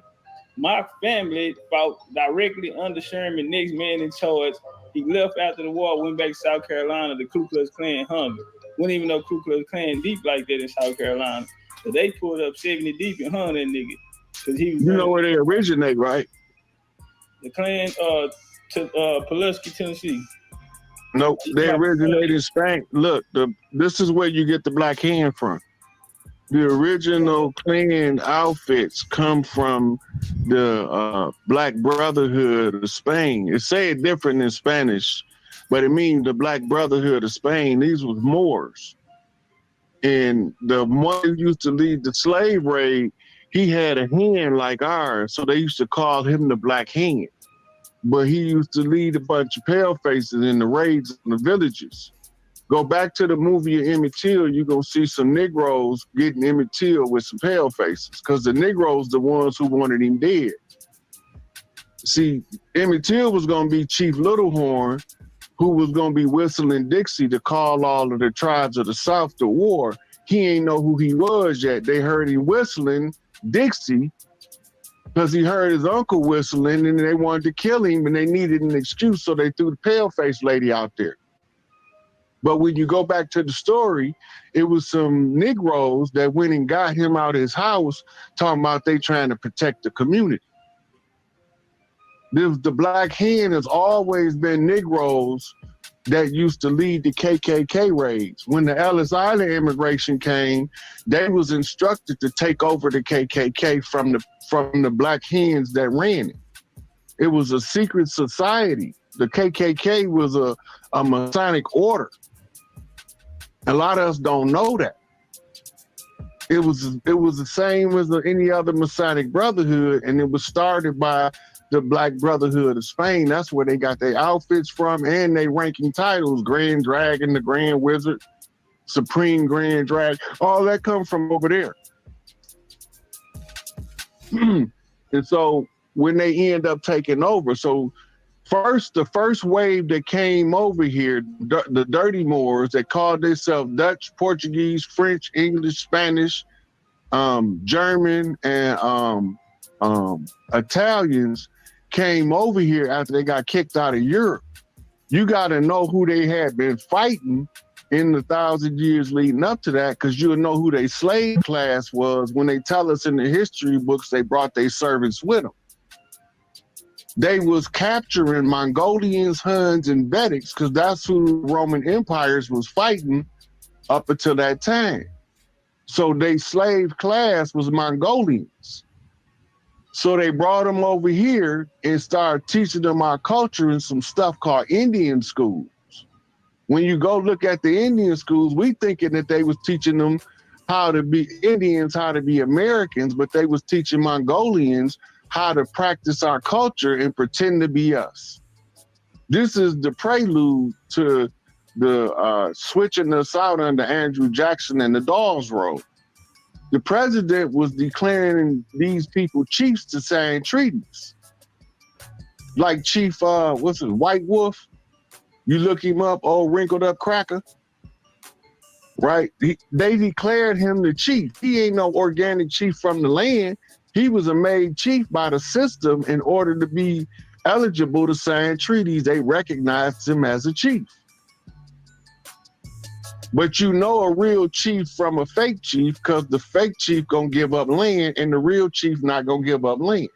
Because we believe that's like selling your mama or your child, and we'll hurt you about ours. Hey, jump on the light quick. Over here, support the show. Support some of them up north did give up their land for well, I'm not gonna say money, but it was something similar to money. They were made promises. I'm talking about even chiefs that look like you and I were made promises. That you the talking about government didn't keep. You talking about like the Manhattan deal? Right, like the Manhattan deal. Well, actually, Manhattan in general, the whole thing. But remember, when we start calling them on the land, because we used to tell them we can't sell you the land, but we can let you come here and work on the land, and they took that as a cause for them to own the land. Well, see, another thing is that they were told to take the land, land of the free. They were told to take the land. Doctrine of Discovery. They literally wanted to come take it. What you say, Topcatz? I want to throw this in there too. One of the earliest books that was wrote on the slave trade was about the Indian slave trade. There's no African slave trade or nothing. But by me saying that is, when we looking into it, this in Massachusetts. And what's going on is Indians are in total control. They're in control of where the tribe is going to be relocated to, and they will keep many of the captured people if they have enough land. So a lot of the times, if we ain't got enough land, and I want to keep them because this here is a productive, you know what I'm saying, these were skilled people, well, they'll go back and take land, and man, they need somewhere to put them. So what I see is this shit was, my bad, it was more organized than what they try to tell us. So these islands in the West Indies and things like that, where they were sending them to, this was an extension of theirs, because the chiefs that were in control, like in one case, you had, let's say, 10 chiefs in this war, and they done ran down on these people. Once the job is done, once they done secured the perimeter, well, they're gonna pass them out to the chiefs according to who has the most occupancy for them, who has the most land, and who can, you feel me? So more organized. Yeah, who can take care of the most people. Facts. So, but when we send the Europeans, that's tribal culture. let's say they have 2,000 from this tribe or collectively that they just put together. Well, the European, he can only send 100 to 150 million. When we look at the Tuscarora War, we see 1,000 Indians on the battlefield, and we don't even see 100 Europeans. So correct. When looking into this story, it's never the European in charge. Now, one thing I say about that is when we look at these Europeans, they wear the same surnames as us that we wear today. Somebody came along and told us that the names that we're wearing are names of the Europeans. And that's cap. We outnumbered them. We had to land here. These names that Europeans came over, they didn't even have these same names. If anybody ever went further enough back into their genealogy, you will see the name. You probably wouldn't even recognize the name if you're looking at it. Once they start saying that these names of these people are coming from Europe, no different than when we look at Ellis Island, the people that are coming in, their names aren't matching the same. How do we know that? Because right now there's an ongoing, these people that's coming from Europe that came through Ellis Island, they're arguing that their names were changed by the people once they got here. And right now they're saying no one names was changed but the small hats, the ooze, right? And they're saying that's because they wanted them changed. But the ooze came here and took on our names as well in the 20th century, not the supporters, the dark skins, but the pale ones. So again, when we go back, never in the story do we see the European in charge. Now, what's taking place is these people that are coming back, like when they built the U.S., when they came into that 1758, you had the Treaty of Easton where they met up in Philadelphia, started putting the play together. After the 7-year war, they'll start coming into creating this lane for them. You got the Continental Congress, which was founded by Indians as well, and then we're coming to the U.S. creating their government. This whole time, Indians were present. Indians wrote the Constitution. Yeah. Indians, the style of government that they adopted came from the great Iroquois Confederation. Right, from the Iroquois Confederation, the Great Law of Peace. So all of these forms of their form of government, all of this here is ours. So always has been. Understand that the story. That's why when they're telling the story, they can only talk about us because they're in our house. When they talking about record keeping or anything like this here forms of government, if anything was gonna change, it would have been changed. What we see is them, the ones that are coming over. Well, they're coming into our house. They're abiding by our rules, our principles. That's how we're still able to find ourselves through the culture here, because the culture never changed. Now it's changing. You feel me? But before we were at the Ram. That's why when you look up, like he just said, the Oscars were named after all the sports, all of these different things. All of this here was still our culture. Different sports teams, yep. Yeah, our last map was the culture. That was the last thing that we was holding on to, that we can actually connect to, since they took our mind. You know what I'm saying? They took our mind and tried to take it somewhere else. I'm gonna be real. The culture is still here. It's just that more foreigners adopted our culture and they wanted to fit in. We can't even notice ourselves in it. Like I was saying earlier. I'm just saying. With the music and these different things like that. Now, and we allowing it. And we don't even own the culture to a fact they'll come out here and convince you that Eminem is the greatest rapper that ever lived. Yeah, I can't believe people saying that. They saying Eminem is the best rapper. But this is a way for them taking our culture crazy. Right now. They're arguing the fact that Luka in Dallas is the face of the league now. You know what I mean? Like, he wouldn't be in the position he was in if it wasn't for Kyrie on that team. Why he ain't do that last year? Why he ain't just got to the league? He ain't no rookie. Why haven't he accomplished so much as he has, or made it as far as he has in his career without the American Indian on his team? Man. Remember this, man. Remember this. The Great White Hope. What's the purpose of the Great White Hope? If you go back and you look through the history of the world, everywhere you found the standard of beauty before the doctrine of white supremacy, it was us. Everywhere that you found a standard of moral, pristine purity in the people, it was us. If you got a new addition to the human family, and they got to go through a catharsis, they have to burn off their negative lower nature, and they have to have a drop of blood of the ones who already did it so they can learn how to be civilized. This is your melding pot, one drop of blood purpose. this is God's country. That's what they say. If this is God's country, and it's also called the crucible of God, what do you do with a crucible? You meld metals together. We use the platinum group metals to identify different strains of humanity, what they call root races. And I could attest to the fact that he's right about the this is God's country, because they will have that up on white picket looking signs out in the, like when I went down there and I traveled down to the Virginia, Southampton, Virginia. Shout out to Virginia. When I was doing my story on Nat Turner, all of those signs that I was passing said this is God's country. In fact, one of my vlogs showed y'all that when I think I was either in Jerusalem or outside of Jerusalem. I think it was right before we went to Jerusalem. It had that sign that said this is God's country.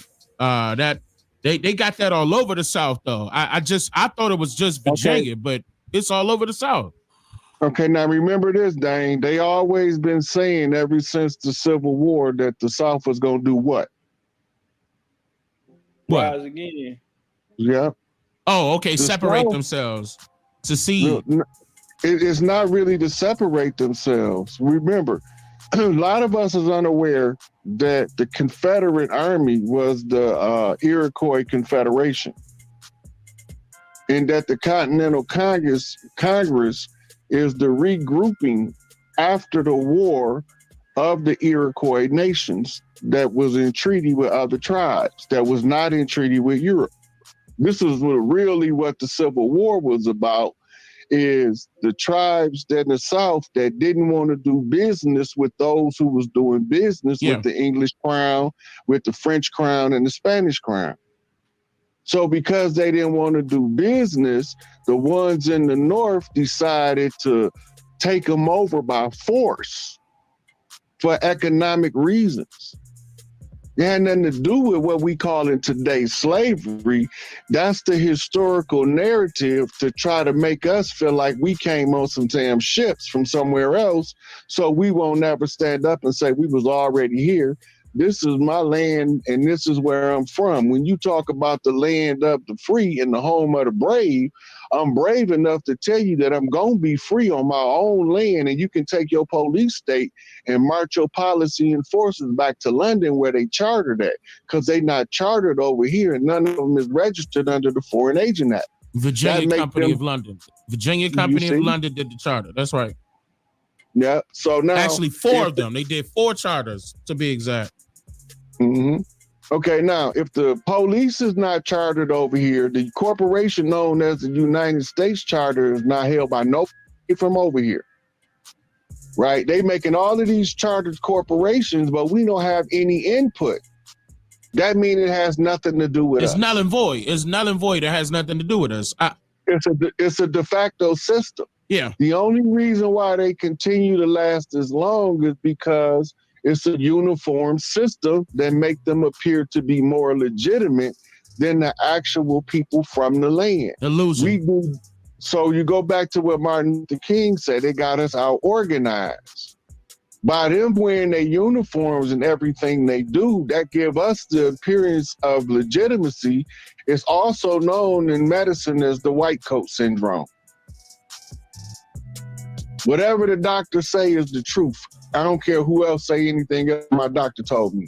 Mm-hmm. That's how I know. Mm-hmm. Right? So it's the same with the uniform. The police, the postman, the waterman, they all wear uniforms to look like they the legitimate people of the land.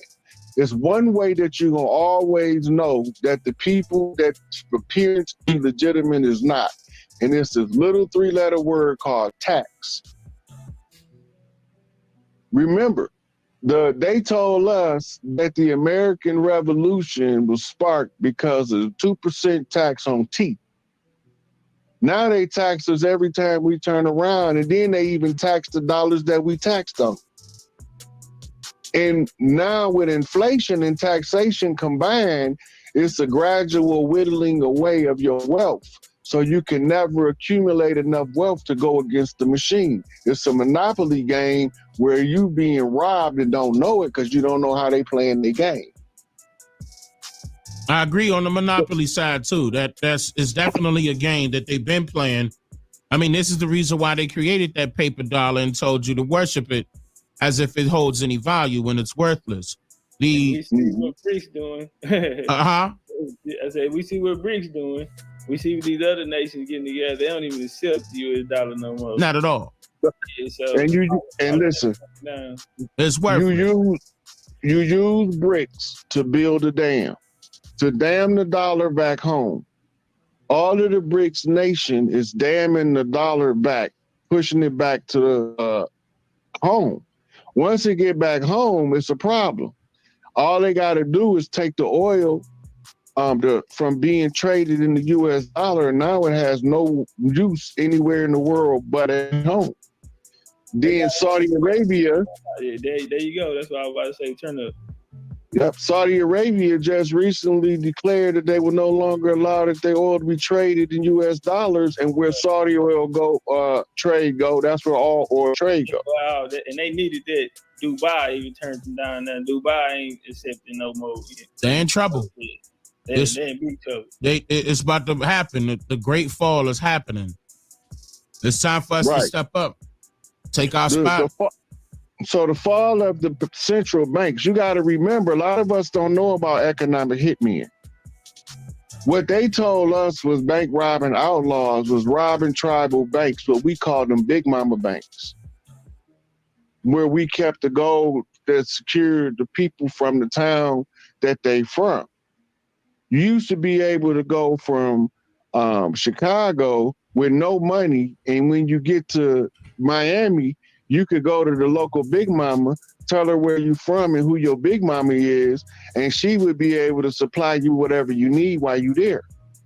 But when they start robbing all of the banks, they was trying to set up something called a FDIC insurance program, and they was trying to set up a Federal Reserve central banking system and get the tribes from having family banks, because that's what the big mama banks is, the family banks.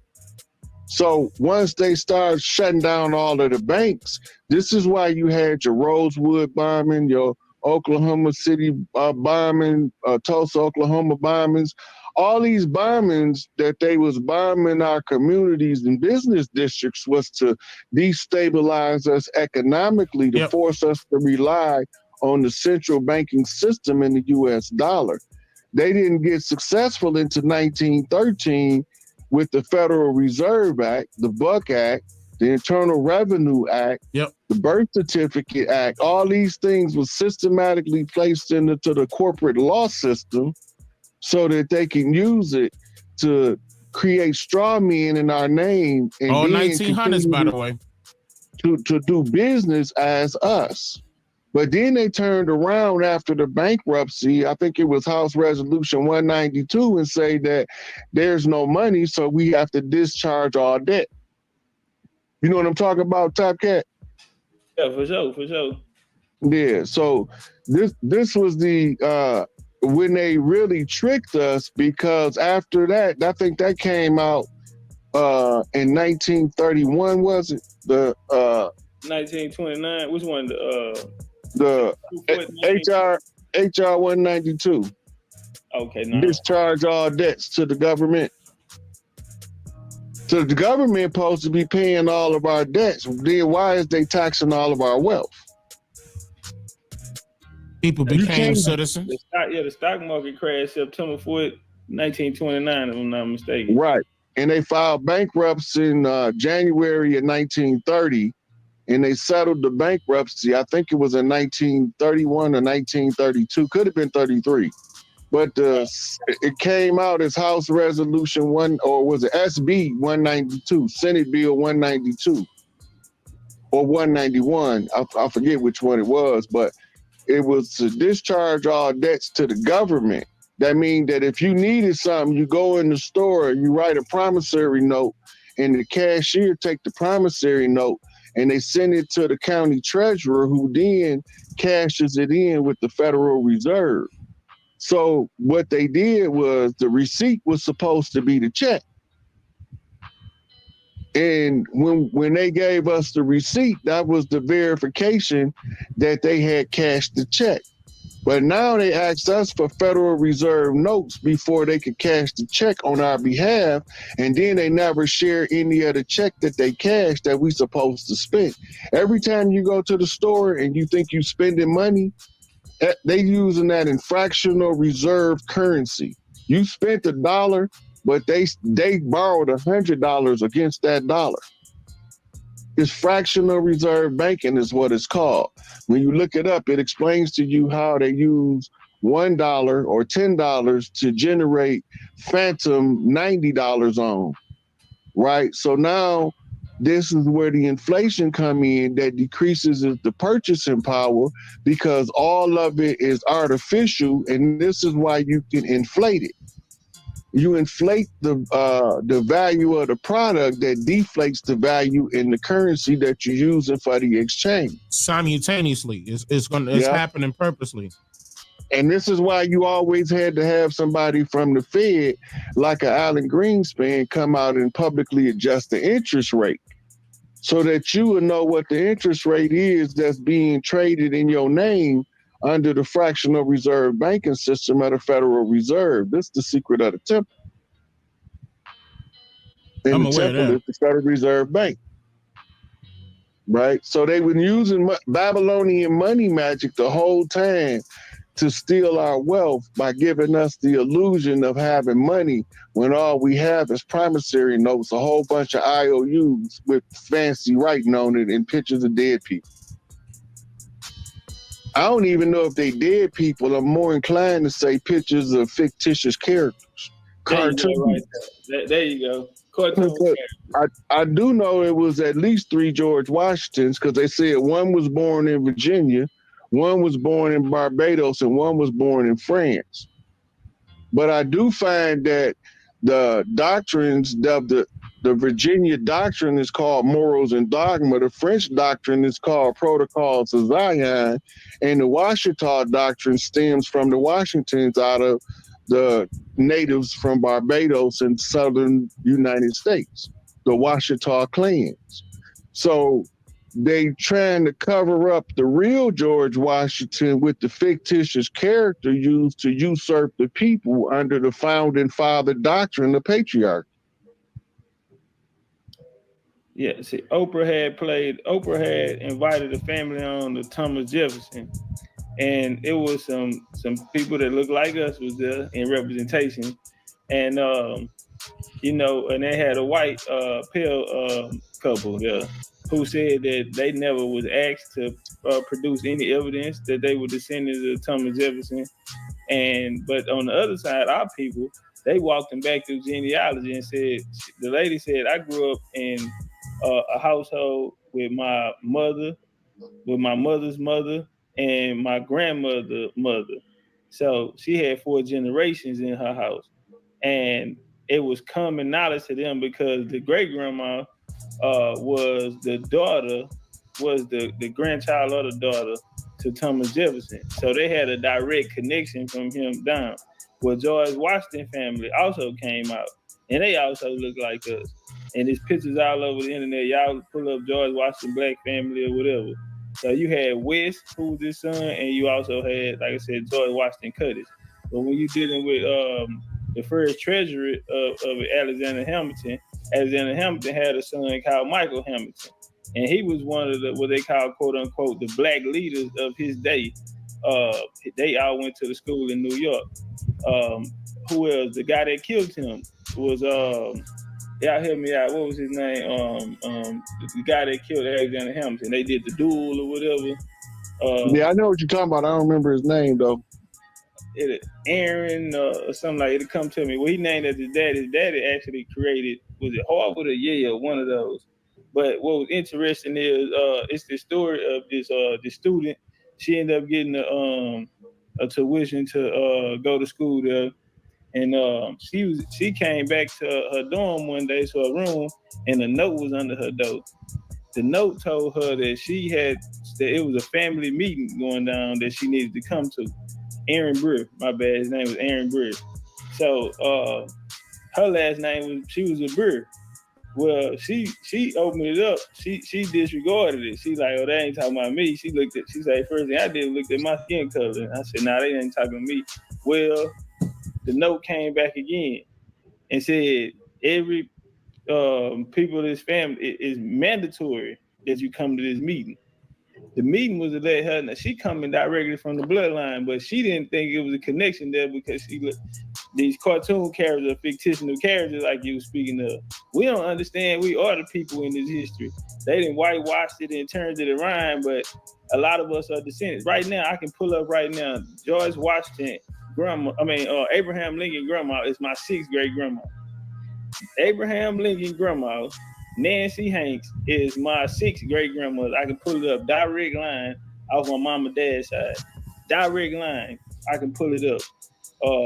Before Baltimore became Baltimore, they had a town down there called Sparrows Point, where the bridge collapsed there, where the bridge is happening there. That come from the family Virginia. So they'll like to tell you that the Abraham Lincoln, you're not a direct relative to Abraham Lincoln if you didn't come from Virginia. If you're not with the line that come out of Virginia. Well, that line come directly out of Virginia to Kentucky.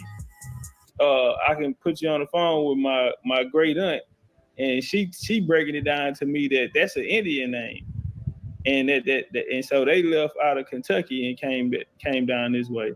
But direct line. So did Abraham Lincoln.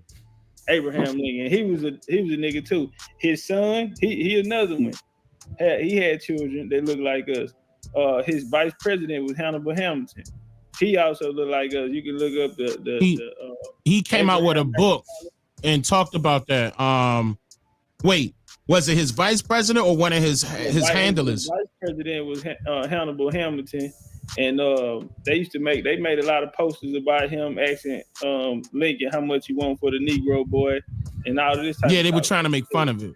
Right. And then you had Abraham Africanus. Those are the little pamphlets that Knights of Golden Circle put out. Knights of Golden Circle was founded by Albert Pike and the guy Manzini, who started the Italian Mafia. That's where the relationship between the Mafia and the Freemasons. So the Mafia were directly with them, and they were implants as well. That's another thing. They were immigrants coming out of the boat. Yep. A lot of them was implants that was put in place. And we seen they even had political power, as we see with Lucky Luciano. They took him out of jail. To the United States needed his help to help with the docks and things like this here. Ryan, you can touch on that. If, I know you got some mafia history over there. You coming out from up that way by these. So you had different families in the different cities. It was coming from Italy. When you trace the mafia back, La Cosa Nostra, La Familia, the mafia is the family that comes out of Sicily. And these was heavily melanated people at first. And then they began to marry with what they call the Neapolitan Italians, which was the ones from the boot. And this is where you get your modern day families that came over here to set up shop, right? But we made alliances with them too. The different families, especially in New York, because we needed that kind of muscle power. Take everything back. Okay, there you go. Your phone ducked out. Somebody had called in. But by the way, those Europeans was looking at the lottery up there in New York. They were trying to peep out what we were doing. The lottery, that's what they were looking at. They saw that we were pulling in. They wanted to get involved in that. You said you had to do something? You had to take that call? Yeah, they probably had to take the call. Yeah, but that was, and then mafia started.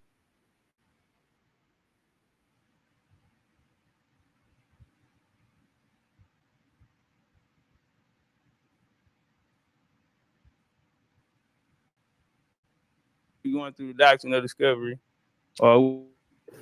which is very important to our history and the history of the Americas.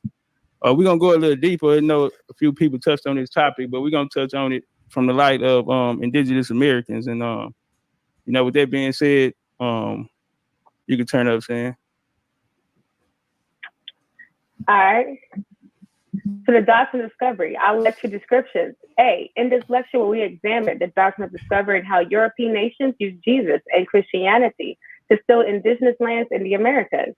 B, break down the true history of Columbus's mission and the discovery of America.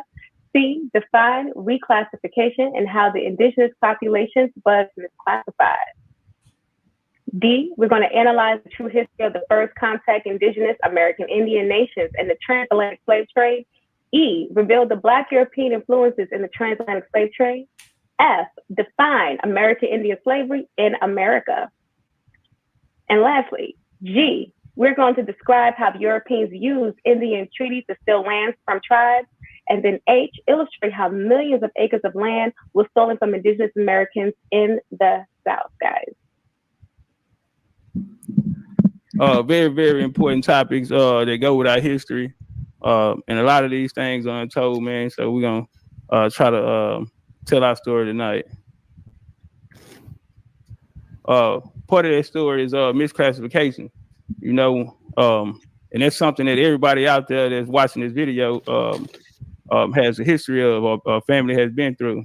When we say that we're the only people in the world that you know, every 20, 25 years, half of a decade, our names change. We done been through more names than a little bit. You know what that mean? That mean you nationless, homie. It mean you don't belong to nobody.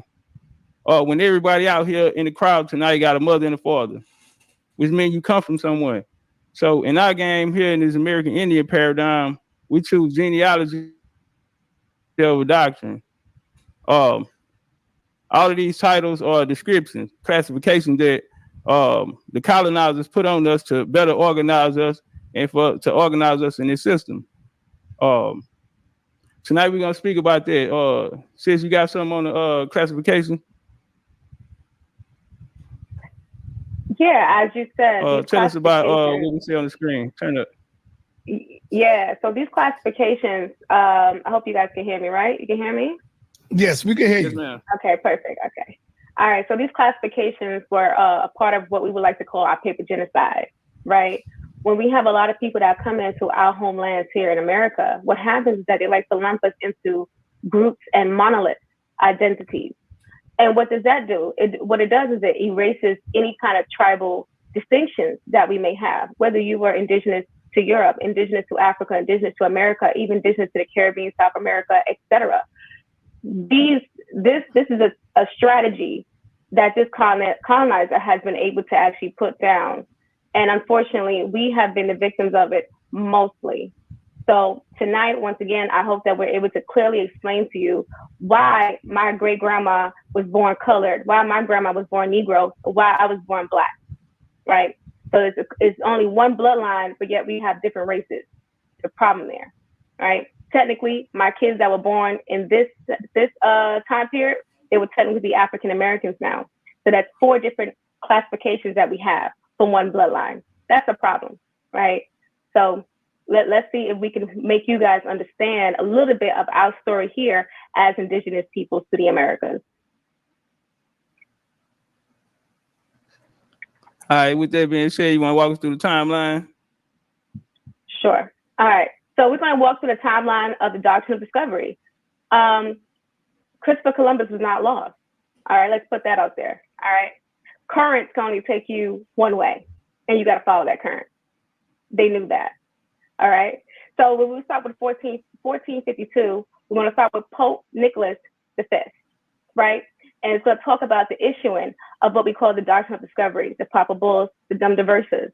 We're going to also talk about a little bit about the Indian slavery that's going to occur here. It's going to call the intra-American slave trade. We're also going to go into a little bit about the court cases and how the lands were stolen.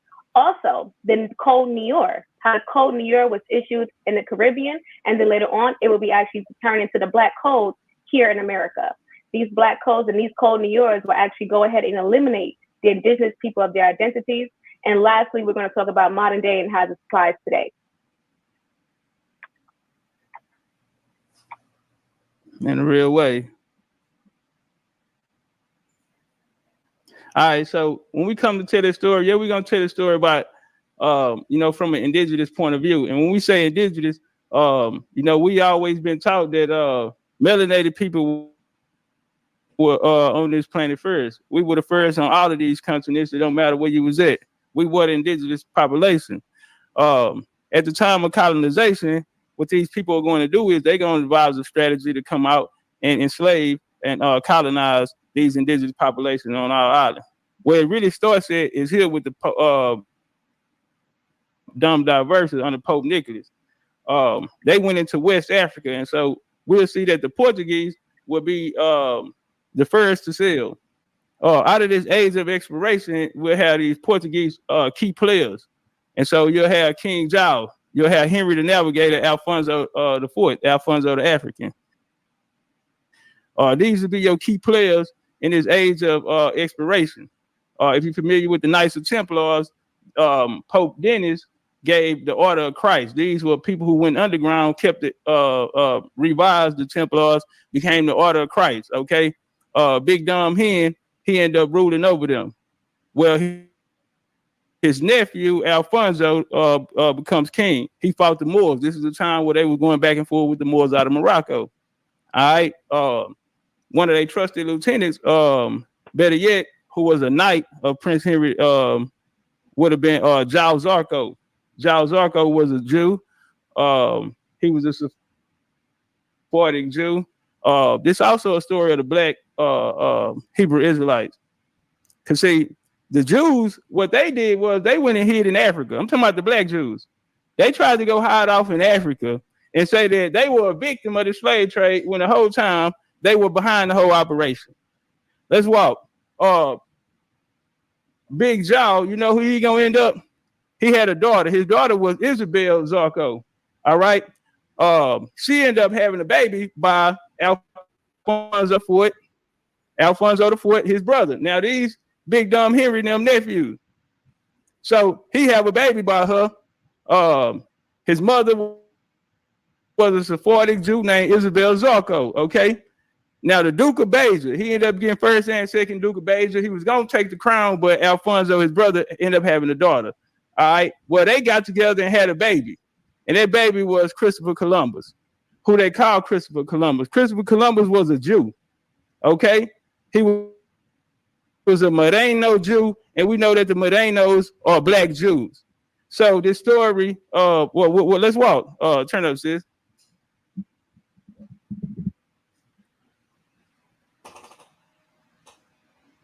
Saying you got it. My bad, y'all. All right, yeah, mic is muted. Okay, so DNA testing of the skeleton made proof Christopher Columbus was really Portuguese. It says the Portuguese ancestry story was first put forward by Fernando Branco, a professor of civil engineering at the University of Lisbon, in a book published in 2012. Branco notes that the early life of Columbus has never been fully understood and claims that his name and life may have actually been a cover. All right. So basically, there has never been an official portrait, as most kings, as most explorers of this time would have. There is no official portrait of Christopher Columbus. His identity is still a mystery about who he is. And I challenge anyone to go out there and you will actually see there is no documented, stamped approval portrait of him. All right. So this is why we're saying what we're saying about DNA testing is even proven that he has Portuguese origins. Also, in a little town, like I said, we had the Duke of Beja, right? That's where he was born at in Cuba. Cuba, Duke of Beja, this is Portugal, right?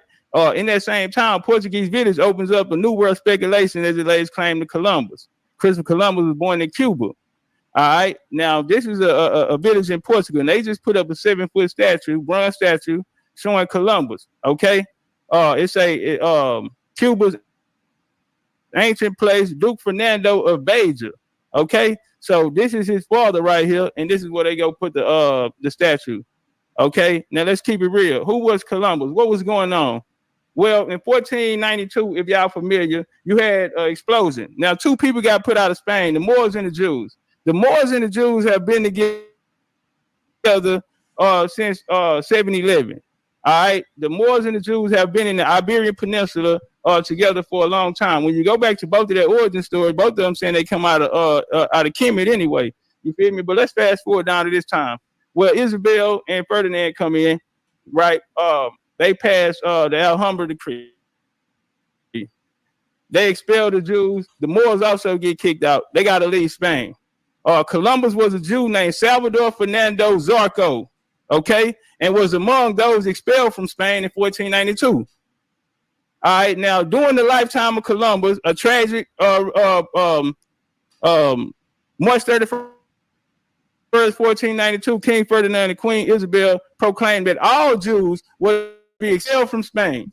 All right, and they say the edict targeted about 800,000 of them. You feel me?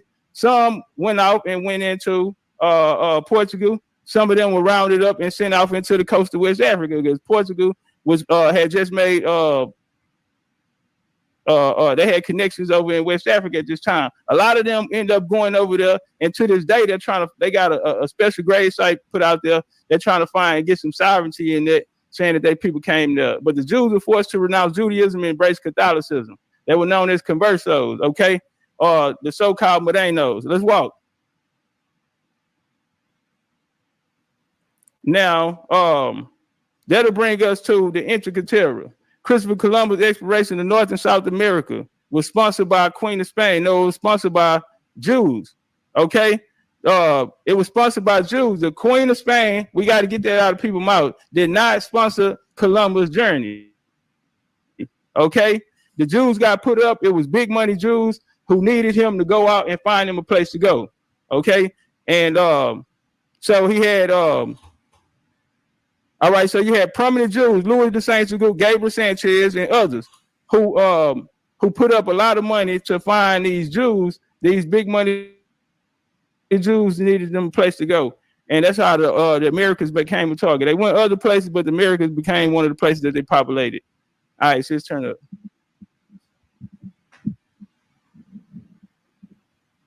My bad, y'all. Okay, so that's going to bring you to the Treaty of Tordesillas. And this is a June 7, 1494. So in 1493, are you in that slide first? Okay, I go back. I got it. Nah, I'm still on 14. I never did 14. Okay, gotcha. Nah, do 14 too. All right. Okay, I got you. It says Columbus's explorations of North and South America, which was sponsored by the King and Queen of Spain. The Pope decrees that land discovered by envoys of the Spanish kingdom and not already claimed by Christians now belong to it.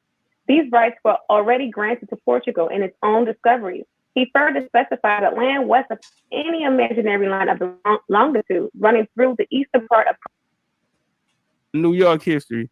Right here, man, melanated people coming out of this area in New York when the Dutch West Indies came over. So they end up getting a charter, 1619. They come over 1621, 1626. Peter Martinute and the Dutch West Indies Company say that they bought Manhattan from the Lenape Indians. All right, let's walk. Well, when they pulled up, you had Henry Hudson come over, tried to the Hudson River out there in New York. Hudson came over and he made a description of these people that he bumped into. And he said, when I came on shore, the swarthy natives all stood and sang in their fashion. Their clothing consisted of skins and foxes and other animals. Melanated people, brown-skinned people. The truth is our story has been written over. What the Dutch West Indies Company are going to be a part, they're going to bring in Keith, William Keith. Keith going to end up starting a war with the Indians, right? He teamed up with the Mohawk Indians, gave them gunpowder, man. They end up defeating the Mohican Indians. That's where you get your last of the Mohicans. All right, well, the British is going to come into play. And the British captured New York in 1776. All right. So all of the ports that was in the Dutch at that time, it was New Amsterdam. All the ports that was with the Dutch, the British would take control over that, including the Dutch West Indies Company. They would have the Dutch East Indies Company now, and they would start running heroin and everything through the ports. A bullshit, you know, they bringing heroin from Asia. But let's walk. So they're gonna take that and like I said, King James grandbaby. Well, Charles II, the one who Charleston, South Carolina, named after, he had one called James II, James Duke of York, you know, the second son they get the Duke. Well, James, Duke of York, he's gonna be given a charter for the area of New York, and that's where he get his name after James, Duke of York. Hey, wow. All right. So I'm going to share a brief little slides of my ancestry here in the New York region. As you said, everyone's familiar with Henry Hudson. I got family. I know, Sarnetta, you in Harlem, so you should know Hudson River as well. So we're just going to. These Indian women use their children to create this relationship with the United States, with this newly United States. All right. It says, whereas at the beginning of the war, they had believed it's possible and indeed desirable for Indians to be civilized and assimilate into American society. By the end of the war, a large majority efforts had failed. Many reached the conclusion that Indians were simply too savage to be included in a new American nation.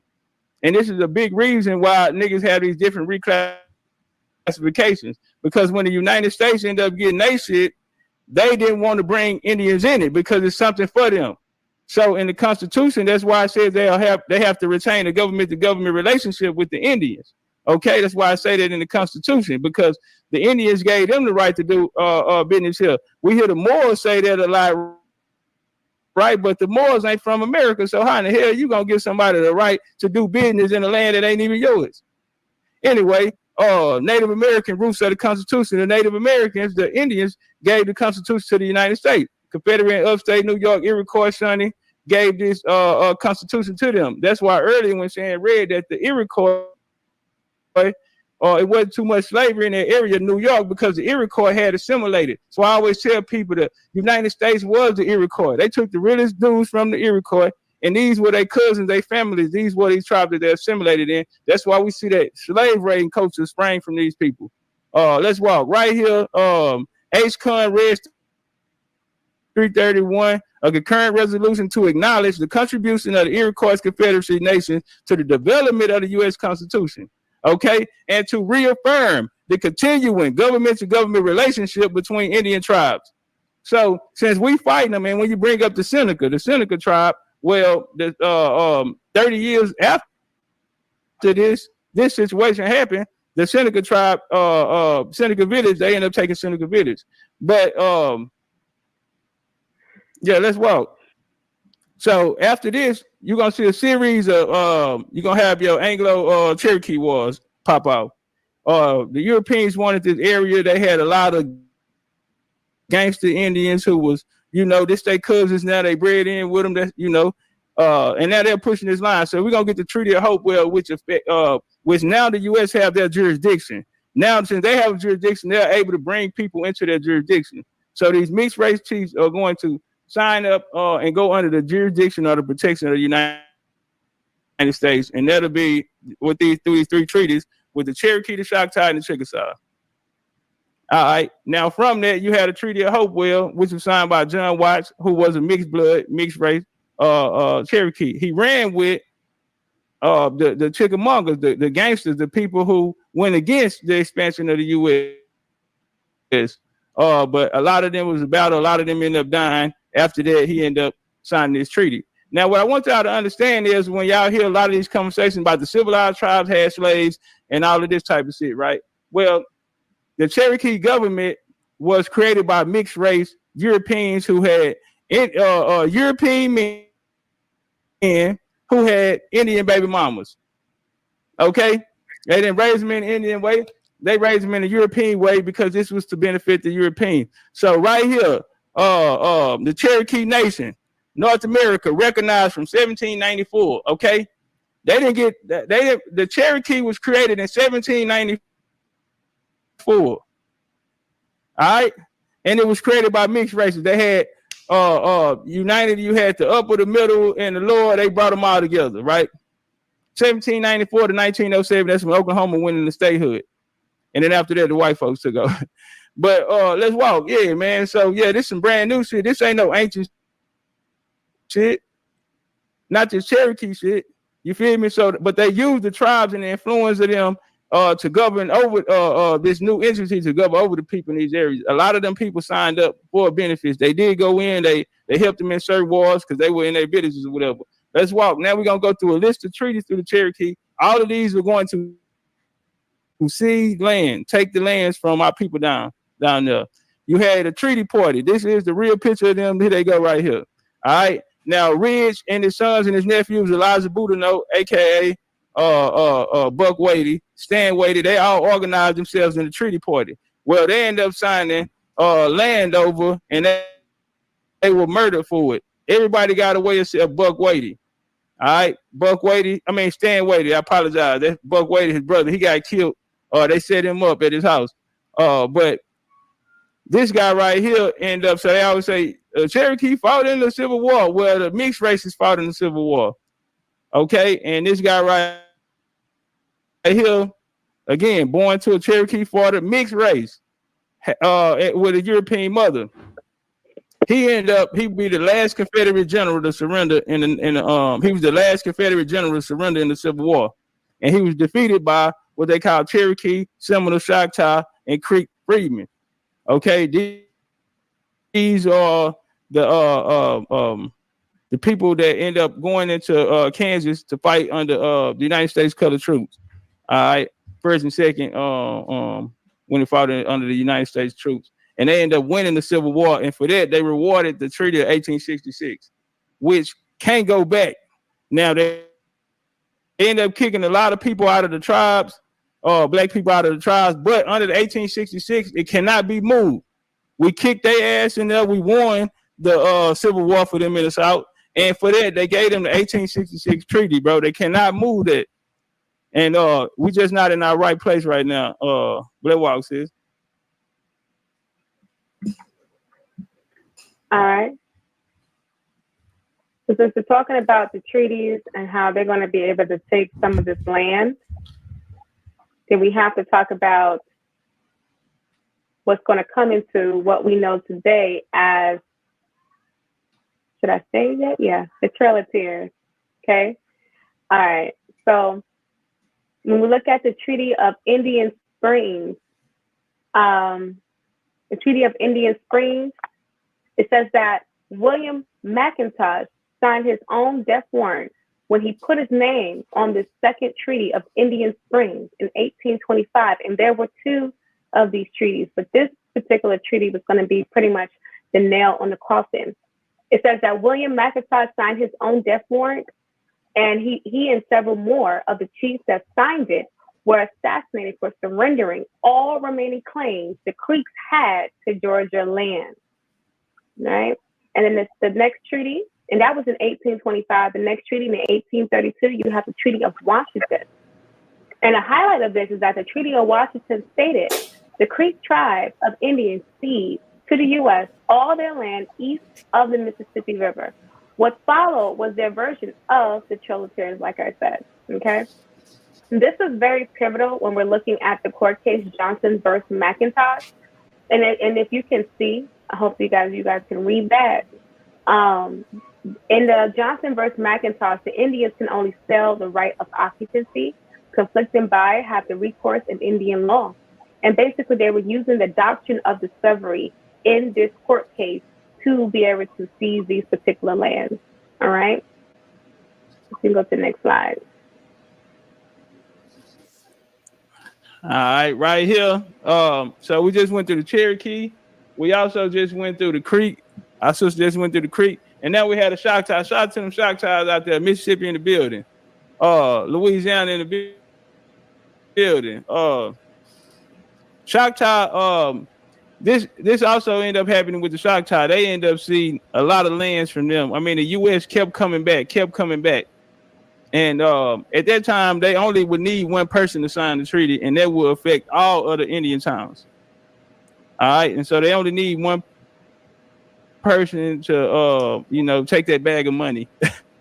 They won't end up seeing a lot of lands from these people. Our people, goddamn, your land's down in the South.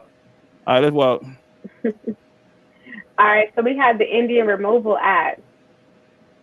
So basically, the people from the neighboring state of Georgia, they wanted the gold. That's what the Trail of Tears was all about. It was all about the gold, the wealth they found underneath these people's land. So Georgia passed a law that took away Cherokee rights and started giving away Cherokee land to Georgians. When the Cherokee protested to the U.S. government, they found that the new president, Andrew Jackson, would not help them. In 1830, with Jackson's support, Congress passed the Indian Removal Act. The act gave Native Americans new land west of the Mississippi in return for giving up their land in the southeast. The Cherokees knew this was unfair, and they determined to fight the act. All right, so this is, like I said, this is all that introduction to the Trail of Tears, and while we'll see a lot of people moving into that Oklahoma region as well. All right, so I wanted to say something on that part real quick. Go ahead. Yeah, on the Cherokee ended up fighting back. There was a series of cases that the Cherokee. At that time, you had John Ross, the leader, who was also of Irish descent. He had a Cherokee mother, but he had a Irish father. And they wasn't looking out for our best interest. You know what I mean? And so when they thought they played us, the U.S. turned around and played their ass, and they walked.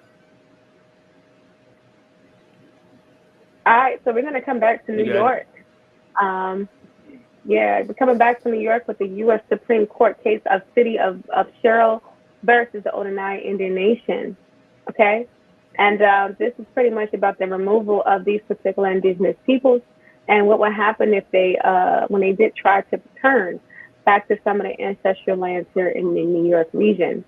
It says the Oneida has such immunity because for 2 centuries, the state of New York and the city of Sherrill had developed a quote-unquote justifiable expectations that their sovereignty over the parcels would not be disturbed. Okay? So, like I said, pretty much with this court case, it was very pivotal. And Oneida not being able to return, they were actually advised as well with their own removal act to go more towards the what we would call like the Midwest region. But as of years later, their descendants have tried to return, and the New York pretty much state and the U.S. Supreme Court will actually rule that this is technically not in their favor. So this is another way how they're able to take our land through these Indian Removal Acts and agreements. And use the doctrine of discovery to do so, which would be in this case of Johnson versus McIntyre, which our sister touched on. This was a case in which you had a guy buy land from Indians, and then you had another party come in who actually had a land grant from the U.S. And that land grant from the U.S. won, and what it ended up coming down to was that you could not buy land from Indians. What they were doing was taking the right of indigenous people that inherited lands, being able to pass down land to keep generational wealth going. Where this new system came in and they wanted to override it, and they did it in the name of the doctrine of discovery. So Marshall, based on the decision of the doctrine discovery, the discovery doctrine, referring to the way colonial powers laid claim to newly discovered lands. In other words, titles to the land lay with its discoverer. All right, titles to the land. So when you hear them say Christopher Columbus discovered America, when we know damn well it was people here, but see, he came under the doctrine of discovery. So anything that they discover is under European now, and now it's under the rulership of the church. You see what I'm saying? So this is how this plays. So this is going to affect all indigenous people, and then they're going to come back and write another story over it. And so so basically the doctrine had the effect of ignoring Aboriginal land possessions. All right, and you've seen that in other cases like the Marshall Trilogy, also the Cherokee Nation versus Georgia, also Worcester versus Georgia cases. Where we'll see this play out. Okay. All right, and I do want to also add that the doctrine of discovery has also been used to take lands around the world, actually, including Australia. All right, so we're going into the Black Code, or the Code New York, as it was introduced in 1685. And these are pretty much rules and regulations and laws that were on the table for people that were underneath Black status, what they would not be able to do, what they can do as well. Okay, one of the examples is that no persons assigned to positions of authority over Negroes shall be other than a member of the Roman, Catholic, and Apostolic faith, and the master who assigns these persons shall risk having said Negroes confiscated and punishment levied against the persons. And that, in comparison to the Black Codes of 1865, it was the same as preventing African Americans from working for more than one employer, and therefore from positively influencing the very low wages or poor work conditions that they receive. Another example of how these two codes were actually pretty much the same thing, but just different empires were using it, is that, let's go with, we forbid slaves from carrying any offensive weapons or large sticks at the risk of being whipped and having weapons confiscated. The weapons shall then belong to those that confiscated them.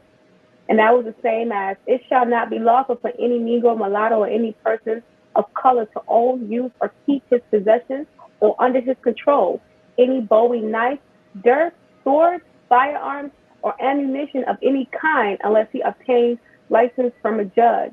The first one, go back to the Code of New York. We can do the green one real quick. It pretty much forbids slaves from gathering in any kind of group during the day or night. And it's the same as in 1865 with the Black Codes in the United States, where no public meetings or congregations of Negroes shall be allowed within said park after sunset. So you can see in a quick example of how these codes were pretty much simultaneously working to restrain those indigenous peoples and other enslaved persons from being able to have any sort of rights, even after the abolishment of slavery. Right, I wanted to throw in there too over here with the French case, because we'll see they end up dropping the Code Nori in Haiti, right? And yeah, them went nothing with them Sephardic Jews, them Hebrew Israelites that be on your corner every Saturday. Yeah, that was them. They put their ass out. A lot of them came to New York. That's why you got the Florida Reefs down in New York. You gotta watch it in South Carolina as well. Now I know that they flag had a crescent moon on it, right? You had Moors over there. You had a lot of them people coming out the Iberian Peninsula in that area as well too. But South Carolina, at that time, at one time, you know, South Carolina was a haven for those Black Hebrews. Yeah, you had the Israelite Society running there in the 1800s down there that they'll never tell you about. But like I was saying, that's how we know. But see, when we go back to the beginning of the bill, we showed that Christopher Columbus and them was the Jews. When they left, where Columbus and them went? They went to Haiti, bro. And in 1685, they put a lot of them Black Jews ass up out of there under the Code Nori. They walked. The Black Church, where y'all at? AKA Pan-Africanism. We ain't gonna start today. But yeah, Pan-Africanism was created through the Black Church. The Black Church assisted it. The AME Church at that. That's what Richard Allen was at, Absalom Jones, James Fortin. Those were a lot of the people that led the Back to Africa movement at that time. They came with their Negro conventions in 1830. They also brought in the labor unions down south. They brought in the pole bearers down there. Yeah, they were very effective Protestants with the Ku Klux Klan and the Protestants of running niggas off their land. Yeah, all in the name of Pan-Africanism. Let's walk. All bullshit aside, though, during the 20th century, the AME Church was active in civil rights movement and attending the needs to African Americans displaced in Northern Exodus. They had a guy by the name of Pap Singleton. They called him Moses. He led a lot of our family members out of the South off of their 200, 300 acre farms up into Kansas to go pay rent for a white man and be, yeah, man, for small wages. The great, talking about the Ku Klux Klan coming, we got to leave by daybreak. The Great Migration was a relocation of more than 6 million African Americans from the rural South. 6 million people, bro. How in the hell 6 million people lose land in the South? Where the hell y'all got it from? Who sold you niggas some land? If the United States had to run you niggas ass up off of it, who did you buy the land from? If you didn't buy, if they had to steal the land from you, if the U.S. listen to me, if the U.S. had to steal the land, where the hell did you get it from? I don't know no Africans coming out of a boat, because even the African out of a boat, he got to buy it from somebody. Who did he buy it from? Let's walk. Or how in the hell did you get that land? Let's walk. All right. So since we're talking about those 1 million Black families plus in the South that have lost their lands in the South, as you said, it's very pivotal to the economic decline that a lot of our people here in America will experience. All right. And they've also experienced this as well in the Caribbean, but this is now going to hit the American South. This is like pretty much the last stop on the colonization tour. Okay. So we're talking about this land theft that's happening. It says many Black farmers who avoided foreclosure were defrauded by white tax assessors who set assessments too high, leading to unaffordable tax obligations. So that's something that we've talked about before. I'm pretty sure a lot of you guys know how they would put taxes on the land now. Once our families were a part of their United States jurisdiction, they can tax the land. Unfortunately, a lot of times these taxes were unable for our people to afford. Okay. It says the lack of access to legal services put Black families' title claims in jeopardy. Lynchings, police brutality, and other forms of intimidation were sometimes used to force Black farmers off their land, and still more land was abandoned as Black families fled racial terror in the South. And I want to quickly add to what you were just saying in the last slide. Like I said, I encourage people to visit that website and please listen to the interviews of my ancestors, but they talked about that we didn't know what the KKK was, but they actually visited Port Washington, Long Island, and the first stop they went to the church. They didn't go terrorize and burn nothing else down. They just went to the church and they went and donated money to their church. Okay? And then they put a burning cross in front of the church. All right? So that's how we know that the KKK and these churches always had a relationship, and what would eventually happen to these families once they're pushed off of their lands, even in the North. All right? So I'm just going to quickly read this. It says, today, the vast majority of Black farmland in America is owned by white people or corporations. This is a fact. There are still lands that they are trying to take that they have not got a chance to use their eminent domain control. And this is why we are pretty much in desperate need to put our stories out there for once. Because I know that a lot of you all still have family in the South that have land. And unfortunately, they may or may not come across a time period where they're going to have to speak for still owning that land. A lot of you all may have land patents. You may be heirs to certain lands down in the South or even in the North. But unfortunately, you probably wouldn't know that if you have not done your genealogy. You'll be surprised what your family left in the South, being that you have now migrated to the North. All right? Most people in the North, you're only about 2 to 3 generations in the North right now. So you haven't even been here that long. So I always encourage people to go back and return South, find out what lands are still owed to your families, because for all you know, you may have 100+ acres while you think you have nothing. So we can go to the next slide. Yeah, that's a very great point. And you know, when we're dealing with these migrations, this is what they call controlled immigration. No different than what's taking place now. We look up at this administration, there's more niggas over here than more people that been here. All right, they bringing over everybody up in this motherfucker today. So, but it's called controlled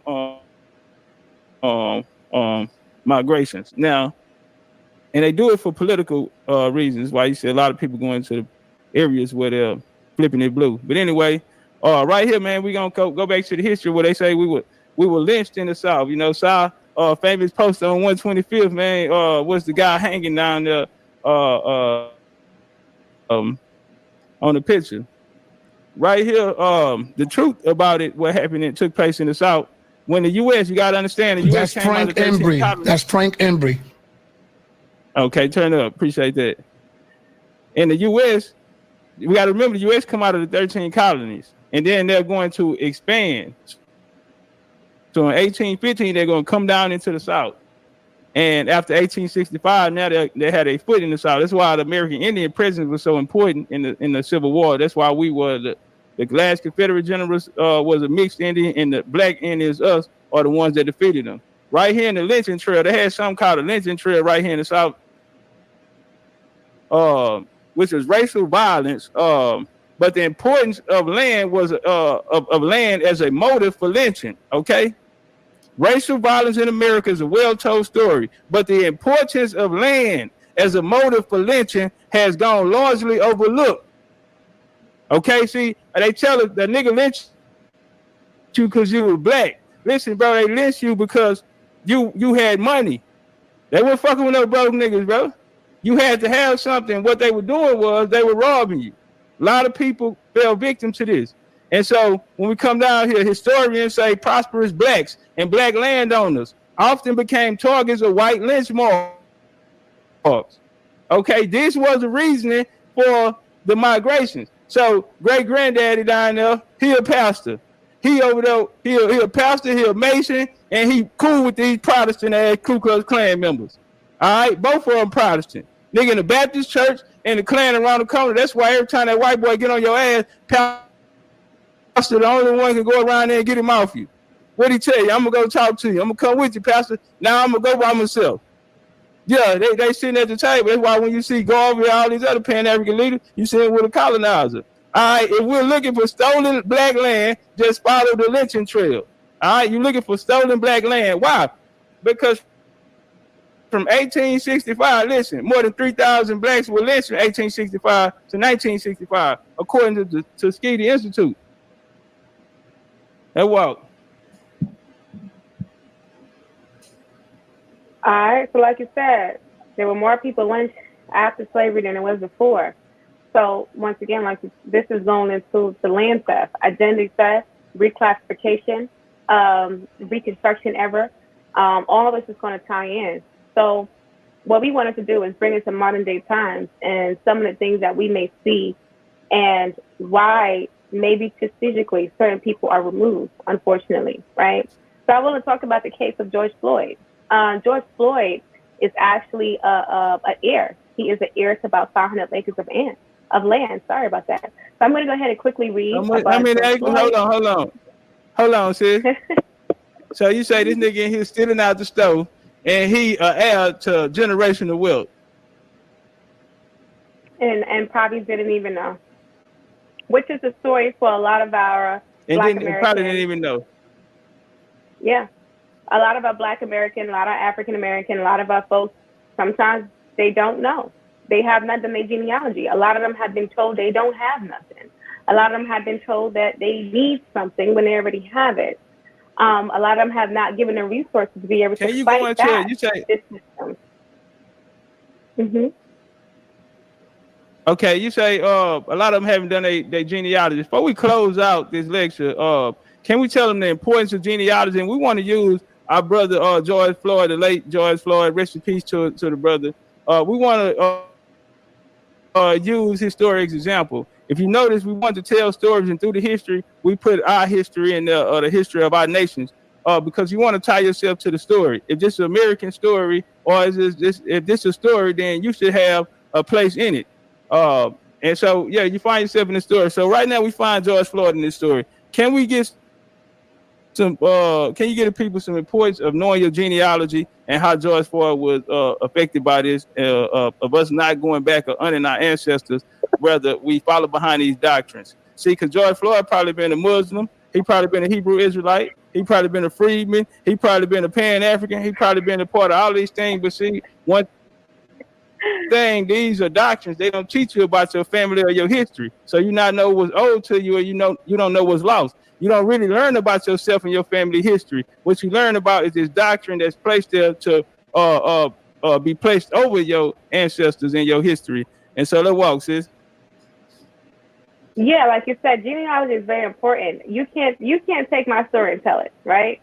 There's no textbook that would have told you my ancestors were part of some of your first basketball players out there. There's nothing that would have told you that, right? But I can tell you that story. I can tell you that story because I did my genealogy. I can tell you that story because I do also have oral traditions but my genealogy backs up what my oral story says, right? So we actually walk and live what we do because we can actually tell you stories. A lot of people can't tell you their story. They can tell you a doctrine. They can tell you a book. They can tell you X, Y, Z, but they can't actually tell you about their grandma, their great-grandma, their grandfather. And a lot of times they don't care. And that's very unfortunate that we live in this society.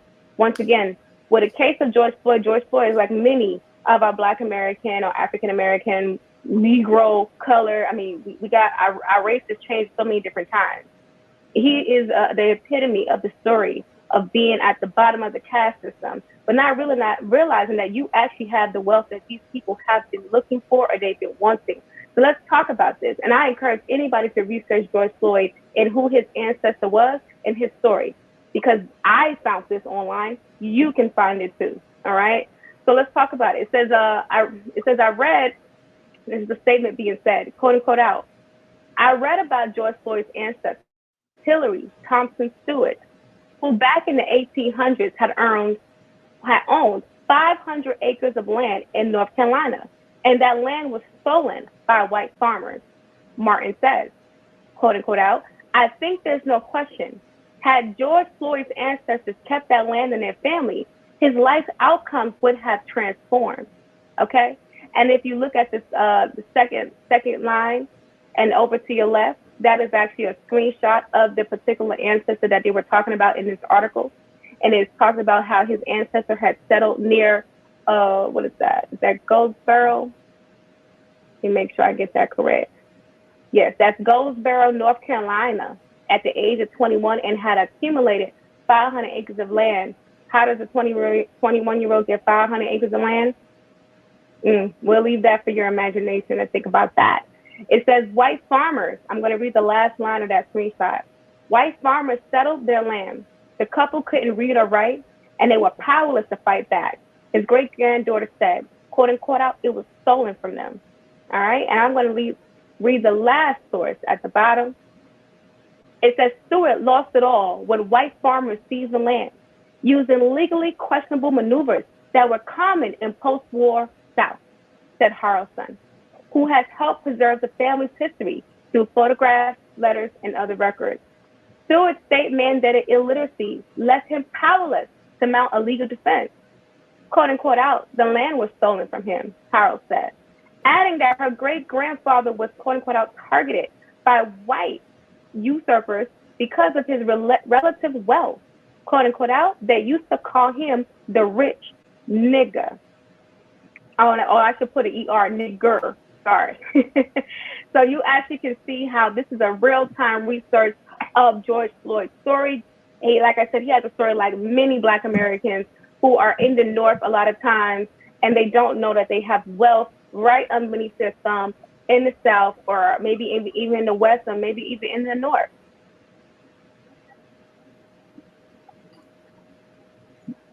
And with that, okay.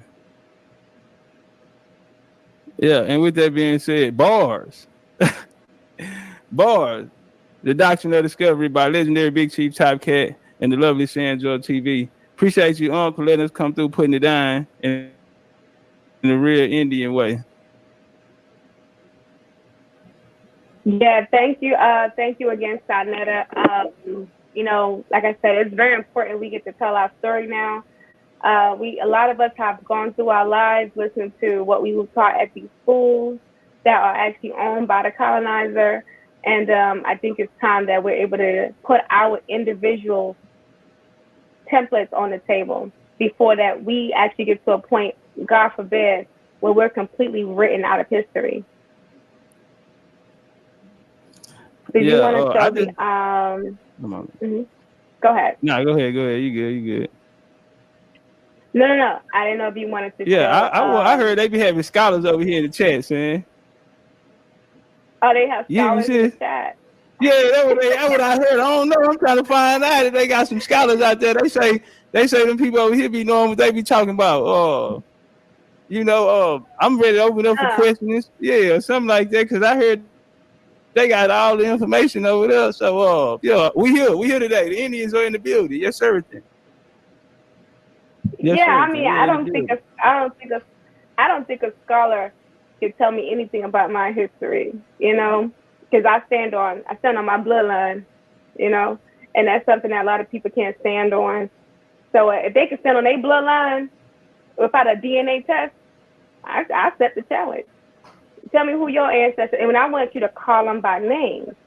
You know, we're not doing percentages. We're not algorithms where we just come out as percentages. Hey, Call your Shan. ancestors by their name. What's up? Shan, tell me why they got Lord Albert out here. Lord Albert, y'all, let me tell y'all, Lord Albert got caught out here putting out fake slave paperwork. Okay, bless his heart, Lord. You know, y'all know he'd have been a Kimite. That nigga have been a Moor. He'd have been a 5%. That nigga have been through every walk of life for the country community. And now he back with some made up shit, right? So much. You know, I wouldn't even call it made up because he actually do have a family member on the Freedmen's list. But just so happened that this family member is a slave owner. Yeah, because listen, this is what we got to understand, family. When they came out with the Freedmen's Bureau, right?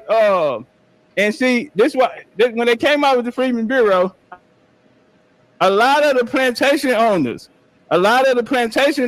went and filed for benefits from the Freedmen's Bureau. And Lord Albert ancestor went and filed for and right there he hired his wife. Okay, he sent his wife out, which was a slave to him. We have the documents. We went and looked it up. Albert out here with the cap got caught with fake slave paperwork, so he blocked me on Twitter because I exposed him. But it is what it is. I know he ain't gonna come up here acting like he knows something. Yeah, black European ass nigga. He said you want to call in. Hey, hold on, man. Hold on. I want to say congratulations to both of you. I mean, both of y'all make a dynamic tag team. You know what I'm saying? Great information from both of y'all. Great information, man. The way y'all was passing each other the ball. You know, I like that. Yeah. Up in there. Man, Lord Albert, man, you better watch out, brother. Yeah, appreciate it. If you coming up in here, Lord Albert, you better come in with a team, brother. You know what, Sarnetta? And I got words for Lord Albert too, okay?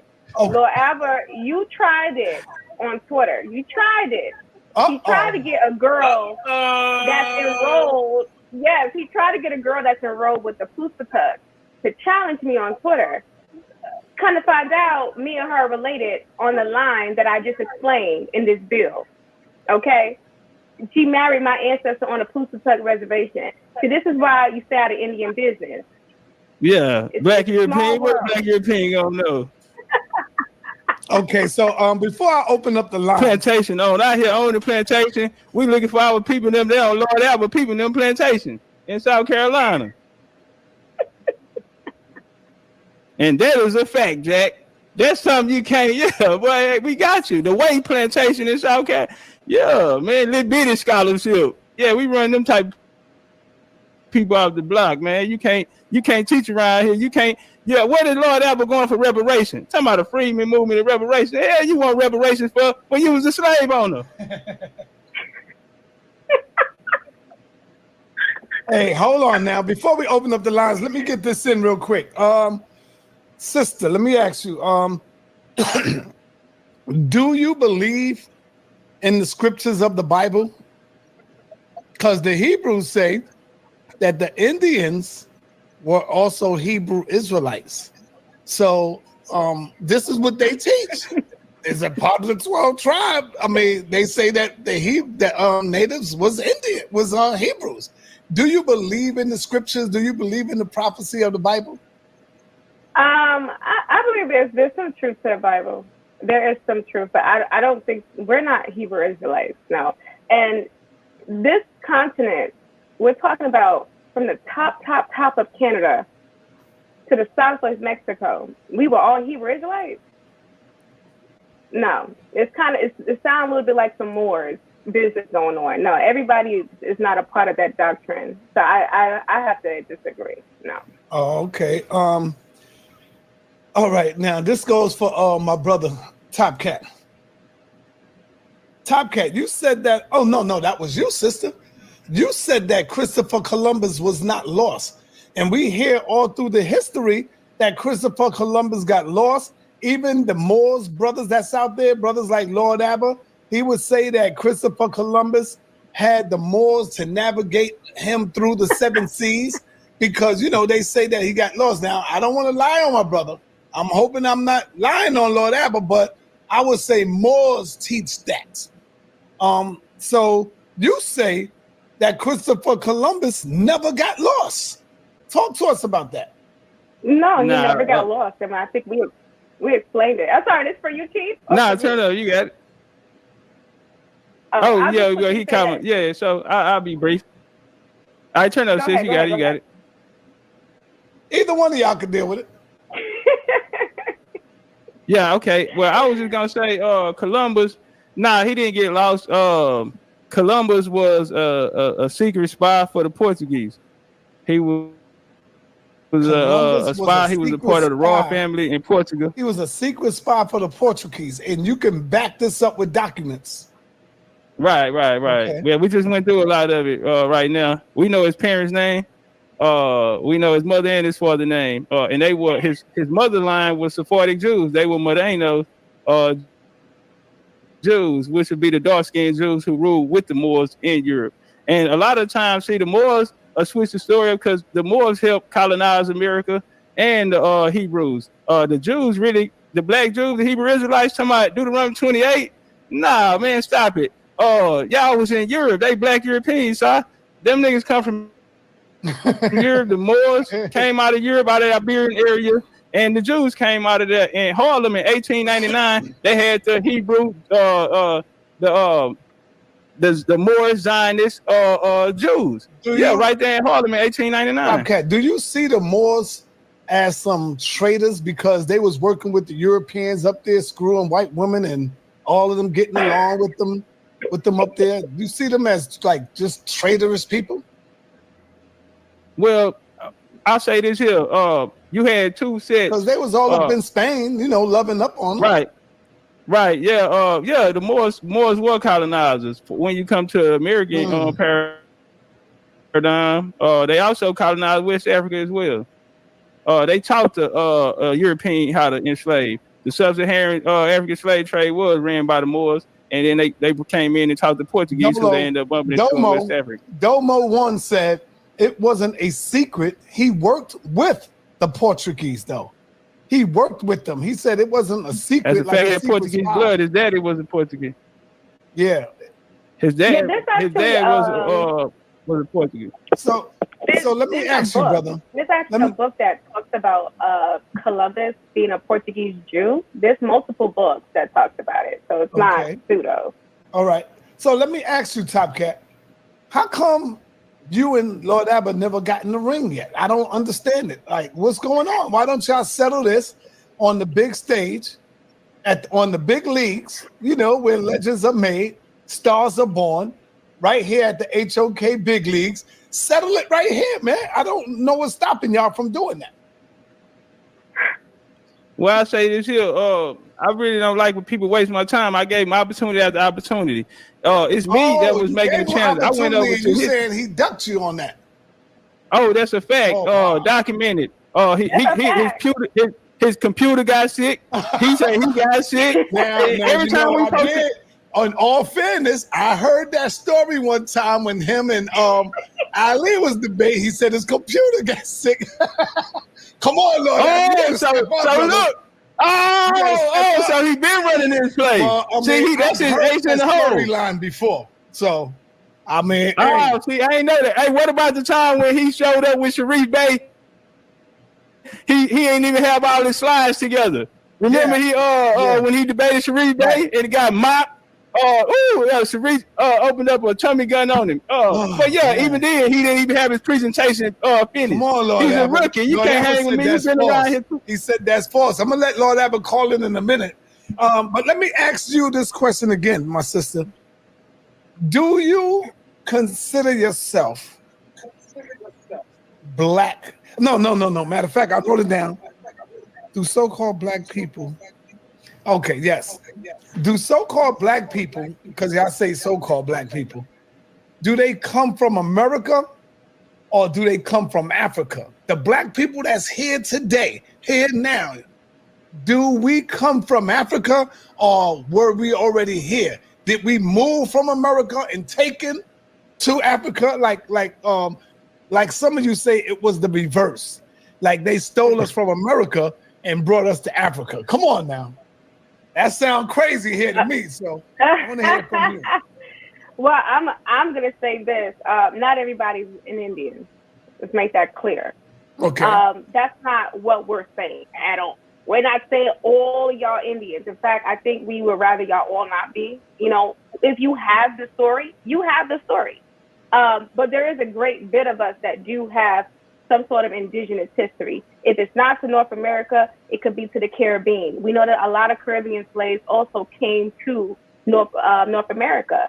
You can look at the story of Tatumba. Tatumba, she was actually supposedly a witch that was put on trial during the Salem witch trials. She came from Barbados. She was described as an Arawak Indian. And she was also described as being brown skin or dark with long hair, jet black hair. So I'm not going to say everybody's an Indian. So there were some of us that were here that were of this complexion, darker or lighter. And there were some that were also brought from different regions of the world. We have to understand the 13 colonies were penal colonies. Penal colonies mean they were prisons. So there were a lot of people sent to these plantations to do indentured servitude or serve us inside a contract on these plantations. So you might have a story that comes from Europe. You might not be an African directly, and you might not be an Indian directly. You might be some of these Europeans that came and that were expelled out of Europe. With your knowledge and understanding, where will you say life began? In Africa or America? I'm going to have to say that my knowledge, I think we all derive from where we are. That's my stories. And the reason why I say that is because there's plenty of tribes that would say they derived from their soils. Not, they were transported or they migrated through a Bering Strait, which, you know, the Bering Strait theory has been debunked.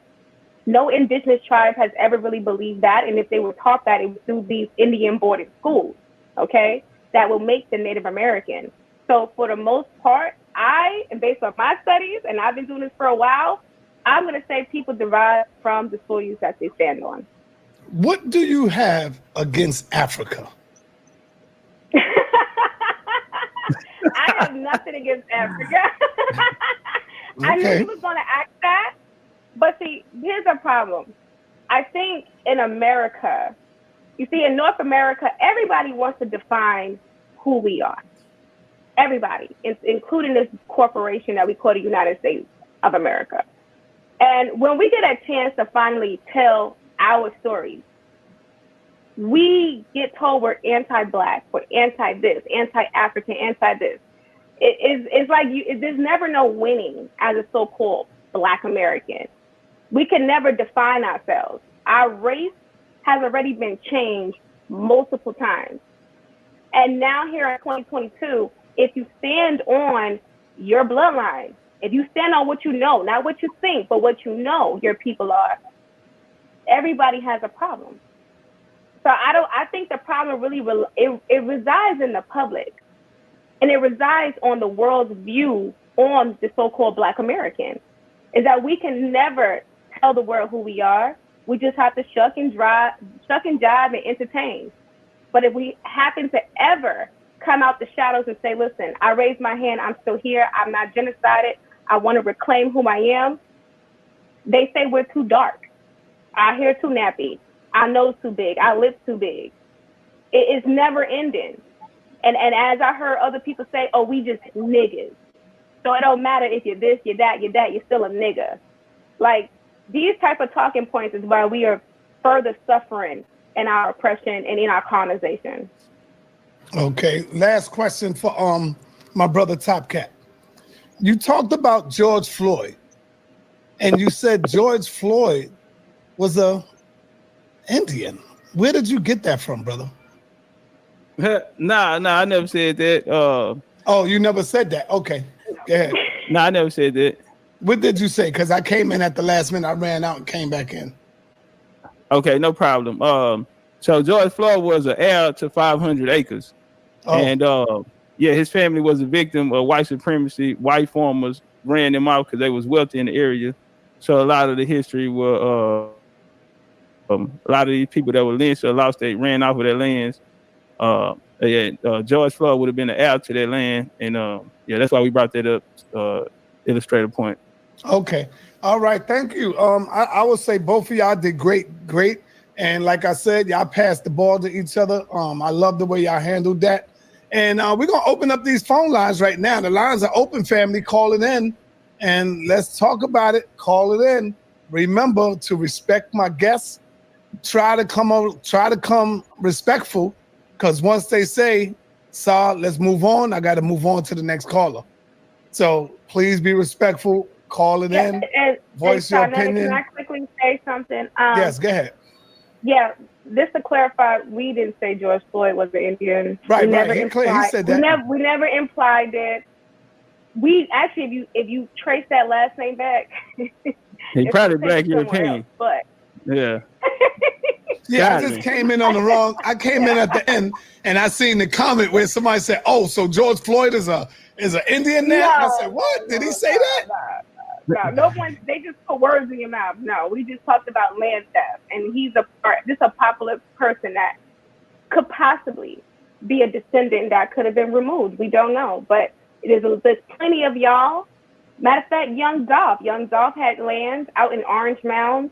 And if you know what a mound is, you do the math. Yeah. Okay? Well, let me let you know too, Topcat. You got a killer, Indian killer in the chat as well. He go by the name of Rob Barnes. So just be careful. Let's not try to wake him up. Let's try to keep him sleeping right now. Don't wake this motherfucker up here, man. Please, man. We got Rob Barnes in the building. I thought I was at the cemetery when I looked at the chat. I seen so many dead people out there, man. Oh, man. Oh, boy. Hey, I see Rob Barnes is saying, Khalid Muhammad, bring your spirit back inside. Rob Barnes don't understand. Let me try to make Rob Barnes understand. To accept, press 1. To send a voicemail, press 2. Rob Barnes don't understand that if I was to bring the spirit of Khalid Muhammad back, I wouldn't have no friends, brother. I wouldn't have a show. I wouldn't have Hebrews. I wouldn't have Muslims. I wouldn't have Moors. Understand that this is also a business. And see, sometimes shit go over people's head. So let me try to say that again. Let me relate that to you slow.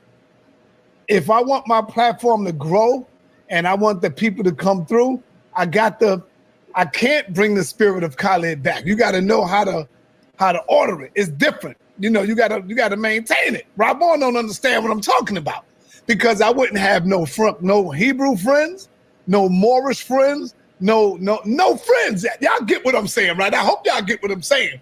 But Sarnetta is always going to be Sarnetta.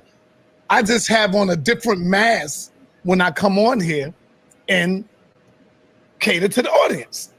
I hope y'all understand what I'm talking about. So without any further ado, peace and Black Power family. What's your name? Where you calling from? Peace and Black Power. This is Jose coming from Pittsburgh. Peace and power to the guests that you have on the show. Sister and brother, very informative. Appreciate the information. Now, personally, I'm not going to tell you that you guys are not who y'all say y'all are. Now, I may have my own belief where I think that some of y'all might have African DNA, but then again, that's speculative because I don't know, right? But what I want to ask is specifically Sanjor. Sorry, am I saying your name correctly? Sanjor. Sanjor. Yes, sister.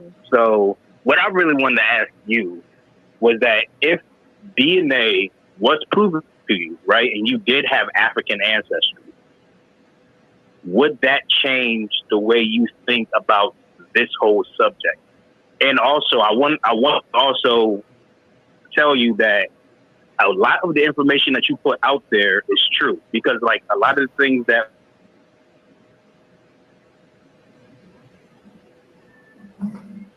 Yeah, y'all can hear me?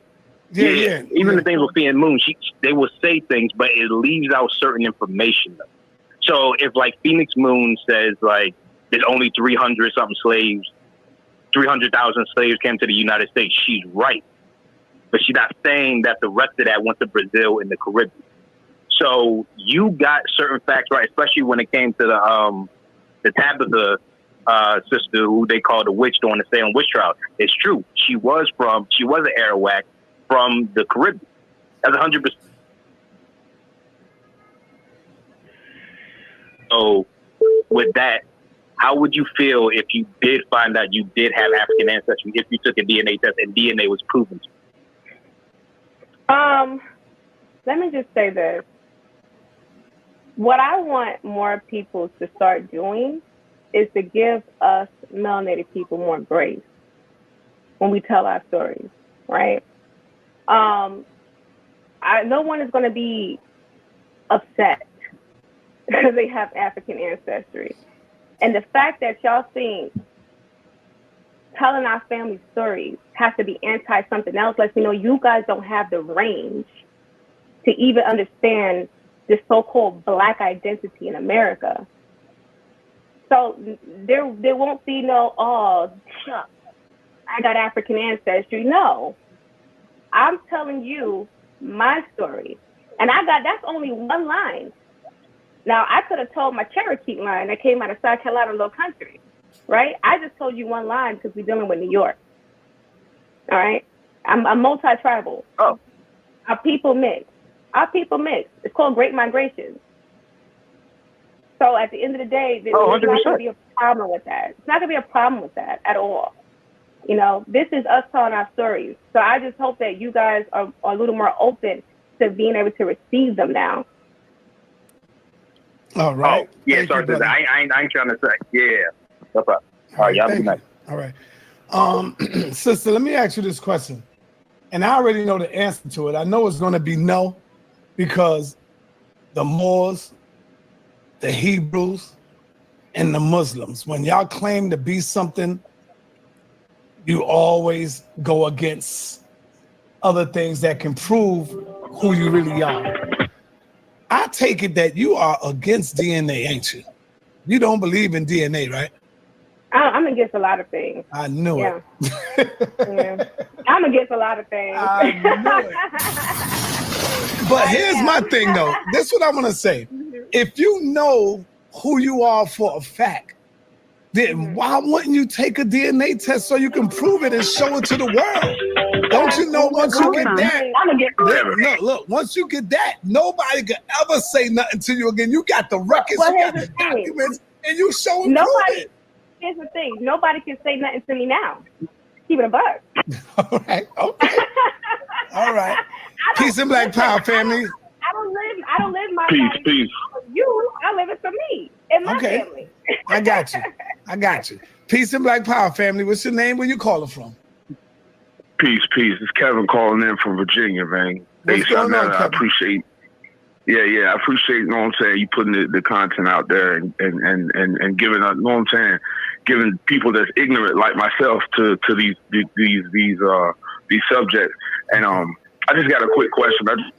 Go ahead, brother. Go ahead. Someone such as myself, like, how would I go about finding out who I am and where I'm from? Because I'm right here on the Carolina-Virginia border, and a lot of shady shit been going on, you know what I'm saying, like with land and whatnot. And I just want to know where I'm from so I can call my niche and hand it on to my children, and then, you know what I'm saying, hopefully they'll keep it going. Topcatz, you want to answer that? Yeah, no problem. Peace, brother. Do you have so do y'all have any oral history in your family? Did you do you have any grandmas? Do you know where your grandma came from? Yeah. My grandmother, well, actually, my grandmother's side of the family came from Carolina, and we did the whole Ancestry.com, and I got a list of names that go back maybe 2-3 generations from her father and her mother. So when you say you mean the ancestry DNA test, or you mean? Yeah, well, my grandmother did it. All right, no problem. Did your grandma? Do you have any of your family members? So you had Indian in your family? I believe so. I've heard stories. I think my grandmother said that her grandmother was a full blown Indian, but I don't know exactly what tribe or whatnot. But tribe, you know, that's the whole. Yeah, that's the whole thing. I want to know, man. I want to know. All right, yeah, I thought it's okay. Right now, I'm man. sorry, go So ahead. what we do is we genealogy based. Yeah, no problem. Yeah, so what we do for is this American Indian paradigm, which is not the Aboriginal paradigm. Aboriginals don't know their family history. They're following the doctrine out there, some made up shit that we running off the block, like we ran all these other doctrines off. But in your case, brother, what we do is we trace genealogy. So since everyone comes from someone, everyone has a mother and a father. What we do is we document this history of the mother and father. So that mother and father has a mother and father who has a mother and father. So we trace these and we collect records on them, whether it's census, marriage records, these different census records, these militia records, military records, different things like this. And we track our family through history in this country. And so, man, we'd like to help you out, brother. We do genealogy class on Wednesdays, man, up on my channel, man. So we'll love to help you out. If you really want to know or really want to help, and it's free, we do all people service because we know how people been through. And so, yeah, man, we can help you find your family if you really want help. All right, thank you. Yeah, man. Hey, can y'all drop the number, please? Drop the number in there. The people don't know the number. Let's go, y'all. Call it in. Call it in. Let's go. Call it in. All right, peace. What's up? What up, Sly? Can you hear me? Because I know my phone be giving y'all problems. Who's calling? It's me, Chris. Chris, what's happening, Chris? What's going on, man? Uh-oh. Hold up. I just beat him up yesterday. You beat Chris up too? All right, hold on. All right, Chris, what's happening, man? Now, my man just said some of the most pseudo stuff I've ever heard in my life. Not to mention yesterday when he came on that panel with me and Team Osiris talking about he was from the Catawookie or Iroquois, and I don't know what he said. But he just said something that didn't make no sense. He said they do a genealogy class. How are you doing a genealogy class without the study of genetics? That is modern science. Come on, break that down for me. Topcatz, answer that. Oh, okay. Hey, see, we're in the game of tangibles. You feel me? Things that you can reach out, touch, and feel. Y'all, and it ain't nothing but the colonizer. Every time you hear science, all I hear is the colonizer. They running out here pushing that what the white man used to come and colonize the Americas and West Africa and all the indigenous people. Yeah, man, stop it. And Chris, since we on this topic, you say how do we change reality? You know just how. Hold on, real quick. So you want to answer the question? We can finish. Yeah, this is Q&A time. That's what we do over here. Yeah, real quick. Because you didn't answer my question. I want y'all to hear what he just said. He said that's the white man's colonizer thing, but everything you read comes from the white man and the colonizer. Where is your genealogy book at? And that's end it. You can end the conversation right there. Where's that at? Okay, I got you. No problem. He is, and y'all lucky. No, I'm yelling because I want to be able to be heard. I'm on my headset. I'm not yelling at him. Go ahead. Yeah, no problem. No problem. I just want your picture up here so they can know I'm talking to the Ku Klux Klan. Anyway, how do I know? Well, let me show you something, bro. When you're dealing with me, first off, my people recorded their history. We had land in Texas over 190 years old. We had land in Louisiana almost 200 years old that we just got through doing the land session on. Yeah, you have graveyards out there. We have cemeteries. We have family Bibles, which I shared on your show yesterday. And we have the documents, brother, to prove our genealogy and our lineage here. Now, you on the other hand, you just have, didn't you tell me where you say your people were from in West Africa again? I'm a descendant of West Africa. No, don't you run. No, I'm not sure. Hold on real quick. I'm not sure. I'm telling you, I'm not sure. We don't know. So damn, hold on. You come in here with science, and science didn't help you out. You telling me I need science and it didn't even get you no damn well? I'm further than you with my message. Okay, that's cool. Yeah, I know Hey, it is. if I was Let's you, I call would be him. laughing. You need to dump. Hey, sister, you need to dump this zero and get with this Let's zero call him, right here. Shanetta. We done with him.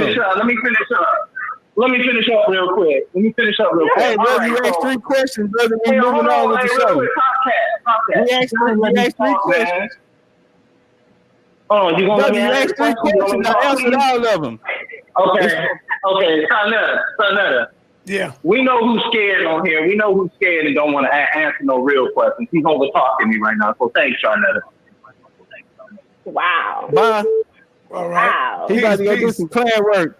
Wow. Wholesome. All right. Peace and Black Power. Peace and Black Power family. What's your name and where you calling from? My name is Lakeisha and I'm calling from Houston. All right. What's on your mind, sister? I want to say that I've been watching, and I want to say thank you to Shandor and Topcatz for basically speaking the truth of who we are. It's been hidden for a very long time. My grandmother told me the truth of who her people were. I am American Indian, and I do have dark skin European, and I do know about that. And I'm learning. I'll be honest, when my grandmother told me the truth, I didn't take her serious at the time. It took years later for me to sit here and say, okay, she's right. So I want to say thank you as a person, because my people come from Mississippi, Louisiana. I can literally pinpoint you to my Irish, dark-skinned Irish great-great-grandfather. I can tell you the American Indians that's in my family.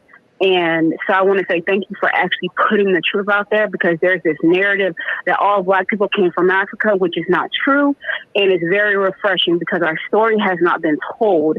And now what you're seeing is a switch and change in when our story is coming out and being told. And I want to say thank you guys for that. All right. Hey, sister, go to my homepage and please become a member, because with your membership, helps us get more powerful scholars like these two up here that I got here.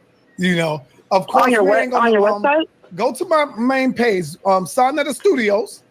You go to Sonetta Studios, and you'll see it where it says join, and you join the membership. The membership helps bring in scholars like the Topcatz and the sister here. Everybody is. We always gonna disagree with each other because that we are unique people. We ain't gonna never all agree.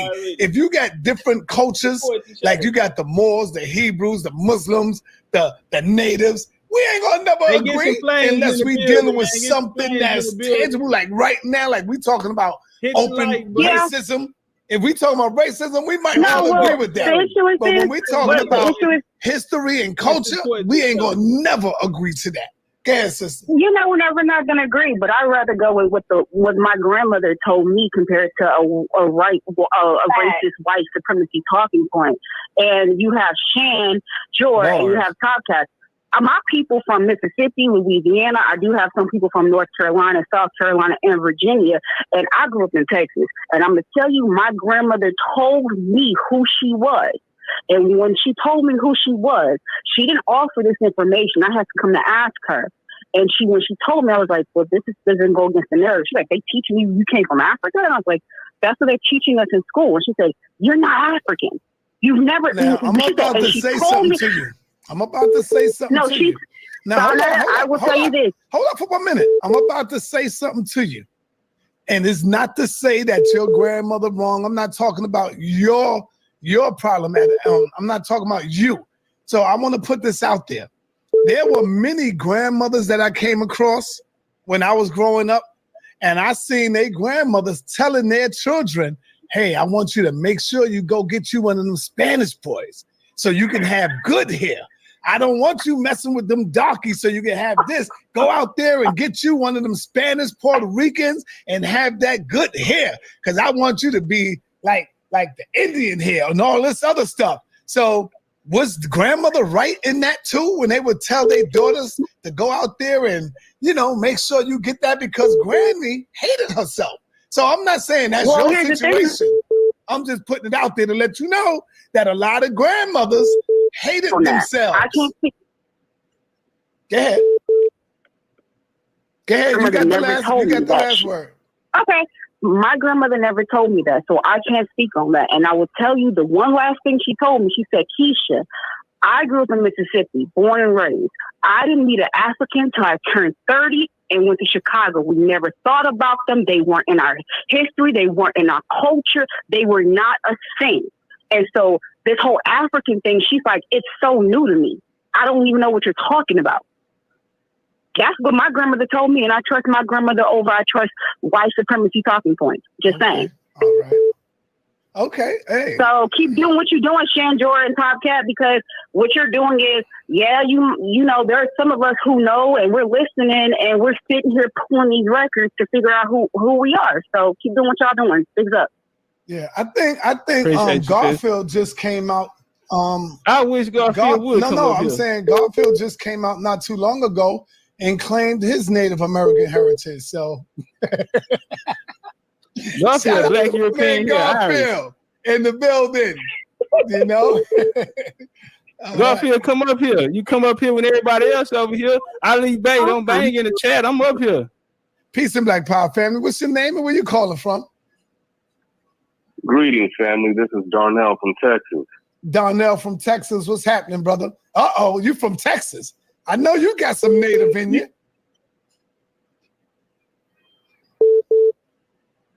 Peace, Legendary Topcatz sisters. The information that you guys are saying and speaking on tonight is very much on point. My young daughter asked me a question of where we were from about a year ago, and I took the time and energy to do my genealogy, a hookup with Brother Kuti Mayo, and we were able to go back hundreds of years. It was a lot of work. You have to talk to your ancestors, the oldest people in your family, and really do the work. Blood, urine, saliva cannot go back hundreds of years to the graveyards, wherever they may be, and be housed in the library, where one day at a time you will go back and ask for that information to compare mothers and fathers to find out who that child is in present day. You have to be a living person to find out who you are. You can compare to a living person today. That's not true, but to go back hundreds of years. That's not true, brother. Excuse me. To go back hundreds of years, the migrations, and again, I found my people here. And I also found my people in Europe. Zero African blood. And I used to be a Pan-African. I went by the name of Pianki out there in California. Well, let me say, family. Let me say, and I brought him out to California. Hold on for 1 minute. Hold on. This is Pianki? Talk to me. Is this Seti uncle? No, right? No, that's not his uncle. I spoke to his uncle. I know who he is. Okay. Because I was about to say, all right. All right, so let me tell you this, brother. The thing is this. I took the ancestral DNA.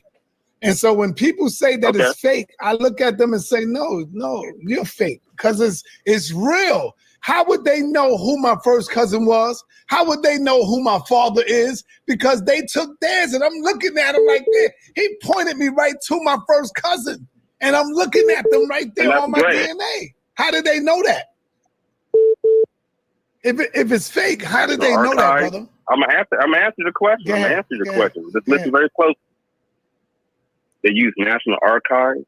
They use the U.S. Census. They use marriage licenses.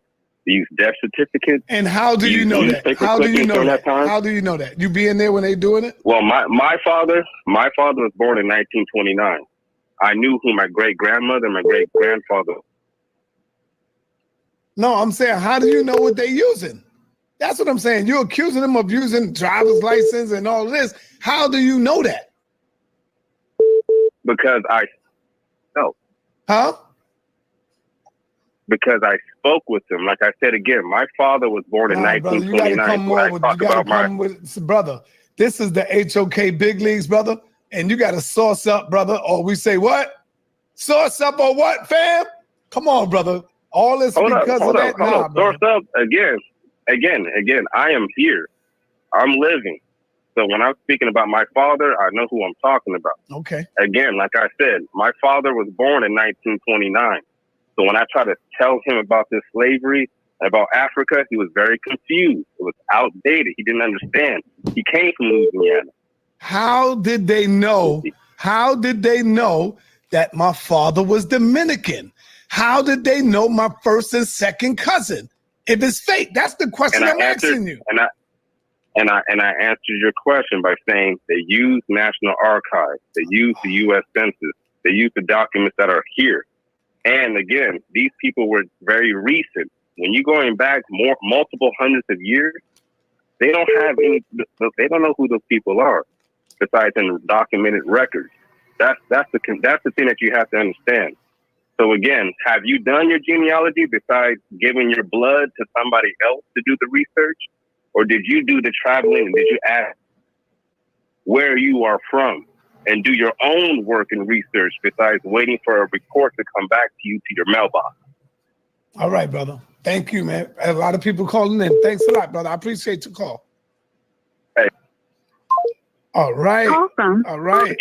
Peace and Black Power family. What's your name? Where you calling from? Peace. This is Akim Mahada calling out of Texas, man. All right. All right. What's your question, brother? Hey, I just wanted to tell you this, man. I hear a lot of questions about DNA. It's a piece that y'all are missing. You missing geographical frequency of population of them haplogroups, right? Brother, do you have any question for the Topcatz that you just seen the presentation with, brother? That's what I want y'all question to go to these two that's up here. I have no questions. I would tell you shout out to the Indians. Mississippi stand up, Tennessee stand up, Texas stand up, Indians tribe up. All right, peace. Call it in, y'all. If y'all don't got my number, throw my number up in there, fam. Let's go. Throw it up. Where are them scholars out there? Where are them scholars? I see a lot of people in here who say they scholars. Garfield, why you ain't hit the link? Yeah, I'm surprised. Why you ain't hit the link? Got Garfield and Lord Abba running, man. You feel me? Y'all doing all this talking. I'm right here. Word, he here now. What's happening? I'm surprised Garfield ain't calling. Garfield been running for me. Man. Hold on. Hey, Professor Larry, what's up, brother? What's happening? I'm live right now, and I got two Native American Indians on the line. One being Topcatz, and he's here with his sister, and they are saying that they are Indian, brother. Do you have... Matter of fact, first of all, welcome, Brother Larry, y'all. He's home. He's all right. He's doing a lot better. He's back. The people was a little concerned, brother. And so now that we got Professor Larry back in the building, what do you say to that? That the people that look like me and you, I mean, they look just like me and you, Larry, and they saying that they are Native American and they ain't got no African in them, brother. What do you say to that, brother? Well, Silent, it depends on when they tracing their ancestry, right? Because I know you got some Native in you too. You said your grandmother. Yeah, but there's also no such thing as an African, right? All right, yes. And there's also no such thing as an Indian. Okay. You had a ignorant European. He thought he was someplace he wasn't.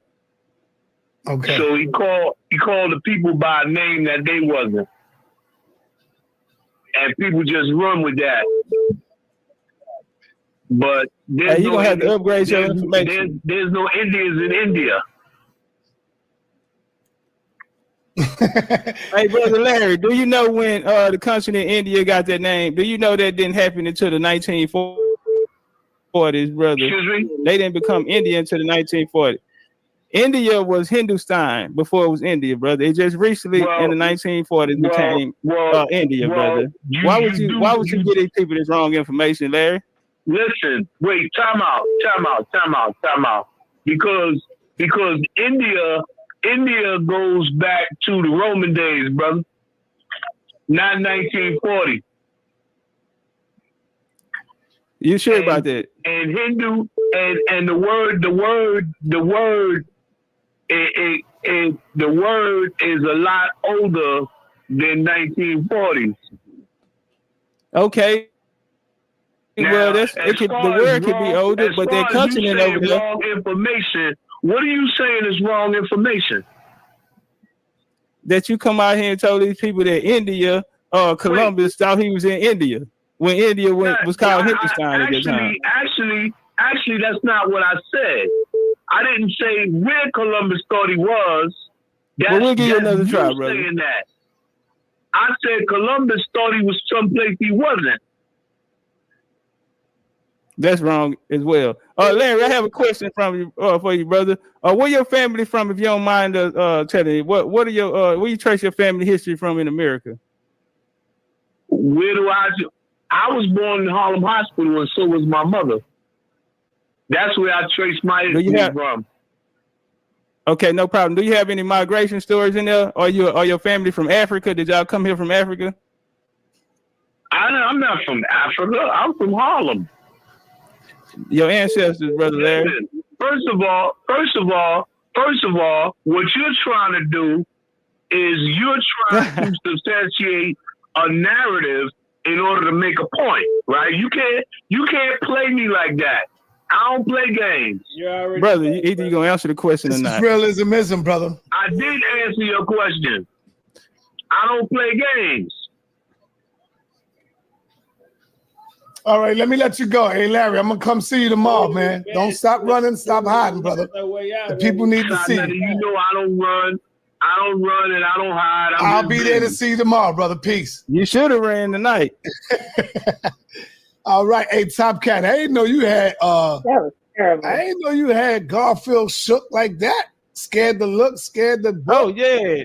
So I never know none of these dudes. All of them, man. Listen, I do all of them the same way. Yeah, period. Man. They be coming out here winning debates and championships, and they see me in the street and go the other way. Yeah, they see you and they get to going. Hey, you watch Tank Davis? Oh yeah, that was a night. That's how I be doing it. 6 knockout round knockout. Yeah, I seen you got off to go watch the Black fight. Power family. We got brother Sekou in the building. What's going on, my brother Sekou from Africa? What's up, brother? Likes up. Make sure y'all. I'm doing good, son. Good All evening. right. Whenever you call in, I know you calling in with some wisdom. I know you calling in to teach, and I'm gonna pass you the mic, brother. You got the floor. Yes, thank you very much, sir. Can you hear me clearly? I hear you clearly, brother. Okay, I just want to thank your panelists, and I've been listening. My question to them is, are they aware of the African origin of humanity? Do they believe in that as well, or they don't? That's the first question. Second question to that. Hold up, let them answer the first question. Who want to take on that? The African origin of humanity. Come on, sister, you want to deal with that?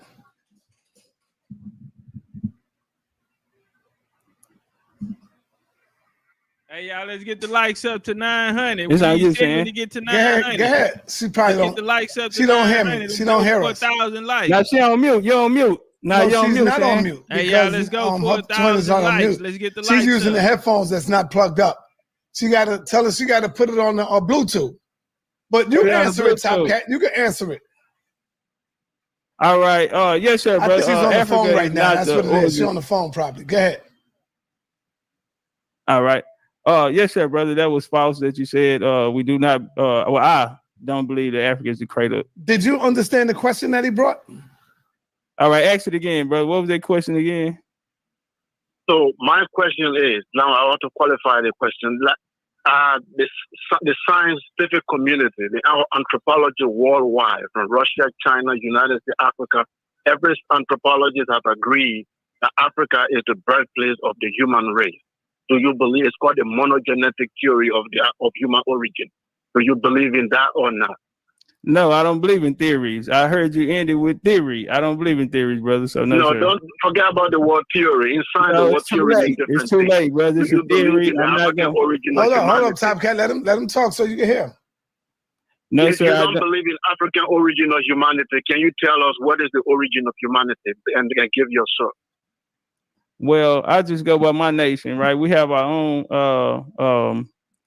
Genesis. We have our own story, and our creation story don't come from Africa. It actually derives from here in the Americas. I'm not dealing with myths. I'm dealing with science. No, you're dealing with theory. According to you, I'm dealing with science. The monogenetic theory, the war theory there, forget about expert know what theory means. I'm asking you, what is the origin of humanity according to science?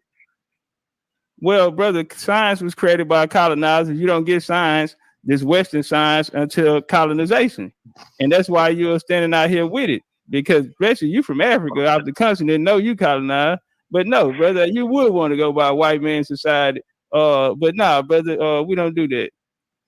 We don't believe in theories. Okay. Okay. So it's clear you don't know the origin of humanity. Now, second question. The part of the world that you habit, when did your people migrate to the America? Do you know when your ancestors moved to the America, or they came out of the ground there? Do you know when they moved there? Okay. Yeah, my family didn't migrate to the Americas. Like I said, we have our origin stories and creation stories from our nation of people, as indigenous people here. And our origins have always been in America, brother, like our origin story state. Yes, sir. Okay. If you have always been there, how is it that the melanin in your skin, with all the Native American there, we can tell by their migration that they have lost the melanin content in their skin because they migrated to West Asia before moving to America. If you have never migrated from anywhere, how come you have the same melanin content as the African? Because I'm looking at you right now, you could be from Nigeria. Boy, you lying. Stop it. Because I've been there and they don't think I look like them. Let me tell you something else. Boy, I bet you turn your camera on, I don't look like you. But to be honest though, brother, I'm in Texas right now, bro. It was like 103 degrees today outside. You feel me? You talking about hot outside and how do I get the melanin? I say this here, man. What you're doing right now is a colonizer tactic. See, y'all then took on the ways of the colonizer. I'm looking at you right now. Sir, I'm from Africa. You look like any of my brother and cousins. And I'm asking, how come the Indians? How come you have the melanin content in your skin like a West African? How come other Indians, the light Indians, don't have that melanin? Okay. Can I you jump explain in? that logic scientifically? Yeah. Okay. I don't want to hear about tribal stories. Okay. So here's the thing. Because I don't know what you said before my AirPods went dead. I just put my other AirPods back in. But I can repeat the question. No, it's fine. I'm pretty much getting the premise of where you're going. Once again, what is the problem that you all are having with the fact that people have their creation stories? Because every tribe around this world has a different creation story, and they don't stem from no monkey come out of East Africa. Okay, you don't know the origins of humanity either. You don't know the origins how this planet was created either. But here you are trying to gaslight a situation because you don't want to respect the fact that there are Black Americans who know who they are. Okay? We just want that more Africans can help support us as we're trying to get our land back. We're trying to tell our stories. We don't need no more of somebody trying to do lookism and look scholarship. Okay? Let me ask you a question before you hang up. Is it possible for you to respect who we are and to still be somewhat of an ally to us? Yes, I can. Can I respond? No. Let him explain that explanation because that was very just. Tell me that you are. Yeah, you asked me a question, and you can be an ally to us. Instead of trying to take us away from our own homeland where we have land. We just went through almost a 2-hour bill showing who you were, and the only thing you took from it was to say that we look like something that we're not. What's the miscommunication that's happening here between America and Africa? Okay. Why can't we have this relationship? Yes, I can explain that if you give me the chance. Go ahead, explain. Go ahead. Okay. First of all, this is the HOK, the House of Consciousness. Here we deal with facts, we deal with science, we don't deal with mythology and we don't deal with make feel good. I can't tell. It's not about how you feel. Let me finish. It's not about how you feel. It's about the fact. And here in HOK, the Sarnet, I always tell her, I'm coming, let me learn. Here we deal with facts. You give your sources and what have you. When we talk about the origin of humanity, this is anthropology. I can name you Professor Leakey. I can name you anthropologists around the world who have discovered the discovery of Lucy in Ethiopia dates back to 1.5 million years old. And this is fact. And we have the bone in the museum. We can take you there. We have the culture. We have everything. Now, if we talk about the origin of the Native Americans, you are talking about your tribal story. If everybody come with their tribal story, that's no longer knowledge. We are now dealing with religious fables. If you are in a classroom and your child asks you what's the origin of humanity, what are you going to tell them?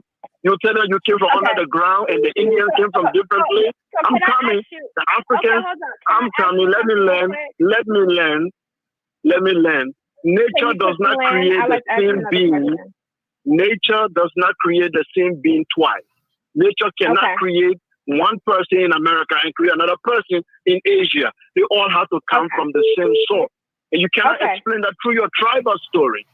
Okay. What tribe are you from, sir? I am a Mandinga from West Africa. What's your origin story from the Mandinga people? The Mandinga people have a mythological. They have a mythological story that we can. No. Hold on. I don't want to hear what you want to classify it as. I want you to tell me what is your origin story. Don't tell me that's a mythology. Just tell me the story. It's the divine force Ama created us. Okay, on the Mali is from the Mali Empire, and we know it's a mythological story. Okay, they created you for the Mali Empire. And where did the Mali Empire come from? Watch what we about to do to him. That's what I'm telling you. It does not tell us where the Mali Empire came from. It just says we were born in the we know not from historical fact. Watch what we about to do to him. Out of the Mali Empire. Why you down there riding this African nuts? You came to the Mali Empire. And where did the Mali Empire come from? I'm just want you to walk me down. Yeah, the tribal story does not explain the origin of Mali Empire. Okay, so because your tribe can't explain your origins, you feel like my tribe can't explain my origins. No. You are mixing. You are calling apple oranges. That's not how it's done. Did your tribe tell you that you came out of East Africa? I'm just telling you that you asked me for the creation story. I asked you a simple question. Did your tribe tell you that you migrated out of East Africa? Okay. Now, am I going to answer? Are you going to allow me to answer? I've been waiting for you to answer. Yeah. There are different creation stories. There are other oral sources that said the migration came out of Sudan. Not it mentions particularly the Sudan, that's where the migration came from. Yes. There are different tribal stories. That's what I'm telling you. There are many. It's not just one. Okay, let me ask you this question, brother. Go ahead. Do your tribal history tell you about Lucy? No, it doesn't talk about Lucy. What a miraculous Okay. So because it's not a scientific story. No problem. Hold on, brother. I have a question. What a miraculous guy is. So, did your tribe learn about Lucy after colonization? After they were colonized? It has nothing to do with colonialism. It was a discovery. No, listen, brother. Do not do that. Hold on. Let's be respectful because you had a lot of questions and we are answering them. I'm respectful. Did your tribe learn about Lucy after colonization, after they met the colonizers, brother? Yeah, the discovery of Lucy is just... Yes or no, brother? I think it's in the... Direct question. All I need is yes or no. In the 60s. I said, yeah. After colonialism. Okay. Well, I have one more question, right? So you're saying that it's better to go by the colonizer information than your own oral tribal history, right? I made a distinction between my tribal the story and colonizer scientific fact. Listen to me, brother. Listen to me. It's just a yes or no. So are you saying that the white man signs? Listen, I make a difference no problem. between my tribal mythology. Hold on one and second, brother, so you can hear the question. I want you to make sure you hear the question so you can better give better answer. Yeah. So are you saying that the white man word holds more weight than your tribal creation story? Yes or no? The white man did not create Lucy. Yes or Lucy no, was brother? Yes or no? Yes or no? The answer is no. But Lucy has nothing to do with what. Time out. I want y'all to see that white man did a number on us, on our people, man. We had orders. Hold on, brother. I call this a teaching moment. Okay. Our brother right here, and I want to appreciate him coming and having these questions and being honest with us, right? Because as we see right now, what is happening is indigenous people have their own stories. But after colonization, now a lot of people want to go with the colonizer story and go with their own story. That's why a lot of people out here claiming Pan-Africanism, Hebrew, Moors, Nation of Islam, and etc. When their family, when they have no bloodline ties to a lot of these, their family tell them at home who they are and their family history. They come out to the world and become indoctrinated. They feel as though the colonizer's word has more weight than what their tribal history has, and that's why we're having this conversation right now. But I do want to appreciate you, brother. I have one more question. Are you guys saying science belongs to the white man? Western We're science. saying that science. That science. Yeah, belongs to the white man. different type of And science. you said, hold on. And here's the thing.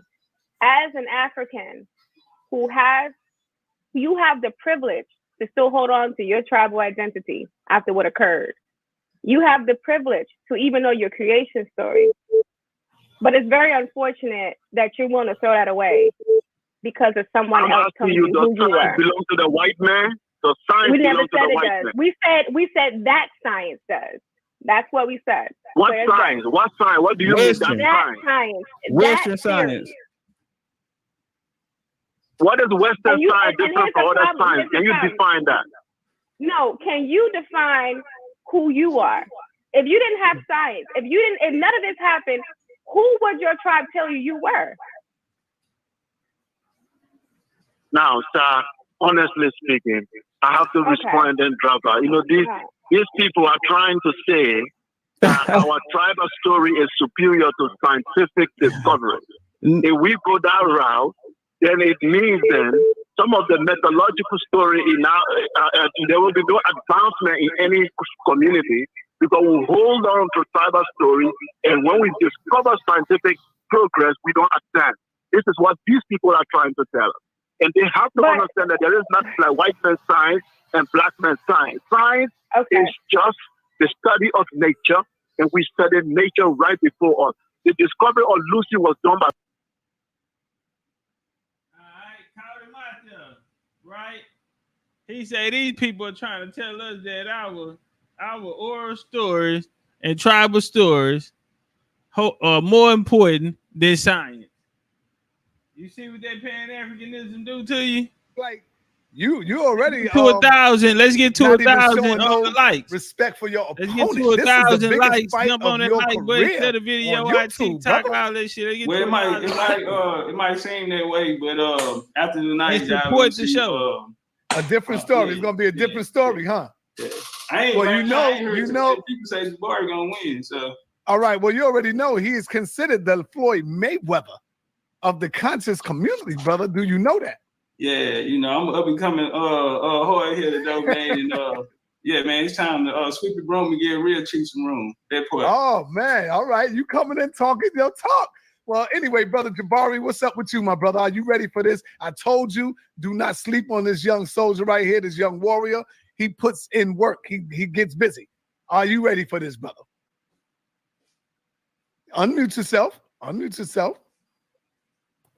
Well, certainly I'm ready, family. I just want you to know that Brother Jabari has been really looking to talk more about some of what I will say is the confusion that we hear from folks in what is sometimes called the Abo community, the Aboriginal community, the Native Indian community, as Brother Big Chief calls it. I really do think that it is dangerous. I think that it's not based in history. I think it's not based in science. And respectfully, I think that my good brother Big Chief is going to have his hands full tonight, as he probably has to imagine that he does. Of course, on his channel, he was promoting this as a debate of the decade. So obviously, okay. If he thought it was going to be light work, he would have introduced it that way. Let me also say one other thing to you, Sonetta. Folks, you're looking at this and saying, where is Jabari? Nah, ain't nobody saying that, brother. I'm going to say, I'm in Florida. Okay. I have some work to do in Florida, some lectures to do in Florida, but I would not miss this conversation for the world. Okay. So I'm here and ready. Let's get it. Do Dr. Anika know you out there in Florida? Of course she does. What you mean? Shout out to the doctor, Dr. Anika. Hey, you know, I got Captain in the chat room talking about he got smoked already. Cut that out, so he's telling me to cut it out. I'm going to just say, number one, Topcatz is definitely a heavyweight contender. Hebrews, he is not a Hebrew. He is not a lightweight, and Jabari is about to find out. But because you are the champion, Jabari, he went through damn near every Hebrew he faced. He cut him down to size. He took down Tazariak. Tazariak was a standing tall tree. He cut the trees. He cut Tazariak down and brought him down to his size. Tazariak started talking about penises. This was not a goddamn penis debate. You know, these guys are infatuated with the penis. But you know, it was not a penis debate. Jabari killed Captain Tazariak. It was a 3-round knockout. Captain is still my captain. He's my brother. He's my man. But you know, he beat everybody he faced. This is why he is the Floyd Mayweather. Now we're gonna move forward. Being that he is the champion, Legendary, you're gonna have to go first. We're gonna give you some time, like 3 minutes, to open up. This is an opening. Let us know what this is about, what you're about to do. This is not the first round. This is just the opening to get the people familiar and to sway them into what you're about to do to Jabari and the information. Go ahead, brother. I'm gonna give you the time. It starts when you start talking. All right, turn it one time. Hold up. What'd you say, Jabari? You're saying Big Chief is talking, right? Yes, Big Chief. Okay. You got 3 minutes for your opening, brother. All right, turn it one time. All right, man, I'm gonna start off like this here, man. Our work easy work. What we come here to talk about today is the Pan-African. Now, Jabari opened up and he said that the Aboriginal indigenous community is dangerous. Well, it's the reason why he said that, because up until now, they just been having their way. They've been having their way with colonization. The Pan-Africans have been, the truth of the matter is the Pan-Africans been running around here with the white man this whole time. They have turned the white man into the devil, made him our enemy, and the whole time they've been side by side with him through colonization. Today we will show and prove that the Pan-African is in fact a Christian organization and that they have been running with the white man the whole time. It's something really interesting that they want to take out of history. They want to take out the Black European. They'll tell us that the Moors ruled Europe for 700 years, and in 1492 they was kicked out, and then all of a sudden ain't no more Black people in Europe.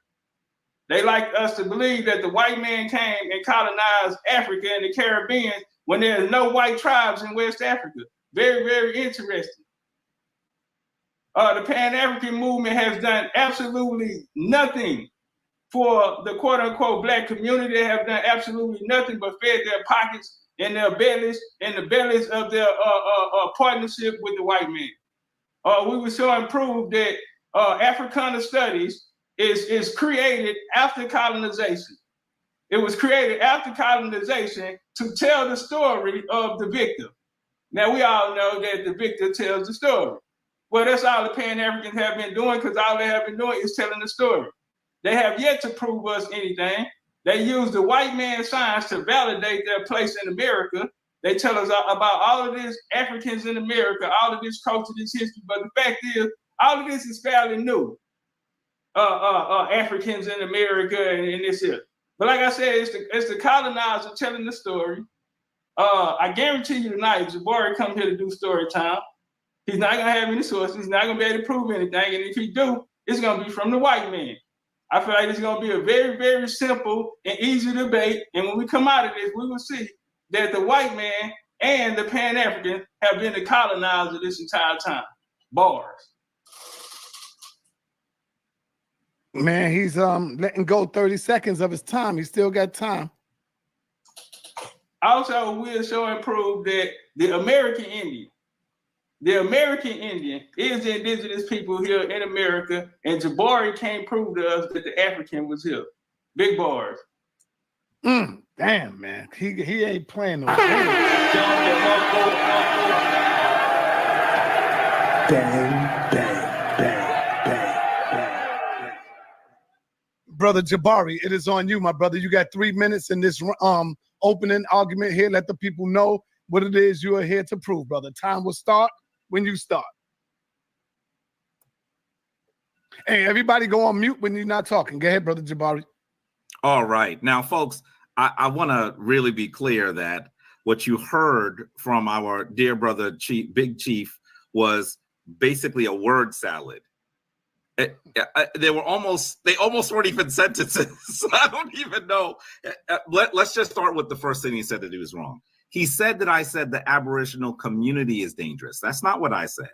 I said that the idea of the Aboriginal is dangerous. And I think that what we have to be clear about is that when a man is confused, a man can actually be used to work against his own interest. And I want to say that this idea that these black, dusky individuals that live in the New World are not those people of African descent, not those people who gave civilization to the world, not those people who gave DNA, their own blood to the world, and also not those people who were forced to create the Western world. When you do that, you become confused. And clearly, if you don't understand how confused our dear brother is, just recognize that he calls himself an American Indian. Native people are shying away from the word Indian as it is, because the reason why that folks got called Indians is because Christopher Columbus had no idea where he was. Native peoples didn't call themselves Indians. He thought he was in India. And Big Chief is so confused that he would like to use a word that has been completely repudiated. He said that I'm not going to be able to show you that Africans come from Africa. He's also said that Africans, there are no white tribes in South America. What does that even mean? I don't even know what that means. That doesn't make any sense. I hope you heard that didn't make any sense. That there were no African Europeans. What does that mean? There are no African Europeans. There are Africans all over the world. All over the world. And so we have to understand that when you come to this misunderstanding of who you are, there is no way for you to understand what you must do. Imagine if you woke up today and you had no remembrance of what you did yesterday. What would you do today? How would you move powerfully into your future? I'm going to say to you, brother, that this extremely ahistorical, unscientific, confused mismatch that you would like to place on our people must end. The African world must unite. If Africans have a unified understanding of who we are, we will once again be the people at the forefront of human civilization.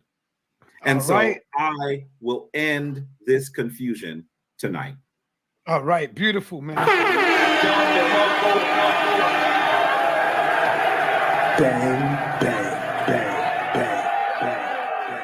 All right, if you got a PowerPoint, Legendary Top Cat, it's your time to load that joint up. We're gonna give you 8 minutes. As you loading it up, I want to give my young brother out there in Chicago.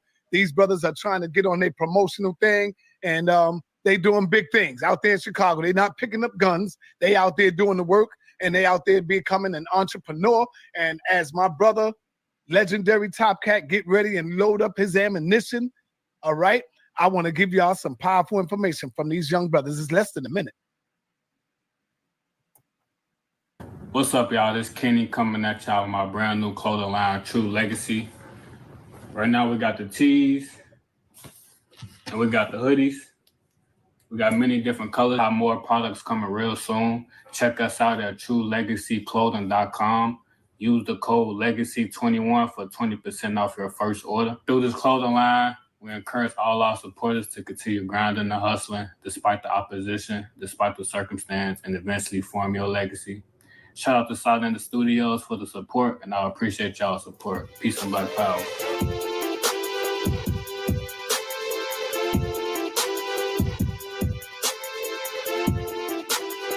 Support, man. My family made sure that I knew this. Al Edwards, Mr. Juneteenth. You don't get Juneteenth without Al Edwards. This is my grandma's first cousin. His blood is flowing through my veins. Buck Cobra Franklin also. He was a lawyer and he represented the survivors of the Tulsa, Oklahoma, Black Wall Street. Also, Osceola, Seminole American Indian leader during the Second Seminole War. Turned up one time, man. Shout out to Osceola, man. A lot of stolen legacy down there. Shout out to all my Seminole and Muskogee Creeks out there. Right here, man. This is my second great grandma. All right, and my grandma gave me this, and this is our history right here. Our family was chiefs of the Coshada tribe. The third band of Indians was Chief Migos. The area where they live was the area where the Migos live. This is my family right here, the Migos. Hold up, let me do something. Let me know if you need me to stop your time. You want to know your whole ancestry tree, and you want to learn as much as you can where your grandma living. And I hate to say it because I don't ever want to see the day before I gotta go. But one day I'm gonna be gone. You gotta document the information I give you. And all this stuff in my head, I need to write it down. Here's the picture. I had to show. All right, so I just want to turn it off right there. That's my family teaching me the importance of genealogy and bloodline and understand who you are and where you come from. And don't let a Pan-African colonizer take that from you. All right, let's walk. They like to tell us that the white man did this, the white man did that. The fact of the matter is that the 13 colonies were founded by melanated people from Europe, royal bloodlines. Also, they never tell you in Africana studies about the free Negro slaves. They don't talk about the slaves in the colony, the plantation owners in the 13 colonies. They never tell us about the Black Confederates, the Black Ku Klux Klan. They never talk to us about these things. Where does this idea of this Afrocentric back to Africa mindset come from? This connection of Africa and Americas come from? Well, it comes out of Paul Cuffey. He was one of the first people to come out and speak about this here. Paul Cuffey, if you read his history, they try so hard to tell you that they're African. This is my thing. If these people are African, please tell us something African about them. Because when we go into their story, the only thing we find is European. Everything about them is European. So right here, man, they was over in Cuddy Hump. If we come right here to Peleg Slocum, this is the person that supposedly owned his imaginary father. We know nothing about his father. We have no records on him. But what we do have is Peleg Gow. This guy was a part of the Society of Friends, which was a Quaker organization, okay? So you have the white Quakers and you have the black Quakers. They walk. And so Paul Cuffey family was a part of this. They was high ranking in the Society of Friends. Paul Cuffey went over to Sierra Leone, the first British colony. And guess what he do? He went over there. He didn't go start an African lodge. No, sir. He went and started the Society of Friends over there, a European organization. A European organization. And on top of that, they was in Dartmouth enslaving Indians. Okay, this is a slave-owning family. Pan-African. Pan-African. Let's talk about it. They tell us about George Washington and all the founding fathers, but they never told us that we had quote-unquote black founding fathers. I wonder why they don't teach us this in Pan-Africanism. James Ford, founding father of the United States of America. How in the hell you a founding father of the United States of America and you ain't no colonizer?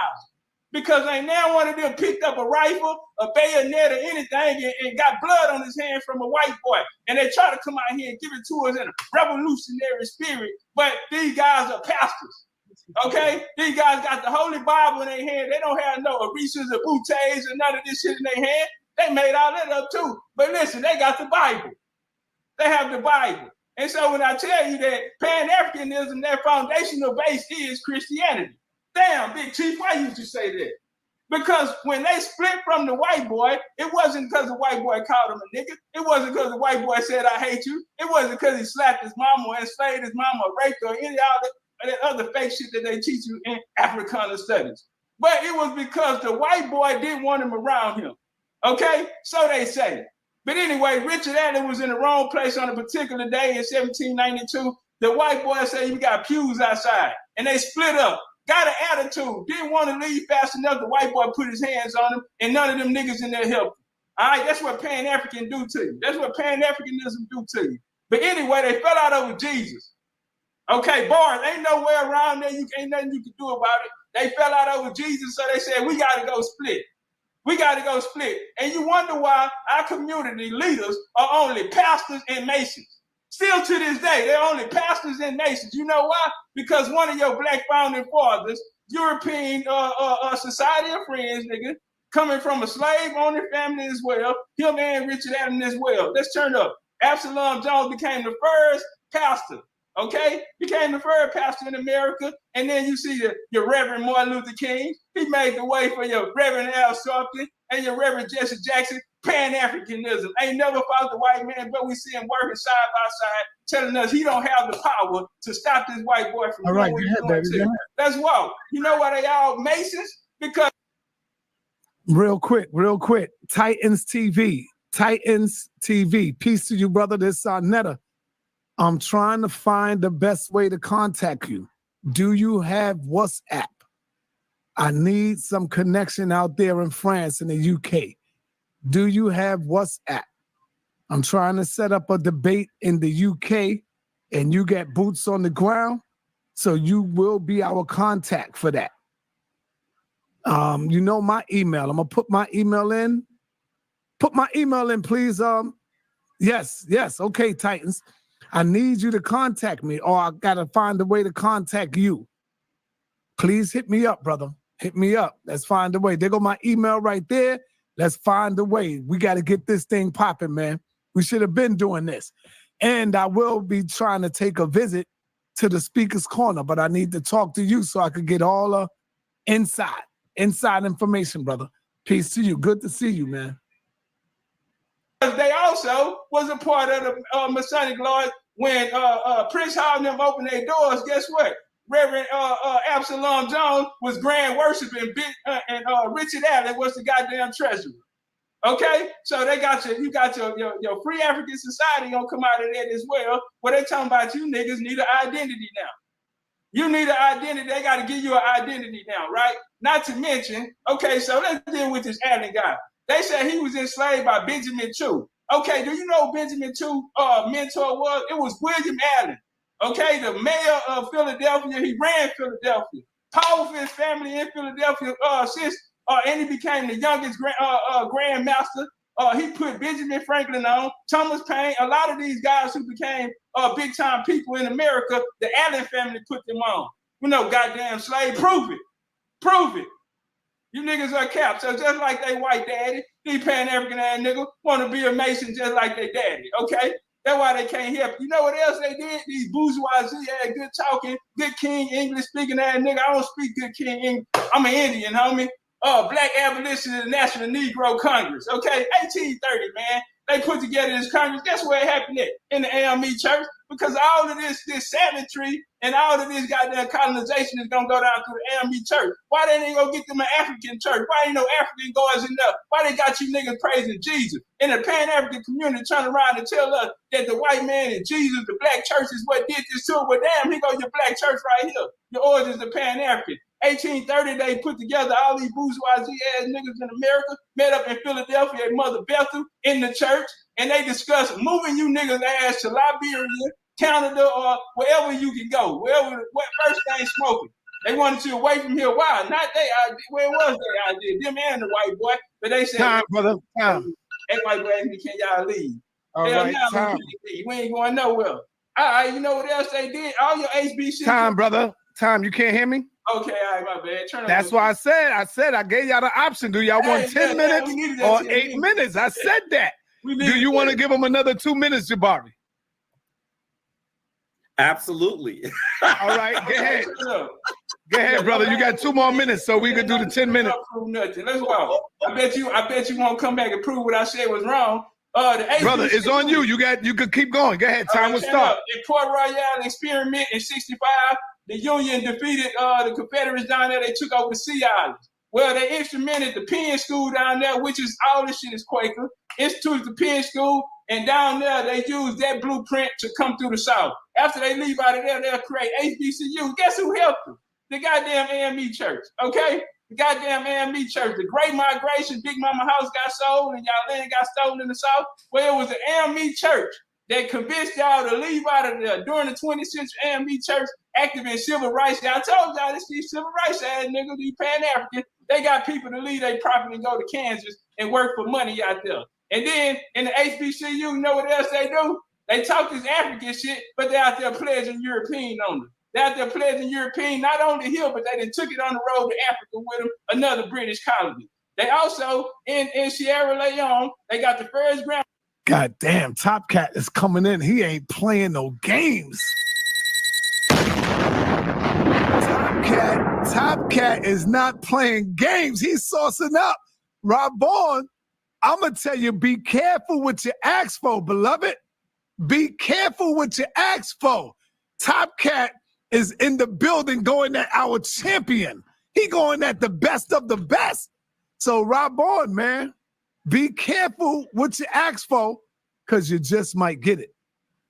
I'm a school through a missionary program. Also in goddamn Lagos, the motherfucker named after the church.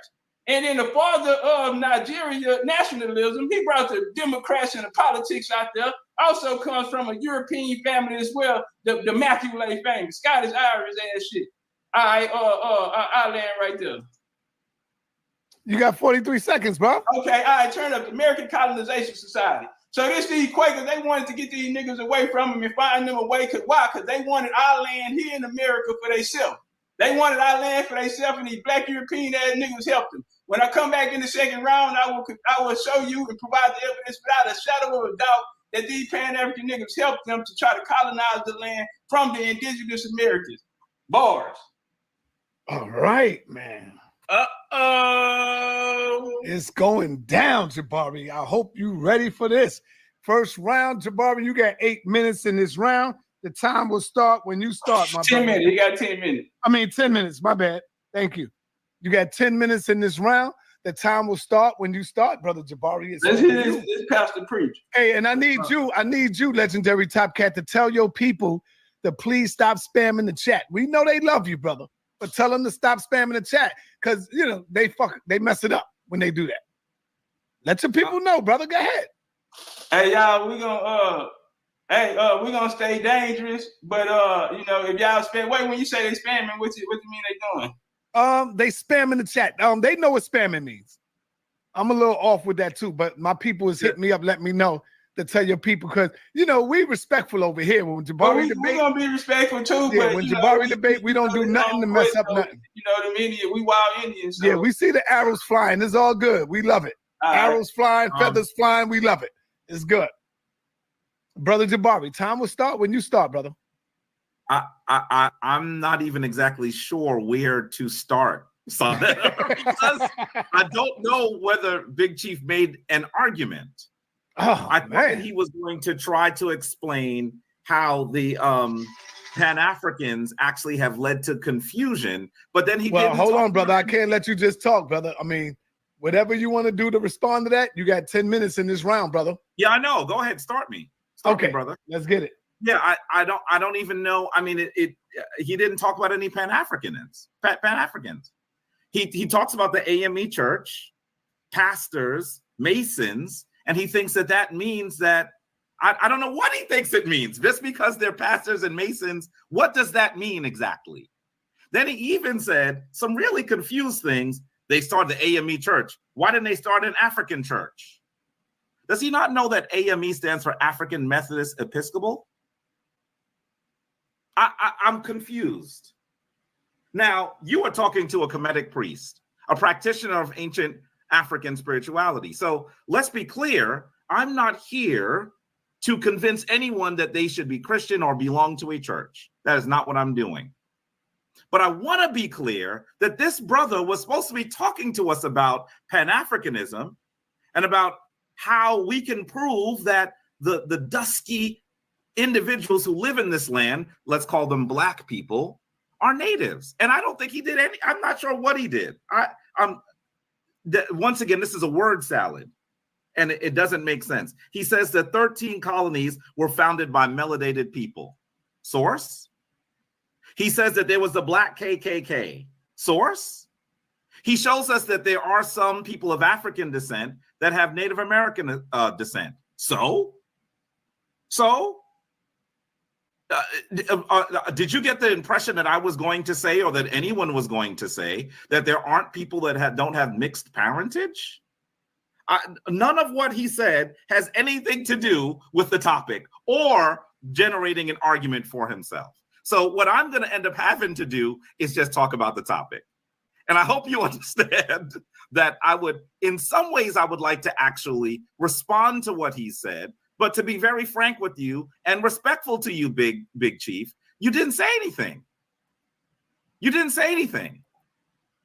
There are many, many ways that we know that these people that we call black are people of African descent.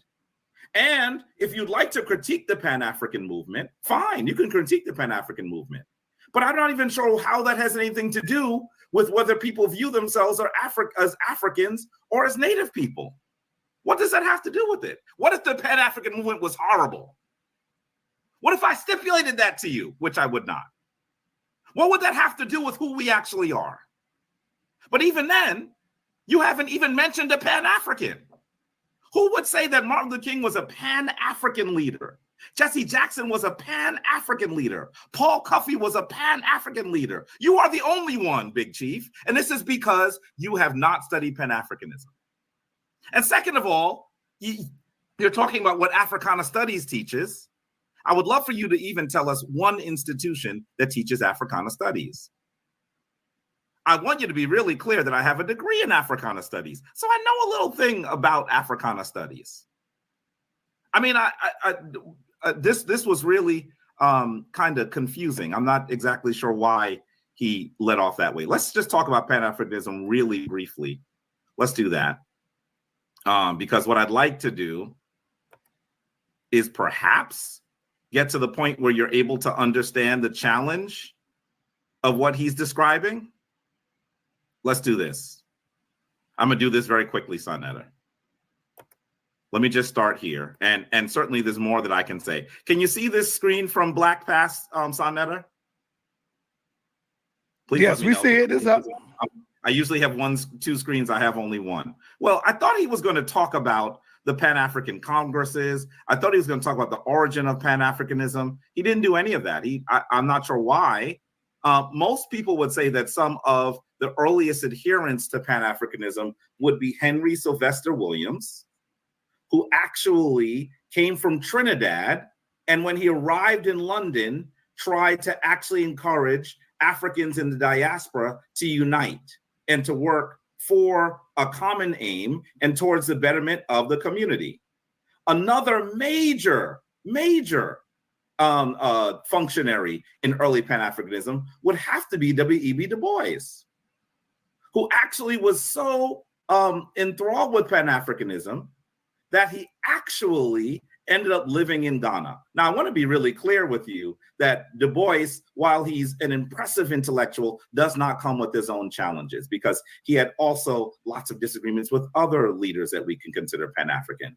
And clearly, I am referring to perhaps who I would call the Prince of Pan-Africanism, Marcus Mosiah Garvey. Clearly, these are those individuals that we should consider Pan-African. And I really don't understand why he didn't mention any of them, but then wanted to talk to you about pastors and masons. What does it matter if they're pastors and masons, Black pastors and masons? What does it matter if they had any role or any affiliation with the Quakers? How does that advance your argument? What is the argument that you are making? The only answer that we can have at this point is none. You are making no argument. You are making no argument. All I heard was an assault of profanity with no substance. And I'm not exactly sure why he thought that that was a successful argument, but clearly he did. But I'm confused. I really am a little confused. I don't know why he believes that that is a successful way to argue against Pan-Africanism. Let me do this really quickly. I'm not going to spend all my time on this. I do want to show you some of the sources, some of the ways that we know that Africans are actually, how we know that people of Black folks are people of African descent. Let's do that a little bit. Come on now. Here we go, working with a different system today. I'm sorry. Here we go. Let's look at this for a second. I think one of the challenges is that people who are part of the Aboriginal movement, either they manipulate and just really just mangle the history of the African, or they don't read it at all. There's a lot of, there are tons of reasons why we know that the African, the Black person in the United States and in the West is an African. We know this through eyewitness accounts of Africans. We know this through eyewitness accounts of Europeans and the Tamhu. We know this through the Papal Bulls. The Papal Bulls were those documents that were written by the Vatican in order to acknowledge that they were doing something absolutely inhumane to those people on the continent of Africa. We know this through international treaties and foreign affair laws. We have records of war between Africans and Europeans. We have enslavement artifacts. We have artifacts of Africans who actually are clinging to Africa after being forcibly removed from it. We even have linguistic evidence. Take a look at some of these acts. We have the Slave Trade Act of 1794, the Slave Trade Act of 1807, so on, so on, and so on. I'm talking quickly because we have very little time. We actually know that there are lots of wars that describe the enslavement of the African, and they were very clear who they were enslaving. The British sinking of the Spanish Armada in 1588, the battle over who would be able to enslave and actually rape the mineral resources of Africa. We know that Queen Nzinga fought against the Portuguese. We see an image of Queen Nzinga on the right. There are artifacts. Look at the artifacts of our enslavement. Why are these here? Why are they on the western continent of the western coast of Africa, and also in the New World, the West? Why do we see them if nothing happened? How about the remains of enslaved people? Some of them, when you go to, for example, the African burial ground here in New York City, you'll see the African beads that they thought were so important to them. Take a look at lot B340. Please do some research on this. I'm not going to talk about that part of it yet because it would take too long. Here goes a bill of sale. And it says here, this is from 1763. On Thursday, arrived from the coast of Africa, the brig Royal Charlotte, a parcel of extreme fine, healthy, well-limbed Gold Coast slaves. They're telling you where they got them from. We see these ads throughout the world. Take a look at this one. Here's another ad for the ship Juba, which says that it came during the African trafficking Africans. This was from Bristol in the UK on May 1787. You're looking at the ads themselves. Unlike Big Chief, these are the sources. He gave us nothing but his opinion, which was wrongfully obtained. How about the description of the ship Catherine that says that it actually had 180 tons per register. It was a prime sailer fit for the African or South Sea trade. How about that? Well, I'm not going to go on to this part now. I want you to also understand that we have lots of records and the actual wrecks of enslavement. All right, brother Tom. You didn't give me any Bro, okay. I've been showing it on the screen all the time. You gotta know I can't see the screen, brother. Oh, I can't see the screen. You gotta give me No, you can see the screen. You just wasted your time. Hold on, no, Jabari. No, wait. Jabari, hold on for 1 minute. Hold up. You don't see this right now? You don't see this, Jabari? No, but brother, when I'm doing the presentation, I can't see the screen. Usually I got you. I see what you're saying. I only have one today. So open up another window, brother. Open up another window. You could open another window, but you No have to excuses, share. Jabari. You have to share. There's no excuses, please, brother. I'm the one that's Hold showing on, Topcatz. information. Chill, brother. Chill. Come on now. There's no excuses. What I'm saying is, for the next round, give me some verbal cues. I got you. I just didn't want to interrupt. That's why I got you. I want to be able to. Topcatz, have you been seeing it when I throw it up like this? No, I ain't see it. Okay, so I will give both of y'all. While I was doing my presentation, I couldn't see it. Okay, so all right. So I'll give y'all both verbal information when the time is going down. Normally I have two screens, but I'm in a hotel. I don't have my two screens. Right. Okay, so brother Topcatz, load up your ammunition. Second round is coming. 10 minutes will start when you're ready. And let me know, Topcatz, if you need me to stop the time to get to something. Same with you, brother Jabari. Say, hold the time for a minute. I'll stop the time and then proceed on when y'all ready. So just let me know when you're ready. Also, I want to say to the people, family, listen, I'm giving this debate to y'all for free.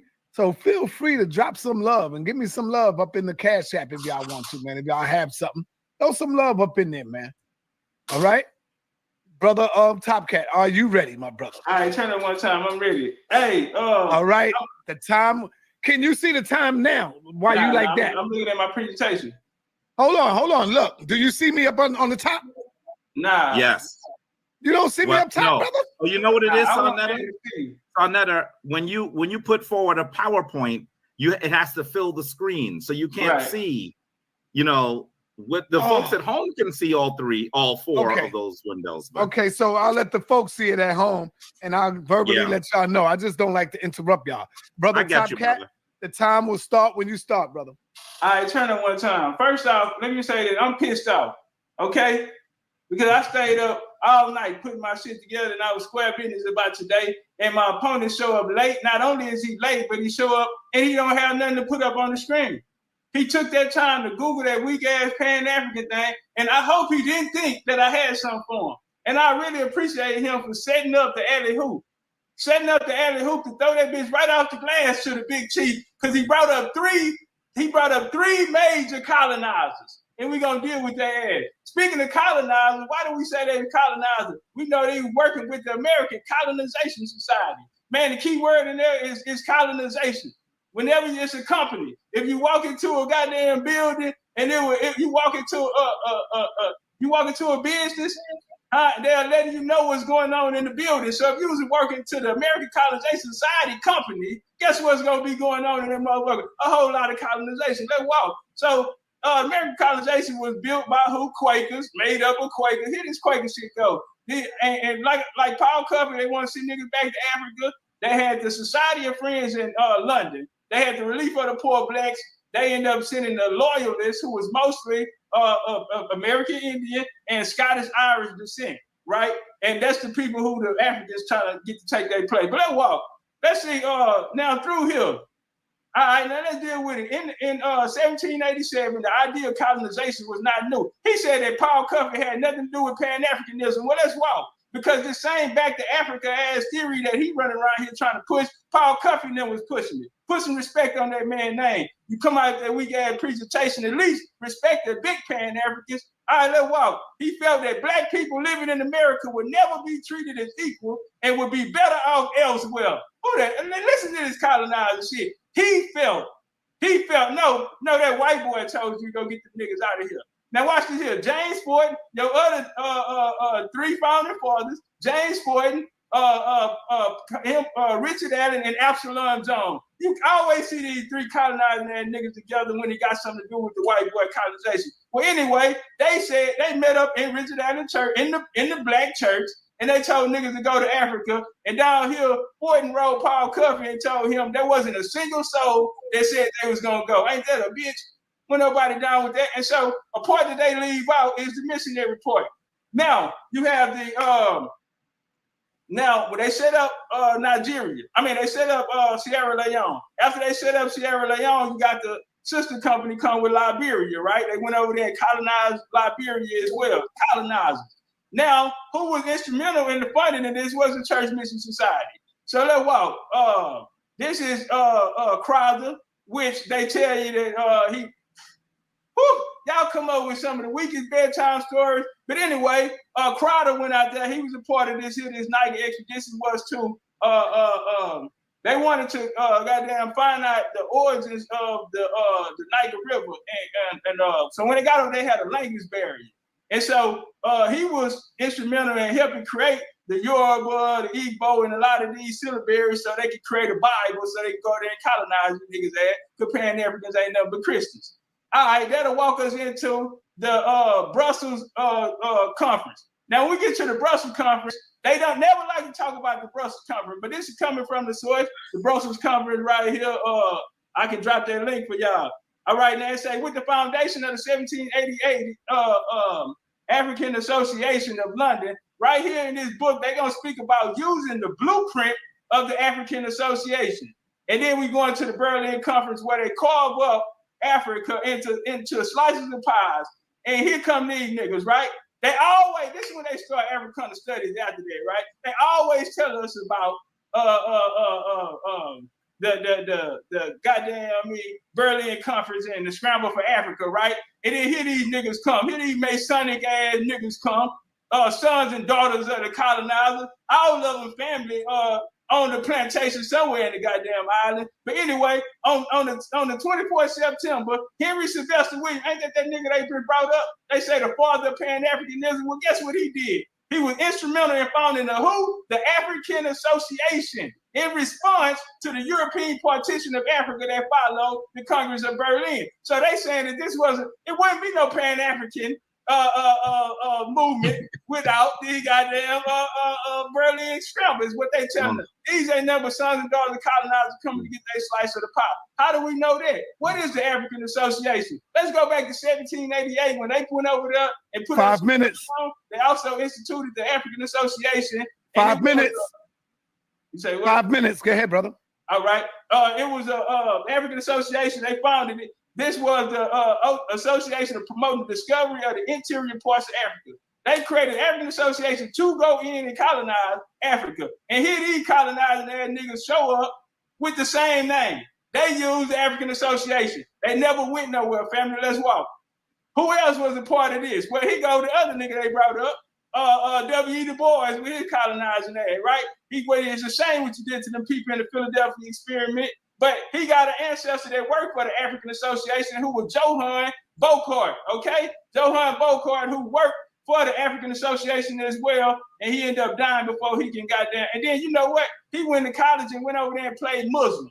Another nigga that went to Africa and played Muslim on their ass was the other father, widely known as the father of Pan-Africanism. You know what he did? He met a white boy named Knox, these Protestants, all these Protestant ass niggas. And Knox, look at him. 1845, he met Reverend Knox, a white American pastor, the Pan-African. And then they sent his ass over there to Liberia. Now watch this here.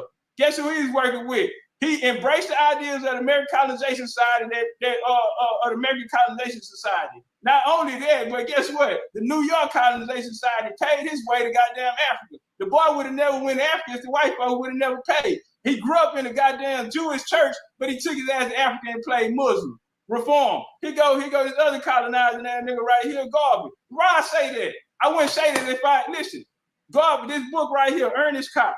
Okay, this book right here, Ernest Cox wrote a book called White America. What do he want to do? Send niggas ass to Africa. He wanted to out America so he can have our land, our family land, indigenous aboriginals land to himself. In that book on page 59, he says that, hold on, let me come up. He said a Negro leader will arise. He will be the foremost individuals in annals of Negro history. He will march his people back to the promised land. Who was that? Who was his Negro? Garvey. Guess what?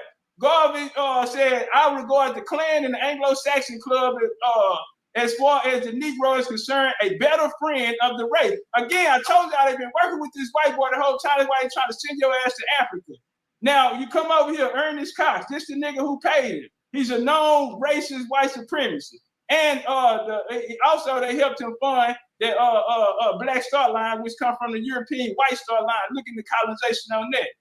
Okay, here go another one of their white daddies right here. Listen, the white Jewish father of African studies dies. Jabari went sit here and had a degree in African studies if it weren't for this white boy right here. Put some respect on that white Y'all didn't know Pan-African white boy?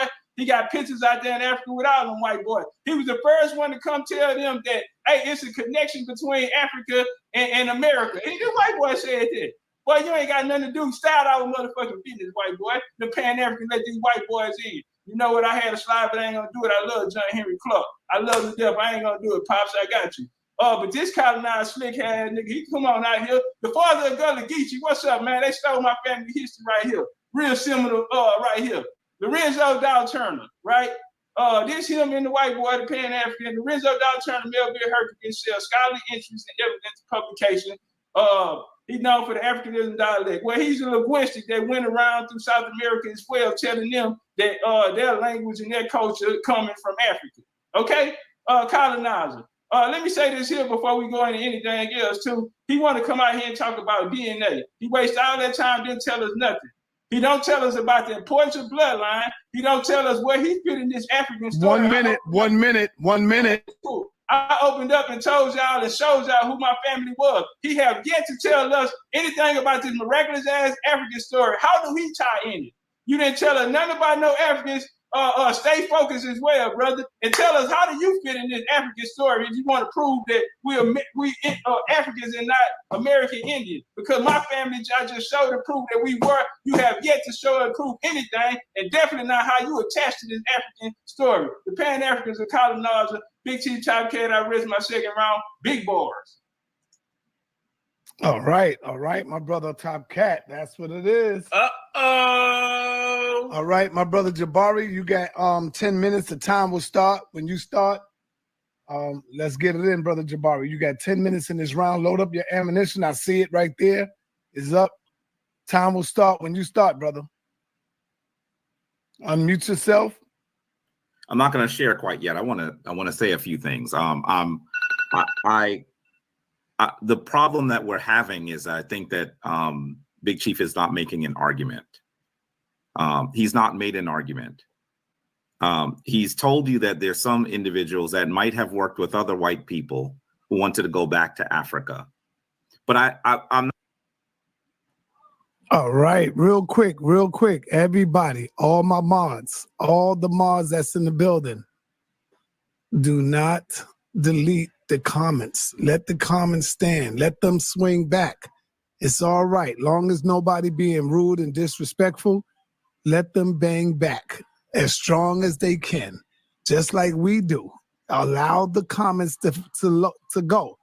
As long as they're not using profanity, as long as they're not cursing nobody out, let the people live. Everybody, all the mods. Thank y'all. Not even if I would stipulate that that was the case, and I wouldn't. What does that have to do with the argument? Why does that prove that you are a native Indian, as you call yourself? It does not. He told us about his grandmother, who he says told him that he was a Native American, a Native Indian. And I want to tell Big Chief and many of the others in the Aboriginal community how lineage works. You actually have 4 grandparents. Surprise! Even if your grandmother said you were a Native Indian, are you supposing that the other 3/4 of your DNA was that too? Brother, you are telling a story that is more fallacious than Sleeping Beauty. This is ridiculous. Even if I would believe your grandmother that you are a Native American, that has nothing to do with the story. He also wants to tell us, by the way, he has to understand the Brussels conference, he means the Berlin conference. The Berlin conference. He continues to talk about the American Colonization Society. I would really love to talk to him more about the American Colonization Society, but to be very honest with you, it has nothing to do with the topic. Simply because there were some Africans who believe that maybe they should go back to Africa, that does not make them Pan-Africanist. Do you understand what Pan-Africanism is? Pan means all. And so essentially the concept of Pan-Africanism, I would even show you a definition. I don't even know if it's worth it at this point. Is that people who are of African descent around the world? I see the stupidness he's doing. It's okay. I mean, that's all he can do.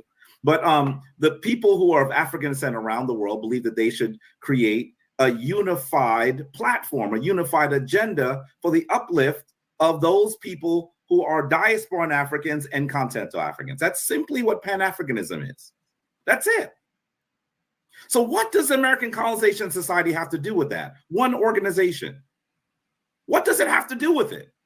What does Absalom Jones or James Fortin have to do with it? Are you telling me that because you disagree with two individuals, by the way, you have no idea what they did because your description of who they were was poor? I mean, even if those two individuals are terrible people, which they were not, how does that advance your argument? You have not advanced an argument yet. And I've sat here and listened to you for 20 plus minutes. Sonetta, I could honestly be sleeping right now because he's not making an argument. He's not making an argument. I showed you some of the ways that we know that people who are considered Black are African. That's what I was talking to you about. And you didn't respond to any of it. None of it. Let me go ahead and show you a few pieces here. I want to just go ahead and do some things that perhaps you're not doing, and that's the unfortunate thing that it's hard to debate a person who's not making an argument. He's not making an argument. Sonetta, this is okay. I want let's take a look at this article. Okay, this is a scholarly article that studies the DNA of people of African descent. And I know very well that he's going to say DNA is irrelevant. Of course, he's going to say DNA is irrelevant because when he does the DNA studies, it is absolutely clear that he is not a Native American. And your PowerPoint is up. It's up. Say again? It's up. We see it. Yeah. And he damn sure is not a Native Indian. I want to be clear that the reason why he's calling himself an Indian is because Columbus believed when he went to the Caribbean, he was in the Indies. And so this dude is so confused that he wants to take the entire movement against Columbus backwards. I'm going to just go down here. We could really talk about how, by the way, this article, which is in the American Journal of Human Genetics, that's what this is, from 1998, it actually shows you an analysis of people of African descent and others. And what they were attempting to do is to actually deal with the topic that I believe our dear brother should be dealing with, whether he is actually a quote unquote Indian. I want you to be very clear that this study showed that there was less than 1% of the DNA of the African, less than 1% of the DNA of the African was actually Native. Did you hear what I said? Less than 1% of the DNA of the African was actually Native. That's the challenge that we have. When you actually look at an analysis of these studies, you will see that what Big Chief, or whatever he likes to call himself, actually is doing. What he's doing is actually completely confused. I'm trying to find the actual source here, the actual quote here, so you can actually see where we're going. It's a long article.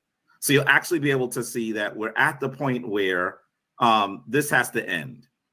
We have to get to the point where we are able to finally say that these people that we consider the Black folk of this land are actually people of African descent. Okay. They're being really generous here. Look at the amount that they say they find of people who are actually have Native blood. 1.3 to 2.7 in that population. 1.3 to 2.7 of the people they studied in that particular population had Native American blood. I want you to, family, this is actually a study that is available online. It's not hard to get. I want you to take a look at it so that you're able to truly understand how confused our dear brother is. Here's another good article. Look at this one here. This one actually uses some of the sources that are commercially available. Sonetta, how much time is left on the clock? You're muted, Sonetta. You got 2 minutes and 45 seconds. Okay. So if you look here goes a discussion of some of the DNA that is pulled from large numbers of people. Some of it comes from 23andMe. This is one of the sources that you see with people actually looking for their DNA, right? Look at this one. In the average African-American genome, for example, it is 73.2% African, 24% European, and can you read this here? 0.8, that's less than a percentage, Native American. By the way, Latinos have 18% Native American ancestry. 0.8. Big Chief, I'm gonna tell you something that's probably gonna upset you. When you actually look at those pictures of those Black ancestors, your relatives that have those long noses and that straighter hair than you would expect, you are seeing something that none of us want to actually deal with. You're seeing European DNA. That's what you're seeing. Big Chief, please, all I've heard is profanity from you tonight. I want to speak to you as a brother. I really hope that you actually embrace science and history, because it will help you understand who you actually are. You are not an Aborigine, no matter how much you put that on that ridiculous feather headdress that you have. You aren't. And I don't care what you say about those individuals that you have mentioned, whether you like them or not, that's irrelevant. That does not create a 1 minute. You. 1 minute. By the way, he actually tried to make it sound like the first Pan-African Congress was working with the in some strange way, like they were working with Europeans. Where did he get that from? Did he even look to see who are the people on his slide? He called them pastors, and masons. This is his slide. You know, one of the things that Jabari is going to do when you come against me is I'm going to impeach you with your own sources. Take a look at this. Is his slide. Don't you see? This is Haile Selassie, Leopold Senghor. These are African rulers here.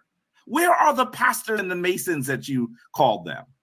Do you even know what you're looking at, dear brother? Please, make an argument, because all that's left is foolishness and the ridiculous word salad that you have tortured our people with. All right, man. Uh-oh. Yo, I just got sidetracked. Is this the second round coming up? Third round. He down 2. Oh, this is the third round. Third round. Okay, Chief, it's on you. The time will start when you start, brother. This is the third and final round. Let's go. Man, I'm so pissed off. I thought I was coming out here to debate Jabari. I'm hearing all this, he this good, he this and that. This was y'all got me out here for? Really? Nothing. And then I came out here and steamrolled him. He don't even know what happened to him, right? He gonna have to go play this back in the morning. He woke up and he down 2 already. First off, see, only a colonizer will come to you and tell you who you are after you done told them who they were. They came out here and presented evidence. I didn't want to speak for myself. I got my family to speak for us. Okay, and told you the importance of it. My auntie's 63 years old. Her grandma took her out. We have land. We have land in Louisiana, Texas, also South Carolina. We have land in the land in Louisiana. They sent her out there in the we have burial grounds. Sent out there in the burial grounds. She had to jot all that down and came in and gave her a lesson. She's been holding on to that, and that's why she teach us the importance of this. And that way, can't nobody come tell you. See, I don't have to worry about what picture you pulled up of American Indian. I got Big Mama right here. Okay, I got Big Mama right here on my side. Okay, no sir, Mr. Colonizer, no thank you. He said he hope I believe in DNA. Why would I believe in DNA and that's a tool that the colonizer used? That shit's so fake. Okay, where did that come from? The Royal Society. The Royal Society is the oldest. It's the oldest scientific institute here. And you know who it was credited? They got their charter in 1660 by King Charles II. Okay, it is the oldest. I turned up one time, what they say, Pan-Africans fake DNA. I was hoping you would come in here with that bullshit. Again, the African Association. Yeah, they created the African Association September the 24th. Where did they get it from? Well, the African Association changed its name, family. What did they change their name to? They changed their name to the Royal Geographical Society of London. Okay? This is the union of the African Association and the Royal How about you screenshot that since you want to screenshot shit? Screenshot that. And you know who worked for them? Charles Darwin. This is where your out of Africa theory gonna come out of. Okay? From these colonizers. Okay? And his son headed this program. His son was over this. He was the president of the Royal Geographical Society, and he also was over the British eugenics. Okay? And then in Pan-Africanism, they side by side with that white boy. Again, like I said, that African Association was the African Association, and later, here comes Sylvester Williams, because y'all changed to the Royal Geographical Society. He come pick it up right after the Berlin Conference. And oh yeah, and I wasn't wrong. He talking about, I meant the Berlin, not the Brussels. Well, I thought he knew his history. Okay, because before the Berlin, it was the Brussels. And before that, it was the International African Association. Okay?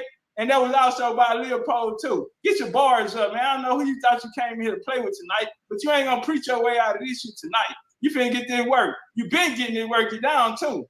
Okay, where did this come from? Who they want us to follow? Just like a Pan-African, they want us to follow the white folks. Okay, in 1987, now watch this shit here. 1987, Rebecca Cann, Mark, and Allen published Mitochondrial DNA and Human Evolution. This is where your out of Africa, your Eve theory, DNA mitochondria come from them. And all of them, and guess what? Allen, top ranking out of the society, the Royal Society. All of this shit here is by plan to go back to their colony. Listen, King Charles II that signed that charter for them, he owned the Royal African Company. Ask Jabari, why do all of the companies with Africa on it come out of London? Okay, here go this Rick Kittles, he just brought up this shit. This is African DNA shit, right? Well, he got the African burial ground that he brought up. Well, Howard got a 24 million, went from 2.2 to $24 million budget to turn this Indian burial site. It's European and Indian, okay? Because when they first got there, they needed a buffer between the Indians and them, and they gave it to Portuguese because you had the Dutch West Indies Company who settled up there. And claim me if you want to. We got the burial. We got the we know who they gave it to. The captains. They were melanated. They called them free Negroes. Now he brought up this fake ass Sankofa. This the burial ground right here. Now watch what they say. Now they got this fake ass Sankofa symbol on there, right? Now on the burial ground, they say there has also been some inconsistencies regarding the Sankofa. Okay, now hold on, where is it? The wood coffin. Now this is what they say. It can be safely concluded, an expert in African art at Howard, right? Another HBCU named after O.O. Howard, a white boy. Stop it, Quaker shit. And it said it was a Sankofa. But watch this here. The burial ground said in 2006 reports rendered that, hold on, let me come down. Dr. Seaman finds several problems with the Sankofa identification. He writes, there is no evidence that the clout even existed in the 18th century. Earliest surviving example of the Dinka crop. And now come down here, they also chose the Michael Blason, scientific director of the African Burial Ground, oversee it. They also say that the burial ground, look right here, the burial ground say they are no longer saying that it is, they are no longer saying, okay, so although Siri say African Project backed away from this. So the African burial ground backed away from saying it was Sankofa, okay? And they said, stating only that the design has been interpreted as a Sankofa. Get out of here with that fake ass shit. They interpret it as a Sankofa. There's nothing in Africa for you. Jabari trying to take y'all back to Africa, these Pan-Africans, been trying to get you away from your land and take you back to Africa to go there and do what? Because they don't have nothing for you. They don't have no plan for you. You're going to go there as cheap labor the same way they've been doing you here since they've been out of their Negro conventions. Let's listen to this Pan-African lady. Somebody asked the question, African Americans would like land to start their own country in Africa. Is that possible? Listen to what these Pan-Africans say and tell me, do they want you in their country? Talking about one country, one continent, speaking with one voice. My hope is when the protocols are cleared and are inclusive of descendants of slaves, African Americans should be free to pick up and say, where I want to live on the continent. Why would you want to be given land when me, the continental African, I'm not being given land? Now, the people ask them, can we get land if we come back out and give us all these wonderful, glorious ass stories telling us this our land, this our home, is this, that. Oh, y'all heard them popping that shit. But then we ask for some land. Can we have something when we go back? Oh, we ain't got nothing. Why would I give you land when I ain't got no land? Continental Africans ain't got no land. But damn, is we the redhead stepchild with the flu? Or is we really your brothers and sisters that shit y'all running around here selling? Hell nah, we dollar signs to y'all. Dollar signs, that's it. Doesn't make any sense. Let's be realistic here. And which president in their right mind will start giving land to African Americans and no land for the people within that? Y'all hear that? What president ain't right, man? But damn, y'all come tell us we your brother and sister, the year of return. You want us to spend money to come to your dungeon and shit that you ran with the British? It's insane. Acting like Africans didn't sell the slaves that left out of the motherfucker. Like y'all, if people in a diaspora are Africans, look how disrespectful. First they sell you off to the white man, and then when you want to come back, you gotta pay for it. They ain't got nothing for it. Why would I give you something? Listen to them, colonizer ass niggas.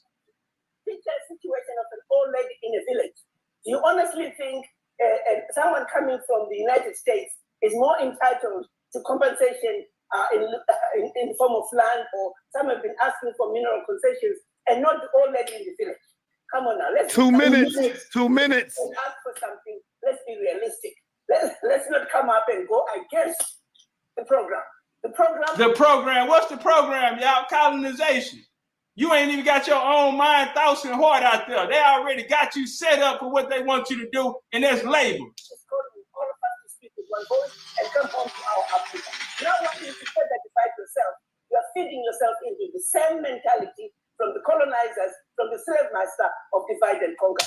The slave master divide and conquer, but I got to come work for you. You don't want me to work for the slave master and the conqueror, but you want me to work for you. Africa has not put out, Pan-Africa has not put out a plan for us. They haven't done nothing for you. Look how long they've been around. They've been feeding you this back to Africa shit. They had the AME church on you. They brought you your Jesus. They brought you that's why all of your pastors, all of your leaders in our community is pastors and masons.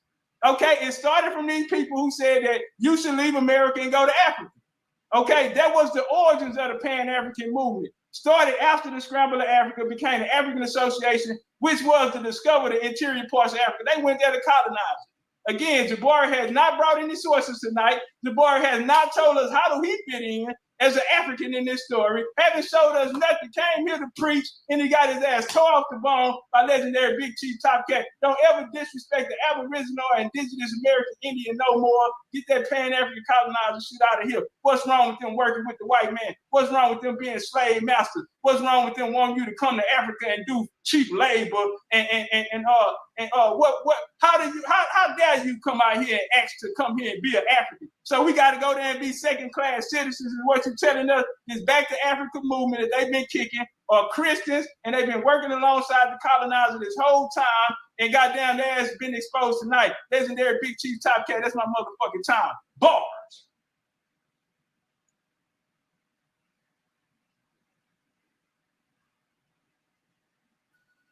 Uh-oh. All right, Brother Jabari, this is the last and final round.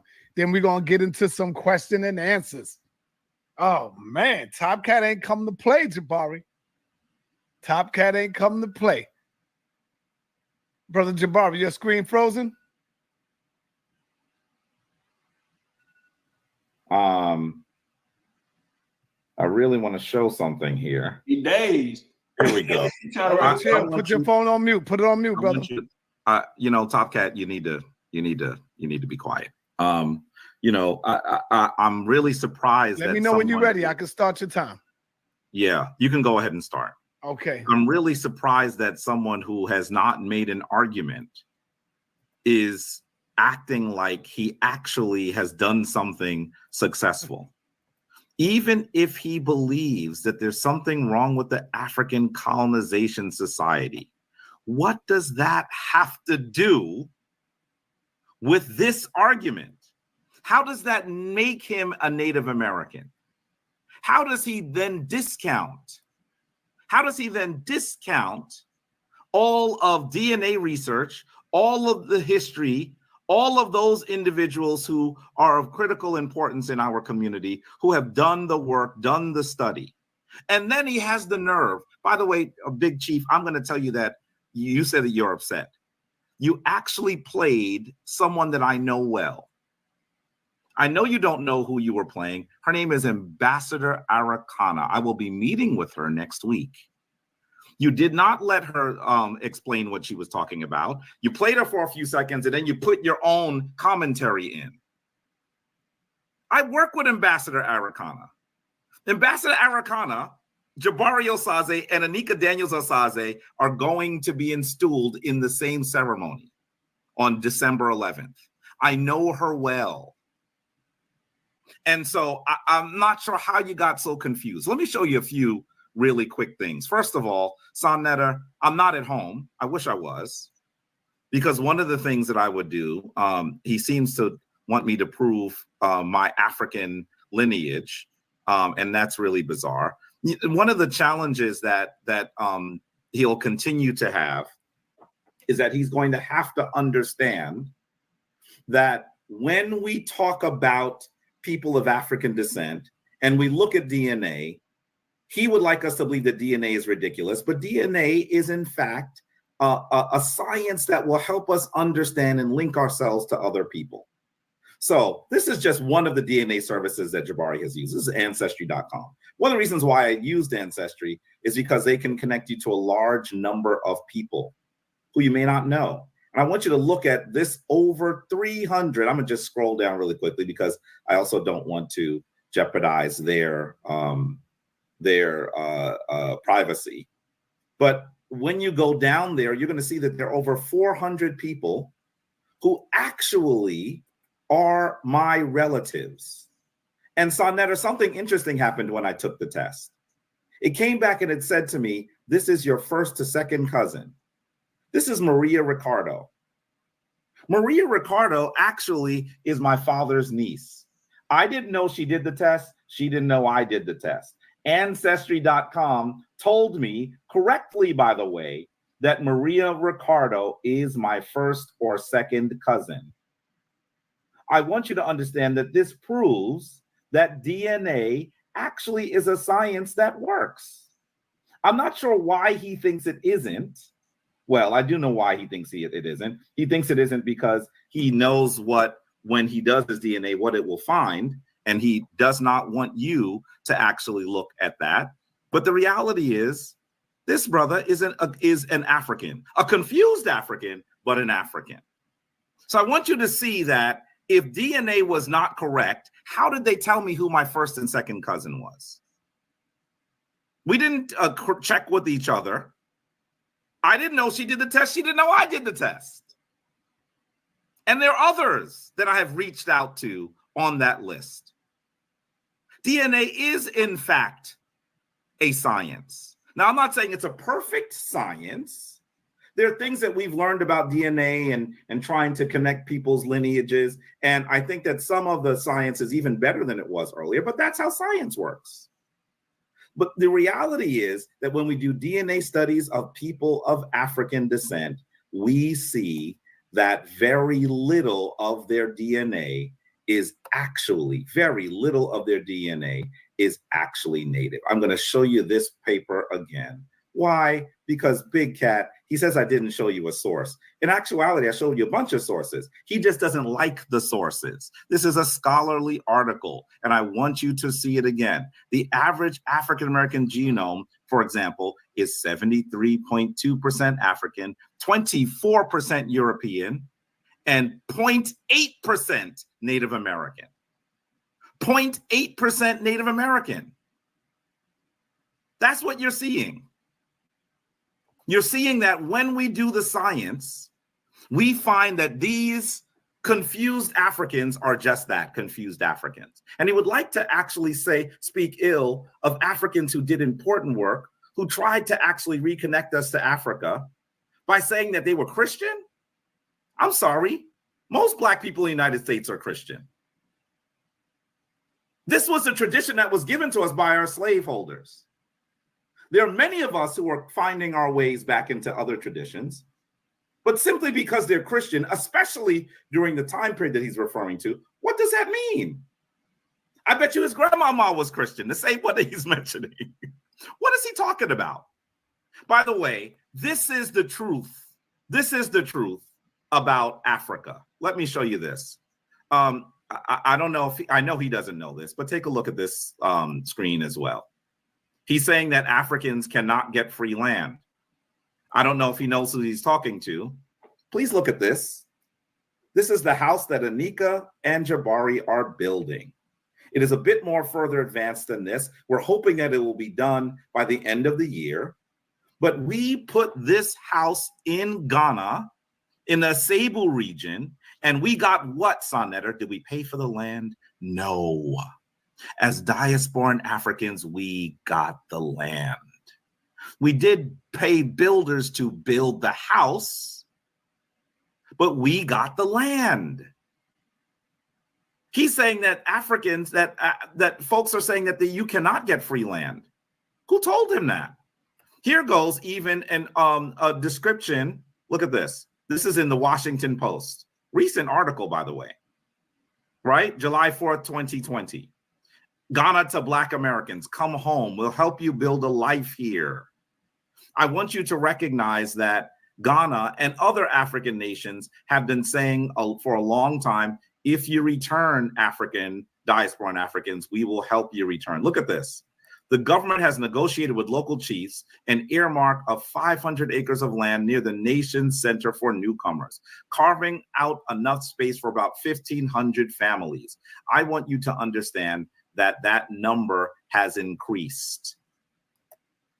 That if you actually return to the continent, you will actually be able to set your roots there. By the way, what if, for example, if people on the continent didn't want you to have your roots there? What if you had to fight with continental Africans for your birthright? What would that matter? That doesn't mean that you're not an African. That doesn't mean you're not an African, even if continental Africans didn't want you to return. That doesn't change who you are. They don't get to erase your birthright. You are who you are, and you ain't who you ain't. I don't know. And you said a lot of things about me tonight, brother. This is my one jab. I want you to take the pigeon feathers off of your head and be clearer about who you are. Look at that messy headdress he got on, Sonetta. Come on now. And let's go further. He showed us something about Sankofa, saying that scholars were saying, well, maybe that symbol was not properly used. What does that symbol have to do with you being an African? Even if they said, well, maybe the symbol we saw was not a Sankofa. What does that have to do with you being an African? You are not making arguments. You're not making arguments. And I really think that what you have done, you said you stayed up all night. You should have been asleep. You should have been asleep. Because you've wasted your time, you've wasted my time, and you've wasted the audience's time. You've ignored all the sources I've showed. You haven't even addressed any of them. You said, well, some of these people he mentioned want to go back to Africa. So what?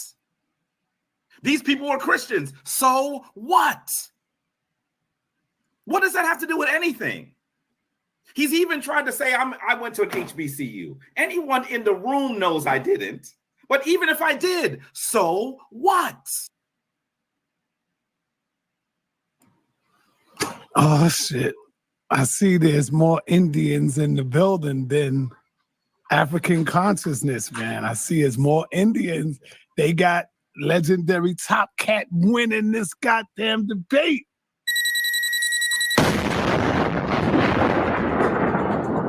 Oh, man. It's more Indians. Arrows is up, God damn it. Arrows is up. Where my people at, man? Let's get it. Arguments. You're not putting forth a coherent argument. Profanity and words which don't fit together in the same sentence. So now we got to step up the opponents here. We have to, because the people deserve better. Take this dude's pigeon head wrap off and let's talk about some real stuff. Uh-oh. Oh, man. That was a flawless victory right there, 3-0. All right, hold on, Topcat. All right, man. Damn, man. It's going down. All right, so we are at the question and answer mark right now. I'm going to allow Brother Jabari to ask you 2 questions.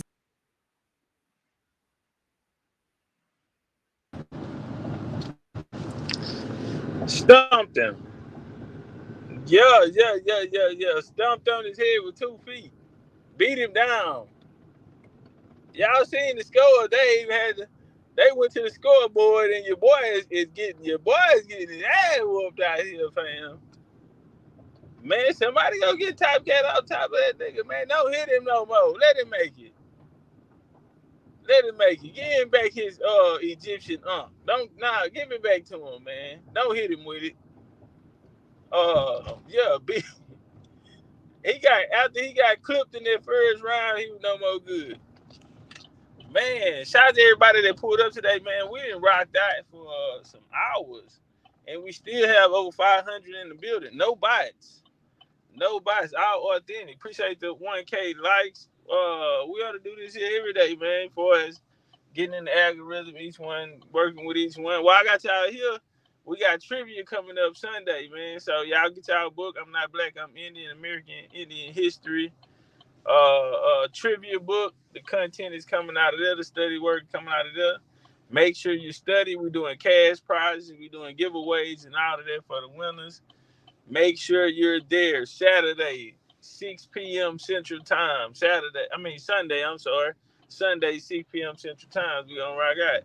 For y'all that's in the building, make sure y'all subscribe to the channel if y'all not already subscribed. You feel me? If y'all enjoyed the show, make sure y'all tap the like button on the way out and make sure y'all support the kid. You did. Man, I ain't gonna hold y'all. Appreciate y'all. We're gonna call this a BCU day, BCU Classic Day. We rocked all the way out. I had my baby on there, Miss Shan, you know what I'm saying? I know y'all be like, hey, where's the content? Over here, man. That was a Jaguar. That's a Jaguar right there, man. You looking for her work all over here, man. We got, the title's just not the same, but we got plenty. You might just click on the random video and catch me and her on there. You know what I'm saying? So, yeah, that was my point guard right there. And we ran the block, period, point blank. Nothing to talk about. That's my baby right there. But yeah, like I said, man, I ain't gonna hold y'all, man. And then that debate right there, that ain't even seem like a debate. The boy got clipped in the first round. He just never recovered. Beat the shit out of him. I'm talking about that's how you do it, nigga. Take his best weapon from him. Just beat the shit out of him. He ain't had no ounce. I was too quick for him. My defense was too strong. He back there scrambling through papers. When it's his go, so I never got to keep snapping his finger. Hey, brother, you go. Oh, yeah, I'm fine. Start my time. I want to talk about it. We done talking. You was talking shit the other day. That's how you end up in the ass whooping. Talking. I don't want to talk no more, nigga. You jump fly with me. You jump fly with me, and now I'm finna get on your ass, nigga. I don't want to talk, nigga. You talking about? You know what? You can start the clock. I just want to talk to you as a man, brother. Yo, get this nigga some tissue, nigga. Yo, whole nose and mouth is busted open. You sitting here talking about you want to talk to me like a man. You sitting here with a mouth full of blood, nigga. I'm not trying to hear this shit, nigga. Nigga, fuck what you talking about, nigga. Are you ready? Cause I'm about to start swinging again. Now, brother, we need to talk. No, we don't. We'll talk when we done. We'll talk after 6 months after they wire your mouth up. Cause I'm not talking to none of you niggas. I'm going in your shit. I ain't talking to you niggas. I'm going in your shit, brother. Yeah, you can go. So I said, I can't let you talk, man. I got to start the time. Oh, no, it's fine. It's fine. Go ahead and start the time. I just want to talk to him for a second. Brother Big Chief, I want to talk to you like a man. Brother, I done swole your eye up. Nigga, do you think I have any type of respect for you right now? Nigga, you think we finna sit down and have a conversation? Nigga, I done swole your eye up. Man, what's happening? Nigga, I'm finna start swinging again. I'm about to start swinging again in this house, nigga. Fuck what you talking about. The talking is done. You told me to be here. I'm here. I came here to kick you in your ass, and that is what is happening. Ain't no need to talk. We not about to talk about nothing. He said, we're going to get into a little Pan-African history briefly. Briefly, nigga, you got 2 minutes and 9 seconds left in your round. And you just now talking about looking up a article or some shit. Yeah, that article ain't go. Nigga, I'll take that article and beat shit out you with that article. That shit ain't finna help you, nigga. You need to use that article to wipe that blood off your goddamn face, nigga. Cause your ass is leaking. Yeah, you need to use that. You need to use that article, fam, and start to cleaning some of that blood up out for you, nigga. And so let me know when it's my time, cause I'm not done. I'm finna beat him until he run. I'm gonna tell you right, I'm gonna beat him till he jump out the ring and run. Fuck this shit. We not playing with no Pan-Africans, nigga. I'm breaking ribs, I'm breaking jaws, I'm breaking noses, eye sockets. You niggas gonna get this shit off my block. Now y'all be cool like y'all be cool, man. I appreciate y'all pulling up, man. It is 10 o'clock on the East Coast. Man, we done had a legendary day. Appreciate y'all rocking out with the kid like always. Long as we got to tell we don't need nobody else, man. We been fading them, and shit. We the heavyweight champion of the world, man. And if it ain't, it's BCU gang or don't bang, man. Y'all heard the homies, BCU gang or don't bang, man. Best it ever done it, best it ever did it got away with it, man. On BCU and on guard, man. We gone.